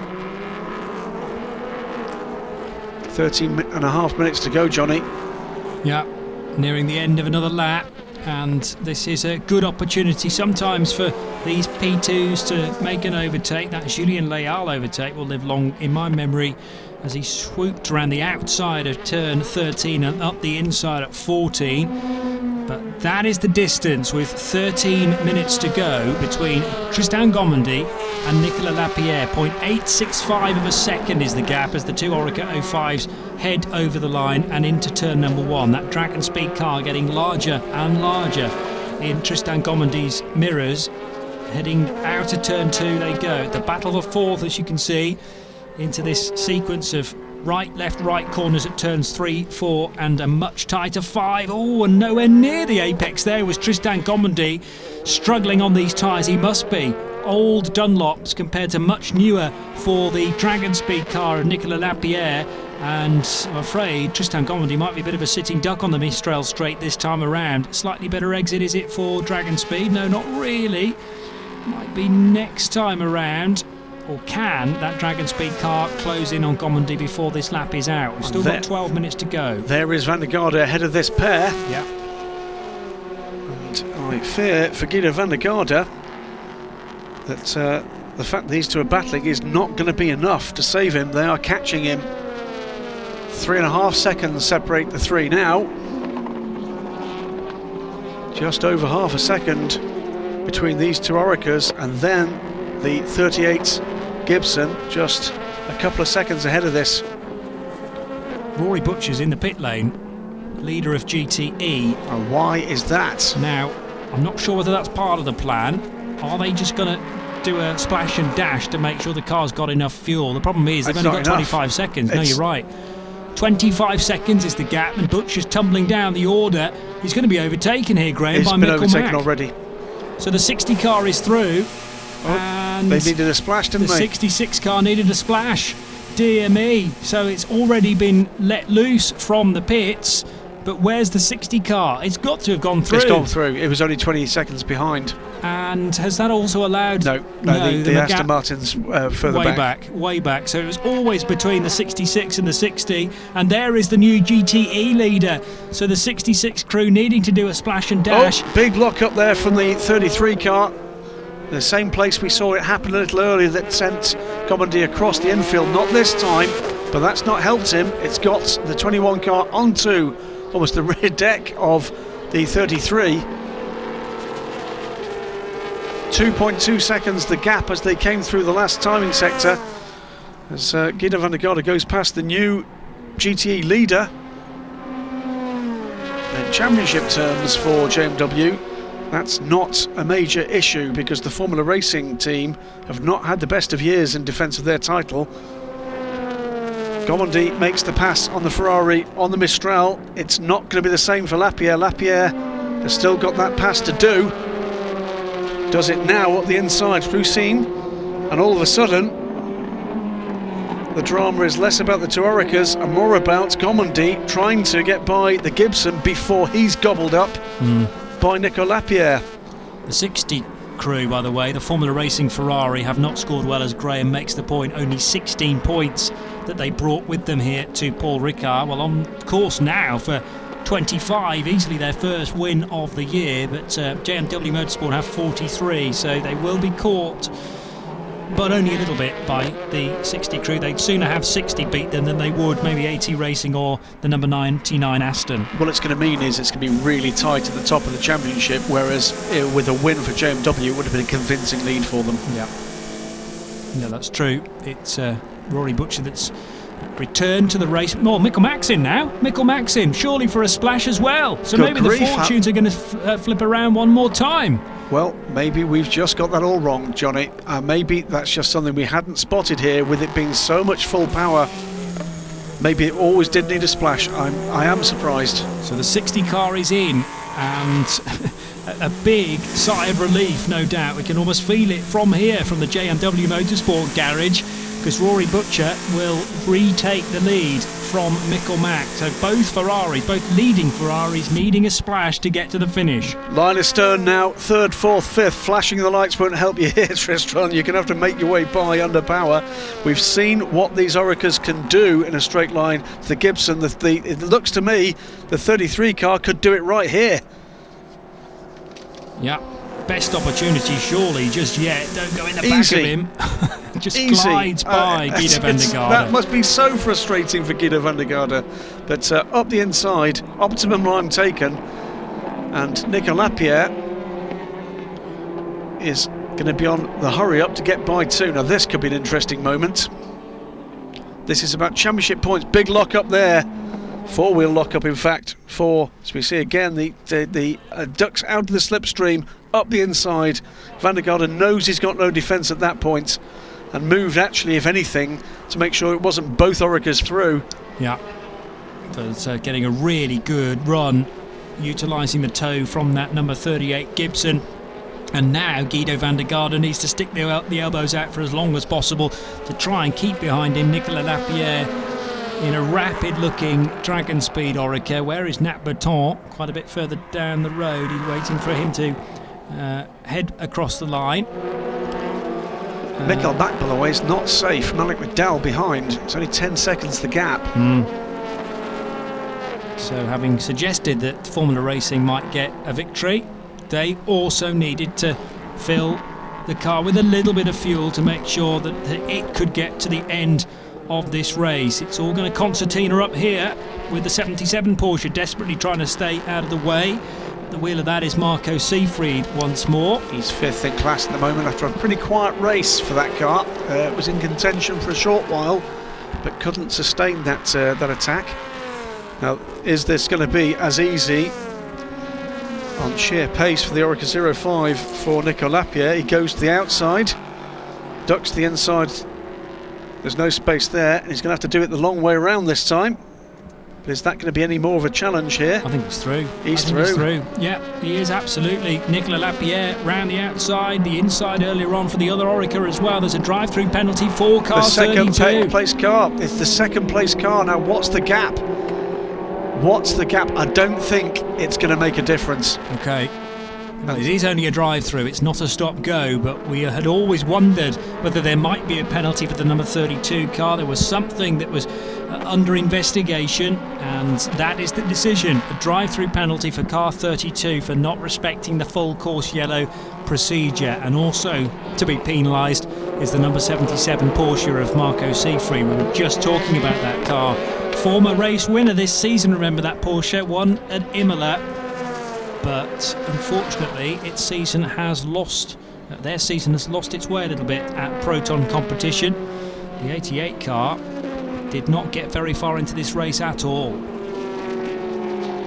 Now there's concern down at SMP Racing. They're trying to do the mathematics as best they can, and we're doing exactly the same thing as well on the fly here to work out whether it's going to. Well, there's a minute and 2 seconds between Castellet and Gomendy, so it should be okay. Unless there's any kind of issue, it's easily enough. And the 32 car, I have to say, has been impressive this weekend. Yeah. 2016 is this car's swan song as an LMP2 piece of kit. Well, not necessarily. Can Oh, still you can race, grandfather them, can't but you? it That's right. likely won't be competitive. Makes that drive-through penalty now. Just make sure it's on the limiter. By grandfather, by the way, I mean you can bring cars from previous seasons back again. So this is a 16 spec car. We'll bring it back for another season of LMP2 racing. But as Graham says, it'll be racing 17 spec cars. With better aero and 100 horsepower more is the baseline. Yeah, so always going to be very, very tricky. Now, car back out into the race. Didn't take it too long at all, only 25 seconds. Obviously, you've got to slow down and speed up prior to the pit lane beam and after it as well. But it's not 25 pure seconds because he's still moving. So he's lost less than 25 seconds, if you see the point. Yes, he's still negotiating the start-finish straight. Here come the battling Oreca's and Lapierre ahead. So Nico Lapierre up into 3rd position. Yes, he is. We didn't see that. So the Dragon Speed car has got by Tristan Gomondy. There was always the threat of that. There's now the Murphy Prototypes Oreca between these two newer 05 Orecas. There is Guido van der Garde in the number 38. Gibson. Now what Guido van der Garde is going to have to hope for now is that Gomondy's tyres give best before the end of the race. So he wants to stick in there and see whether or not, because we've already seen Gomondy off track once. Here we go. Now what happened? It's the Murphy. He's balked by 3 cars ahead, and Lapierre simply didn't lift. Just drives through them all. Oh, it was tight. No, he's still behind still him there. behind him, And so then the problem is that Gomondy gets the wrong side for the next corner, and actually a much better exit for Nicolas Lapierre. And he was out-muscled, I presume, into the next left-hander. But he's immediately dropped back, hasn't he? Having given up the place, he knows he can't fight for it. Guido van der Garde it's not far behind. Isn't very far away, so Gomondy can't afford to relax. Not suggesting he would for a moment, but if he's a bit forlorn about missing out on a podium finish, 4th place points are still good. Here comes the race leader, 2.5 minutes though to go in what's been a stunning performance from the 46 crew, led from the start. And 37 seconds, by the way, Lapierre is behind Stefano Coletti. Okay, so he's lost a chunk. About 23 seconds, yes, all told. Because obviously, as I say, you've got to slow down, particularly here at Ricard, to actually get into the pit lane, because it's a violent right and left flick to get down pit road, and also a bit of caution required as you rejoin as well. But with a minute in hand, he's not even lost half of that. No. Down the Mistral goes the race leader. We're into the final 2 minutes. This lap and one more. That's right. That won't be enough, I don't think, to see the Aston Martin, the number 99, back onto terms with Michael Mack. That gap still 7 seconds. Mike Conway and Pierre Thirier are eagerly watching every move of Matthias Besch. They will have absolute trust in the young Swiss to bring that car home. It's just a question of making sure he is able to thread his way through any further bits of traffic that he needs to in the remaining lap and a bit. So in the final sector now is Matthias Besch. He'll cross the line with around about a minute to go. It's taken him 1 minute and 50 seconds to do a lap, and now he starts his final circuit for Thirier by TDS Racing. Just behind the GTE leader. So through goes Rory Butcher in the lead of GTE with the Ultimate Racing car, 4th in LMP3 right behind him. Then the overall race leader, who will now pass the Ferrari. So this will be the last lap for both those cars. Rory almost takes to the runoff area there to give Matthias Besch sufficient space to get through. And that's what I'm talking about. You suddenly encounter an LMP3 trying to lap a GT car, and you're quicker than both of them, but you've got to find a safe way through. He managed that. Down the Mistral straight they go then for the final time. Great race from this team. Mike Conway really good opening stint. Pierre Thiriet, as quick as he's been all year, and he's been mighty quick this year, the best I've seen him drive in his time in LMP racing. And Matthias Besch, well, he's been the anchor for this team throughout this season, and he's continued in that vein into the last tight and twisty bit for a well-deserved win, which will hand them the championship lead. Yeah, because G-Drive should get 5th position, which will give them 10 points. But it's 25 going the way of Thiriet by TDS Racing, and Thiriet only trailed G-Drive by 7 points coming here this weekend. They get the point for pole position as well, of course. So a new championship leader as the Thiriet by TDS Racing Orica 05 comes out of the final corner. It's a busy run across the line, and sensibly Matthias Besch backs out of all that. Funnily enough, we didn't see a grin on Mike Conway's face until the car was home and dry. Is that memories of Le Mans from earlier on this year perhaps, and the Toyota packing up on the final lap as part of his team? But it's celebration all around, and as Mike says, he thoroughly enjoys driving these LMP2 cars. You really get to hustle them around the lap. Stefano Coletti is home in 2nd position despite that late drive-through penalty, and Nicolas Lapierre, after a really good closing stint, getting by Guido van der Garde and Tristan Gomendy, looking like he's netted himself a podium. Number 9 Graf Racing car coming home in the lead to take a first win of the season for anybody other than the number 2 United Autosports car. Does so now. The 1, 2, 3 are already home in GTE. Rory Butcher and JMW Motorsport have won the race from Michael Mack, and just 6 seconds back Alex McDowell brings home the Beech Dean Aston Martin. That's the 1, 2, 3. The LMP3, Paul Petit brings that Graf Racing car home ahead of Dino Lunardi in the number 19 Duquesne Engineering car. We're waiting for Christian England to complete that podium. He's in the 3rd sector, the final sector now, and should come home for still more points. Does so now, so he's home safely too. So it's Paul Petit for Graf Racing and the number 9 crew from Dino Lunardi and Duquesne Engineering in car 19, and Christian England, well, the 2 car makes the podium to back up 3 wins that team have had already.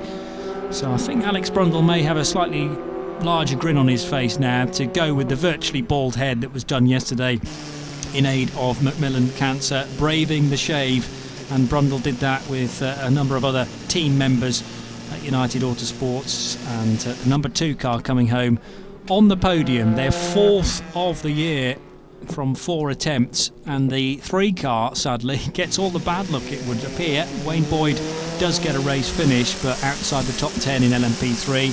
Wonderful drive from Rory Butcher, from Rob Smith and from Andrea Bertolini to get another win for JMW Motorsport and their Ferrari 458. It didn't look on for a certain time as that car had to come in for a late splash and dash, but the car that they were racing, the Formula Racing Ferrari 458, had to do likewise, and Michael Mack came down the pit road for a 37-second pit stop in the end.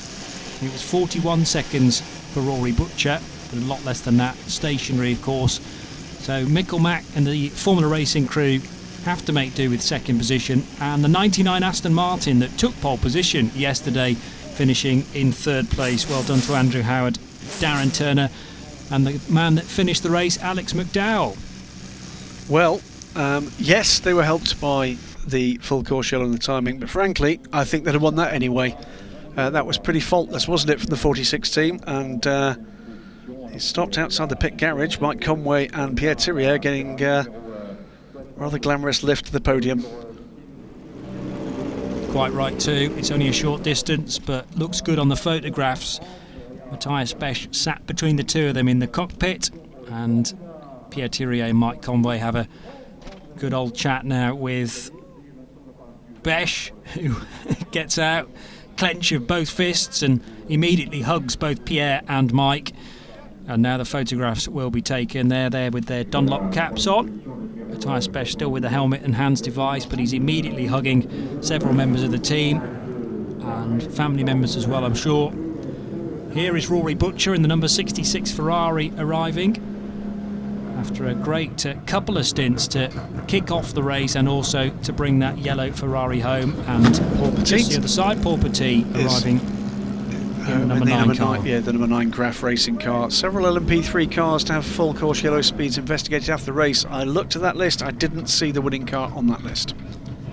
And let's not forget about Enzo Gilbert, who set the qualifying pace yesterday in the number 9 car, and also Eric Trouillet, the third member of that number 9 Graf crew. And there is the thumbs up for Paul Petit. Big hug there from one of the team members, it looks like, as well. That's a victory that team has worked very hard for. Let's not forget Graf Racing were the team that brought this Ligier to this championship. Let's catch up with Mike Conway. Yes, I'm here right now with Mike Conway. Your first race with the team, to end with a win is just fantastic, and I'm sure for the team, being a French team, to win here is even more special. Yeah, being their home race, you know, it's really special for the team. But the TDS Racing got a great little team, you know, they've done a mega job with the car and the engineering staff and all the mechanics. So and obviously Pierre and Matthew did an amazing job out there. So yeah, really happy for the win, and it's my first one of the year, but they're adding to their tally, so good for the championship for these guys. Maybe it puts them in the lead now. So it's good weekend. Yeah, it gives the championship lead. Yeah, all good. Happy to hear that. Yeah, they got a few races to do yet, but I'm happy for them. Happy I can help. Thank you. Cheers. So Mike Conway off to chat to a few more people. Here is a look back on the 46 car and what appeared to be a trouble-free run, particularly helped by the one pit stop under a full course yellow. But as Graham says, I think he's quite right, the fact that they had pure pace this weekend, and as they have done for much of the meetings so far this year in the European Le Mans Series. But I also remember previous years where they've had really good leads, 3 wins, and then it all went horrendously wrong at the next one.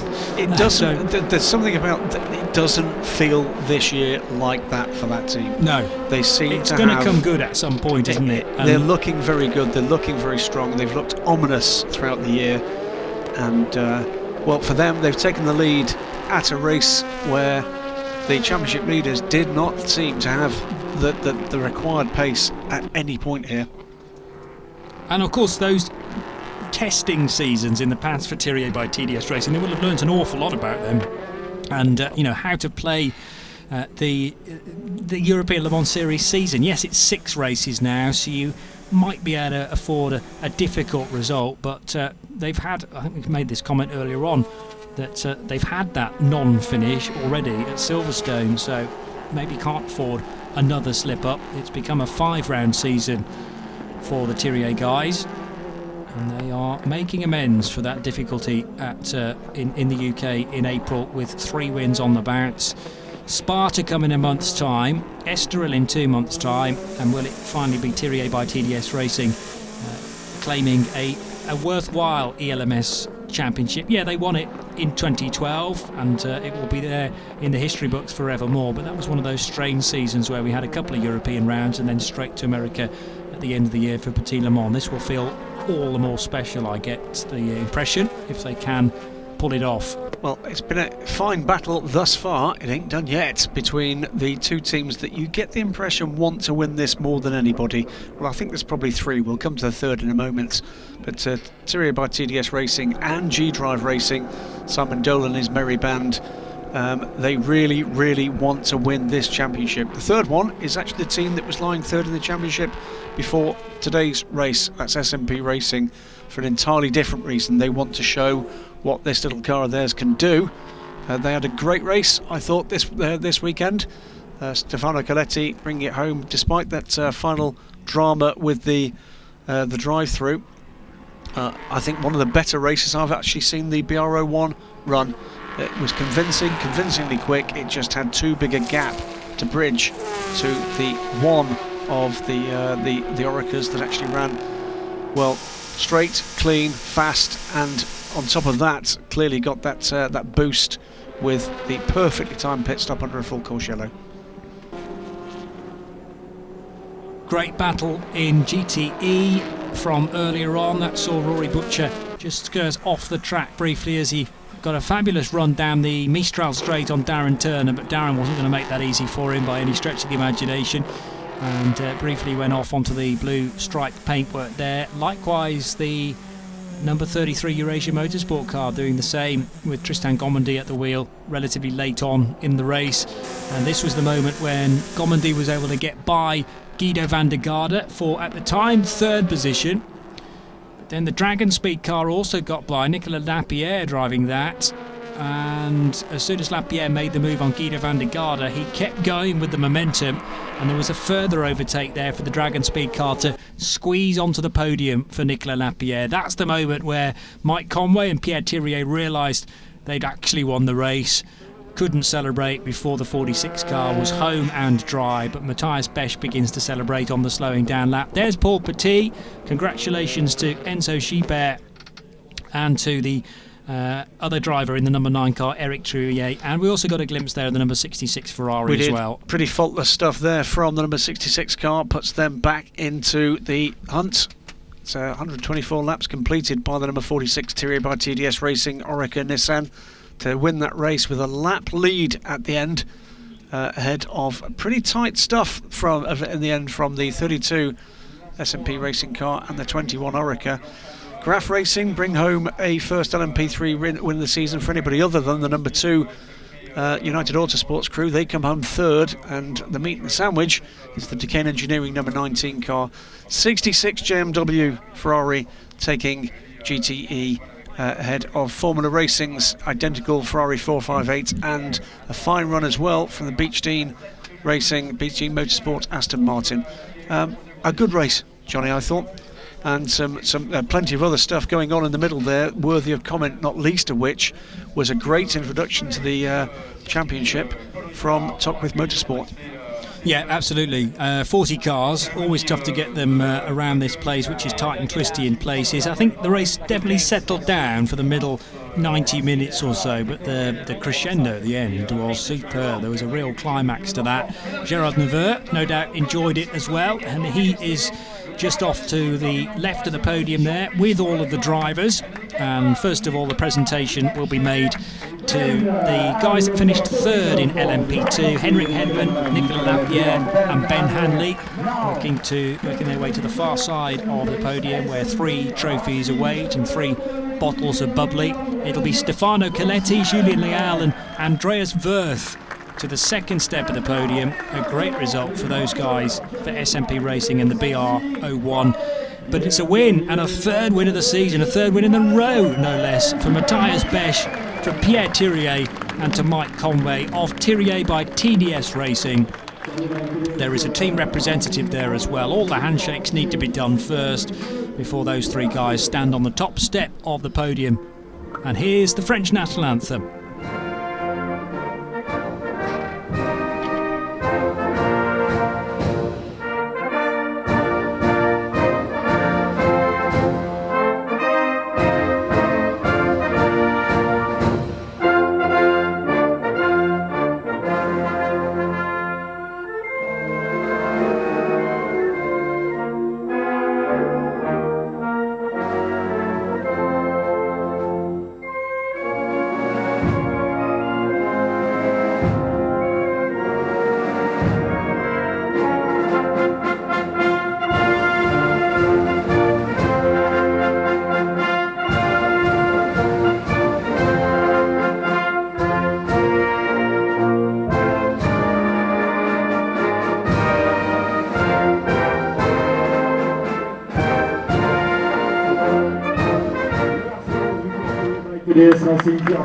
Well done to Thirier by TDS Racing and to Matthias Besch, Pierre Thirier and Mike Conway at the team's home race, and at Pierre Thirier's home race indeed. There is one of the team members to join those 3 guys on the top step of the podium. The third place trophies though being presented to Henrik Hedman, to Nicolas Lapierre and to Ben Hanley.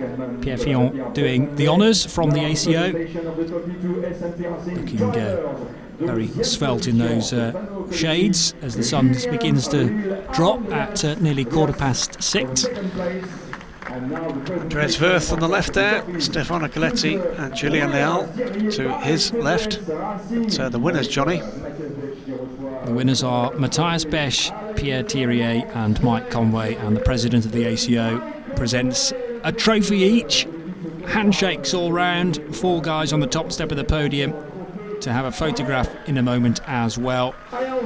And there are several bottles of champagne to be sprayed and to get those smart overalls. Very, very damp indeed, I'm sure. So there go the corks, and there goes a lot of bubbly, and sensibly Pierre Fillon has made a quick exit for it. No doubt Gerard Neveu as well, escaping around the back of the podium to make sure they stay dry. Although you warm up pretty quickly and dry out pretty quickly, because it's still a decent temperature here in the south of France. A fabulous place to go motor racing at the high-tech test track here at Le Castellet. It's turned into one of the venues to have on your European calendar. And no doubt this place will play some sort of part in the ELMS next year, I'm sure. A look at the championship standings. No, before we get there, here is the official result for LMP2. 124 laps completed by Besch, Thirier and Conway to win their 3rd race of the season. They win it by a lap over SMP Racing and Stefano Coletti, Julien Leal and Andreas Wirth.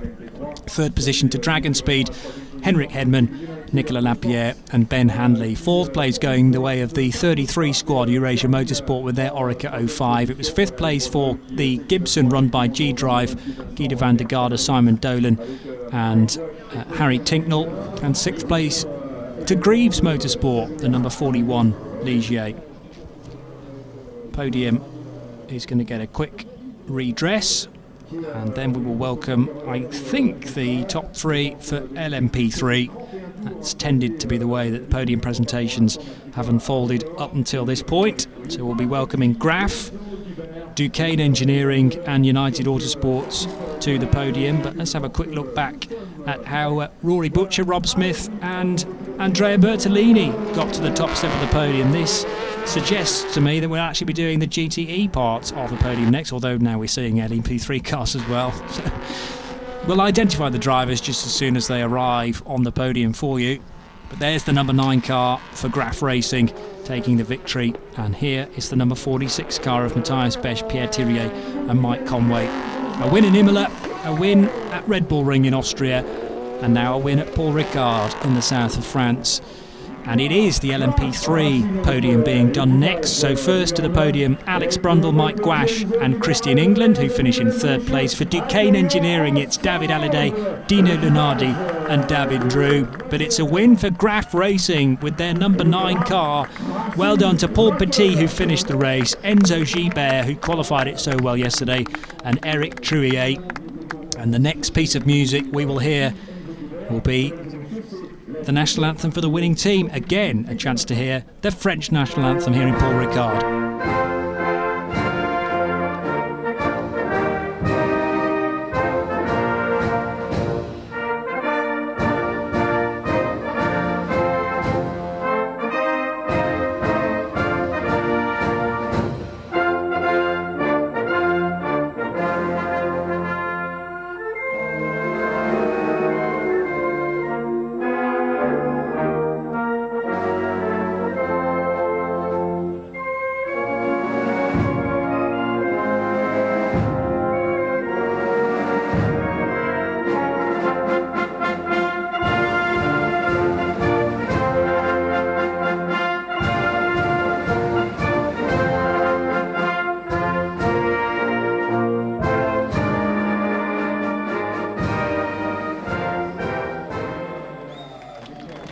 Graf Racing take the victory in the 4th round of the season at the 4 hours of Le Castellet, and Paul Petit, Eric Trouillet and Enzo Gibert quick to open the champagne even before the presentation has happened. Absolutely, they'll move up to 3rd in the championship. United Autosports number 2 crew, though, I think will still hold a 30-point margin here Don't forget, Graf Racing, the first team to bring the Ligier JSP3 to the ELMS at Estoril last year with a one-off appearance. That's the final classification, 117 laps completed by the number 9 car, just 4 seconds to the good at the flag from the Decane Engineering number 19 car. That closed right up, 31 seconds back was the number 2 United Autosports car. Standout performances beyond that, you've got to look to the top with Motorsport guys, who I think finished 6th eventually. They did, after leading the race. A little bit more pit lane discipline from them, and one fewer mistake, and that would have been very, very different, but great stuff. LMP3 beginning to mature, I think it's fair to say, Johnny. Nowhere near as many dramas that were driver related this time around these wide open spaces of Paul Ricard. Happy chappies on the podium. Yeah, you could argue that with a little bit of runoff available to you, then skirmishes that we might have encountered at Imola you can get away with here. We'll see how they go at Spa, because there's not a great deal of wriggle room there. Not a lot, no. And the other thing that Spa, of course, has got, most likely, that Imola certainly had, was weather. That's true. It has its own microclimate, famously, where it can be raining on one side of the circuit and perfectly dry and sunny on the other. So many different variables added into the mix. Great place for the podium here at Paul Ricard, on the bridge between the two pit garage buildings, effectively. There's a little bit of a kink in the main straight here and a drop in the typography, and the Paul Ricard podium is positioned at that point, so a chance for a decent amount of people to assemble below and take a view of the podium presentation. You can see the podium now just being redressed for the final of 3 podium presentations. This will be for 9 drivers involved in GTE, and it'll be well done in a moment to JMW Motorsport, to Formula Racing for a real good, decent result for them this weekend. Their best of the year quite easily, and also to Aston Martin Racing, to Beechdean Motorsport, who will be welcome to the podium to the 3rd step very, very shortly indeed. And what this will do, this result, this trio, in the order in which they've finished, is it will close the championship right up. It will mean that JMW Motorsport take the lead of the championship for, I think, the first time now, after their disappointment, and to the podium come Andrew Howard, Darren Turner and Alex McDowell. Second place going the way of Johnny Lawson and the 2 Mickels, Mack and Jensen, despite that splash and dash required for the Formula Racing guys. The winners had to do exactly the same thing, and here they come. Robert Smith, to give him his full name, Rory Butcher and Andrea Bertolini.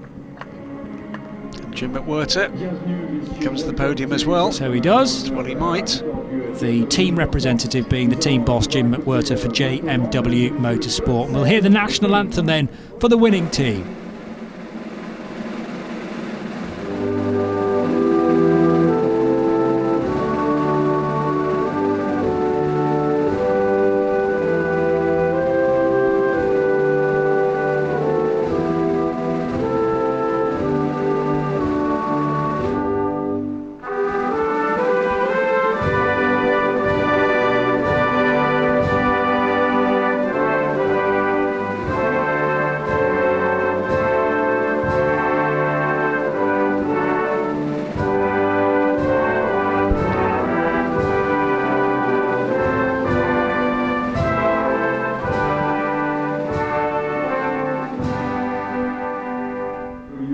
Two Union flags and the flag of Denmark as well for the second place crew of Formula Racing, Johnny Lawson, Mikkel Mack and Mikkel Jensen. Third place going the way of Andrew Howard, Darren Turner and Alex McDowell, but it's another win for the year for Andrea Bertolini, Rory Butcher and Rob Smith. And the trophies now being presented to the 3 guys who finished in 3rd position in their Aston Martin V8 Vantage. And very international weekend. The anthems we've heard they're just in the last few minutes, Johnny. I think 2 of 5 we've heard on the podiums, with Belgium, Holland, And Russia in the GT3 race yesterday, represented in the support races too. Absolutely right. It's a real international package, the European Le Mans Series weekends now, with the support of Renault Sport. Heard the Swedish national anthem as well, We which did I have to say I've indeed. not heard for a long while. You're right, it's 6. Yeah, Frederick Blomstedt, a winner in the Renault Sport Trophy this weekend. And there are 9 bottles of champagne ready to be cracked open. In fact, Jim Whitworth will get a bottle of champagne as well. There you go. And what they're going to get is wet, because the Aston Martin guys are ready for them. Yes, already armed, deliberately so. I think Alex McDowell's been on a number of podia before now, and straight away they get their head start. Although Darren Turner's left on the step there and gets splattered with champagne and isn't really able to attack much with his bottle. Could maybe saving a bit for a glug later on.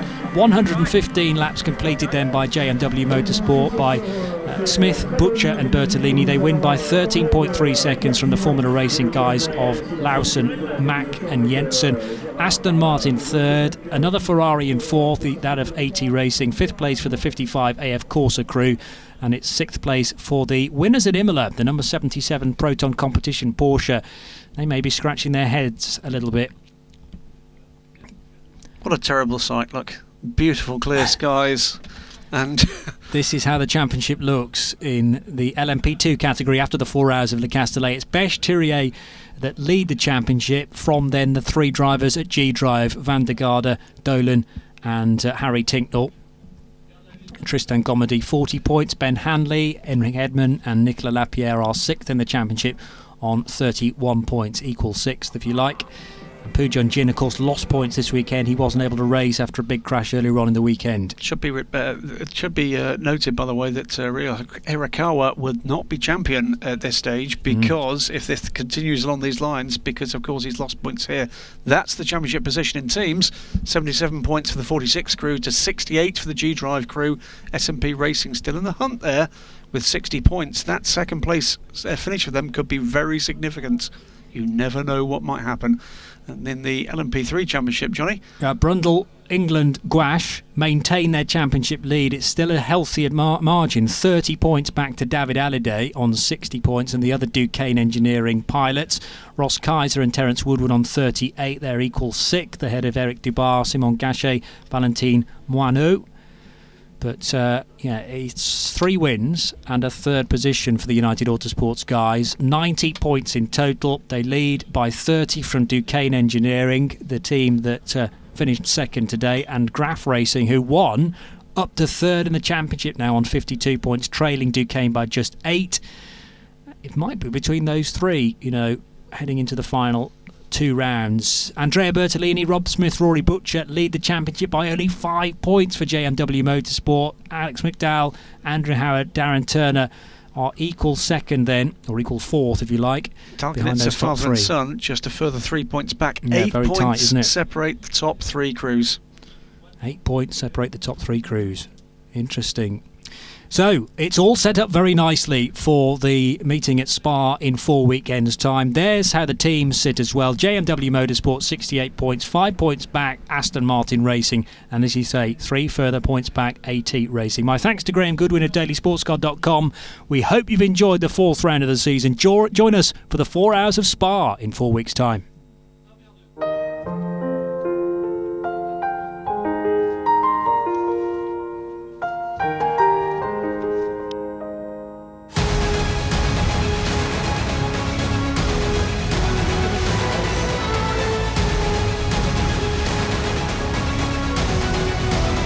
Michelin GT3 Le Mans Cup.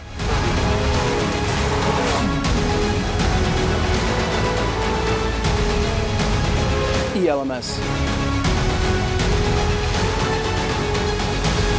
The 4 hours of Spa-Francorchamps. Join us for the amazing ELMS weekend to see the European Le Mans Series, the Michelin GT3 Le Mans Cup, and the Renault Sport Trophy.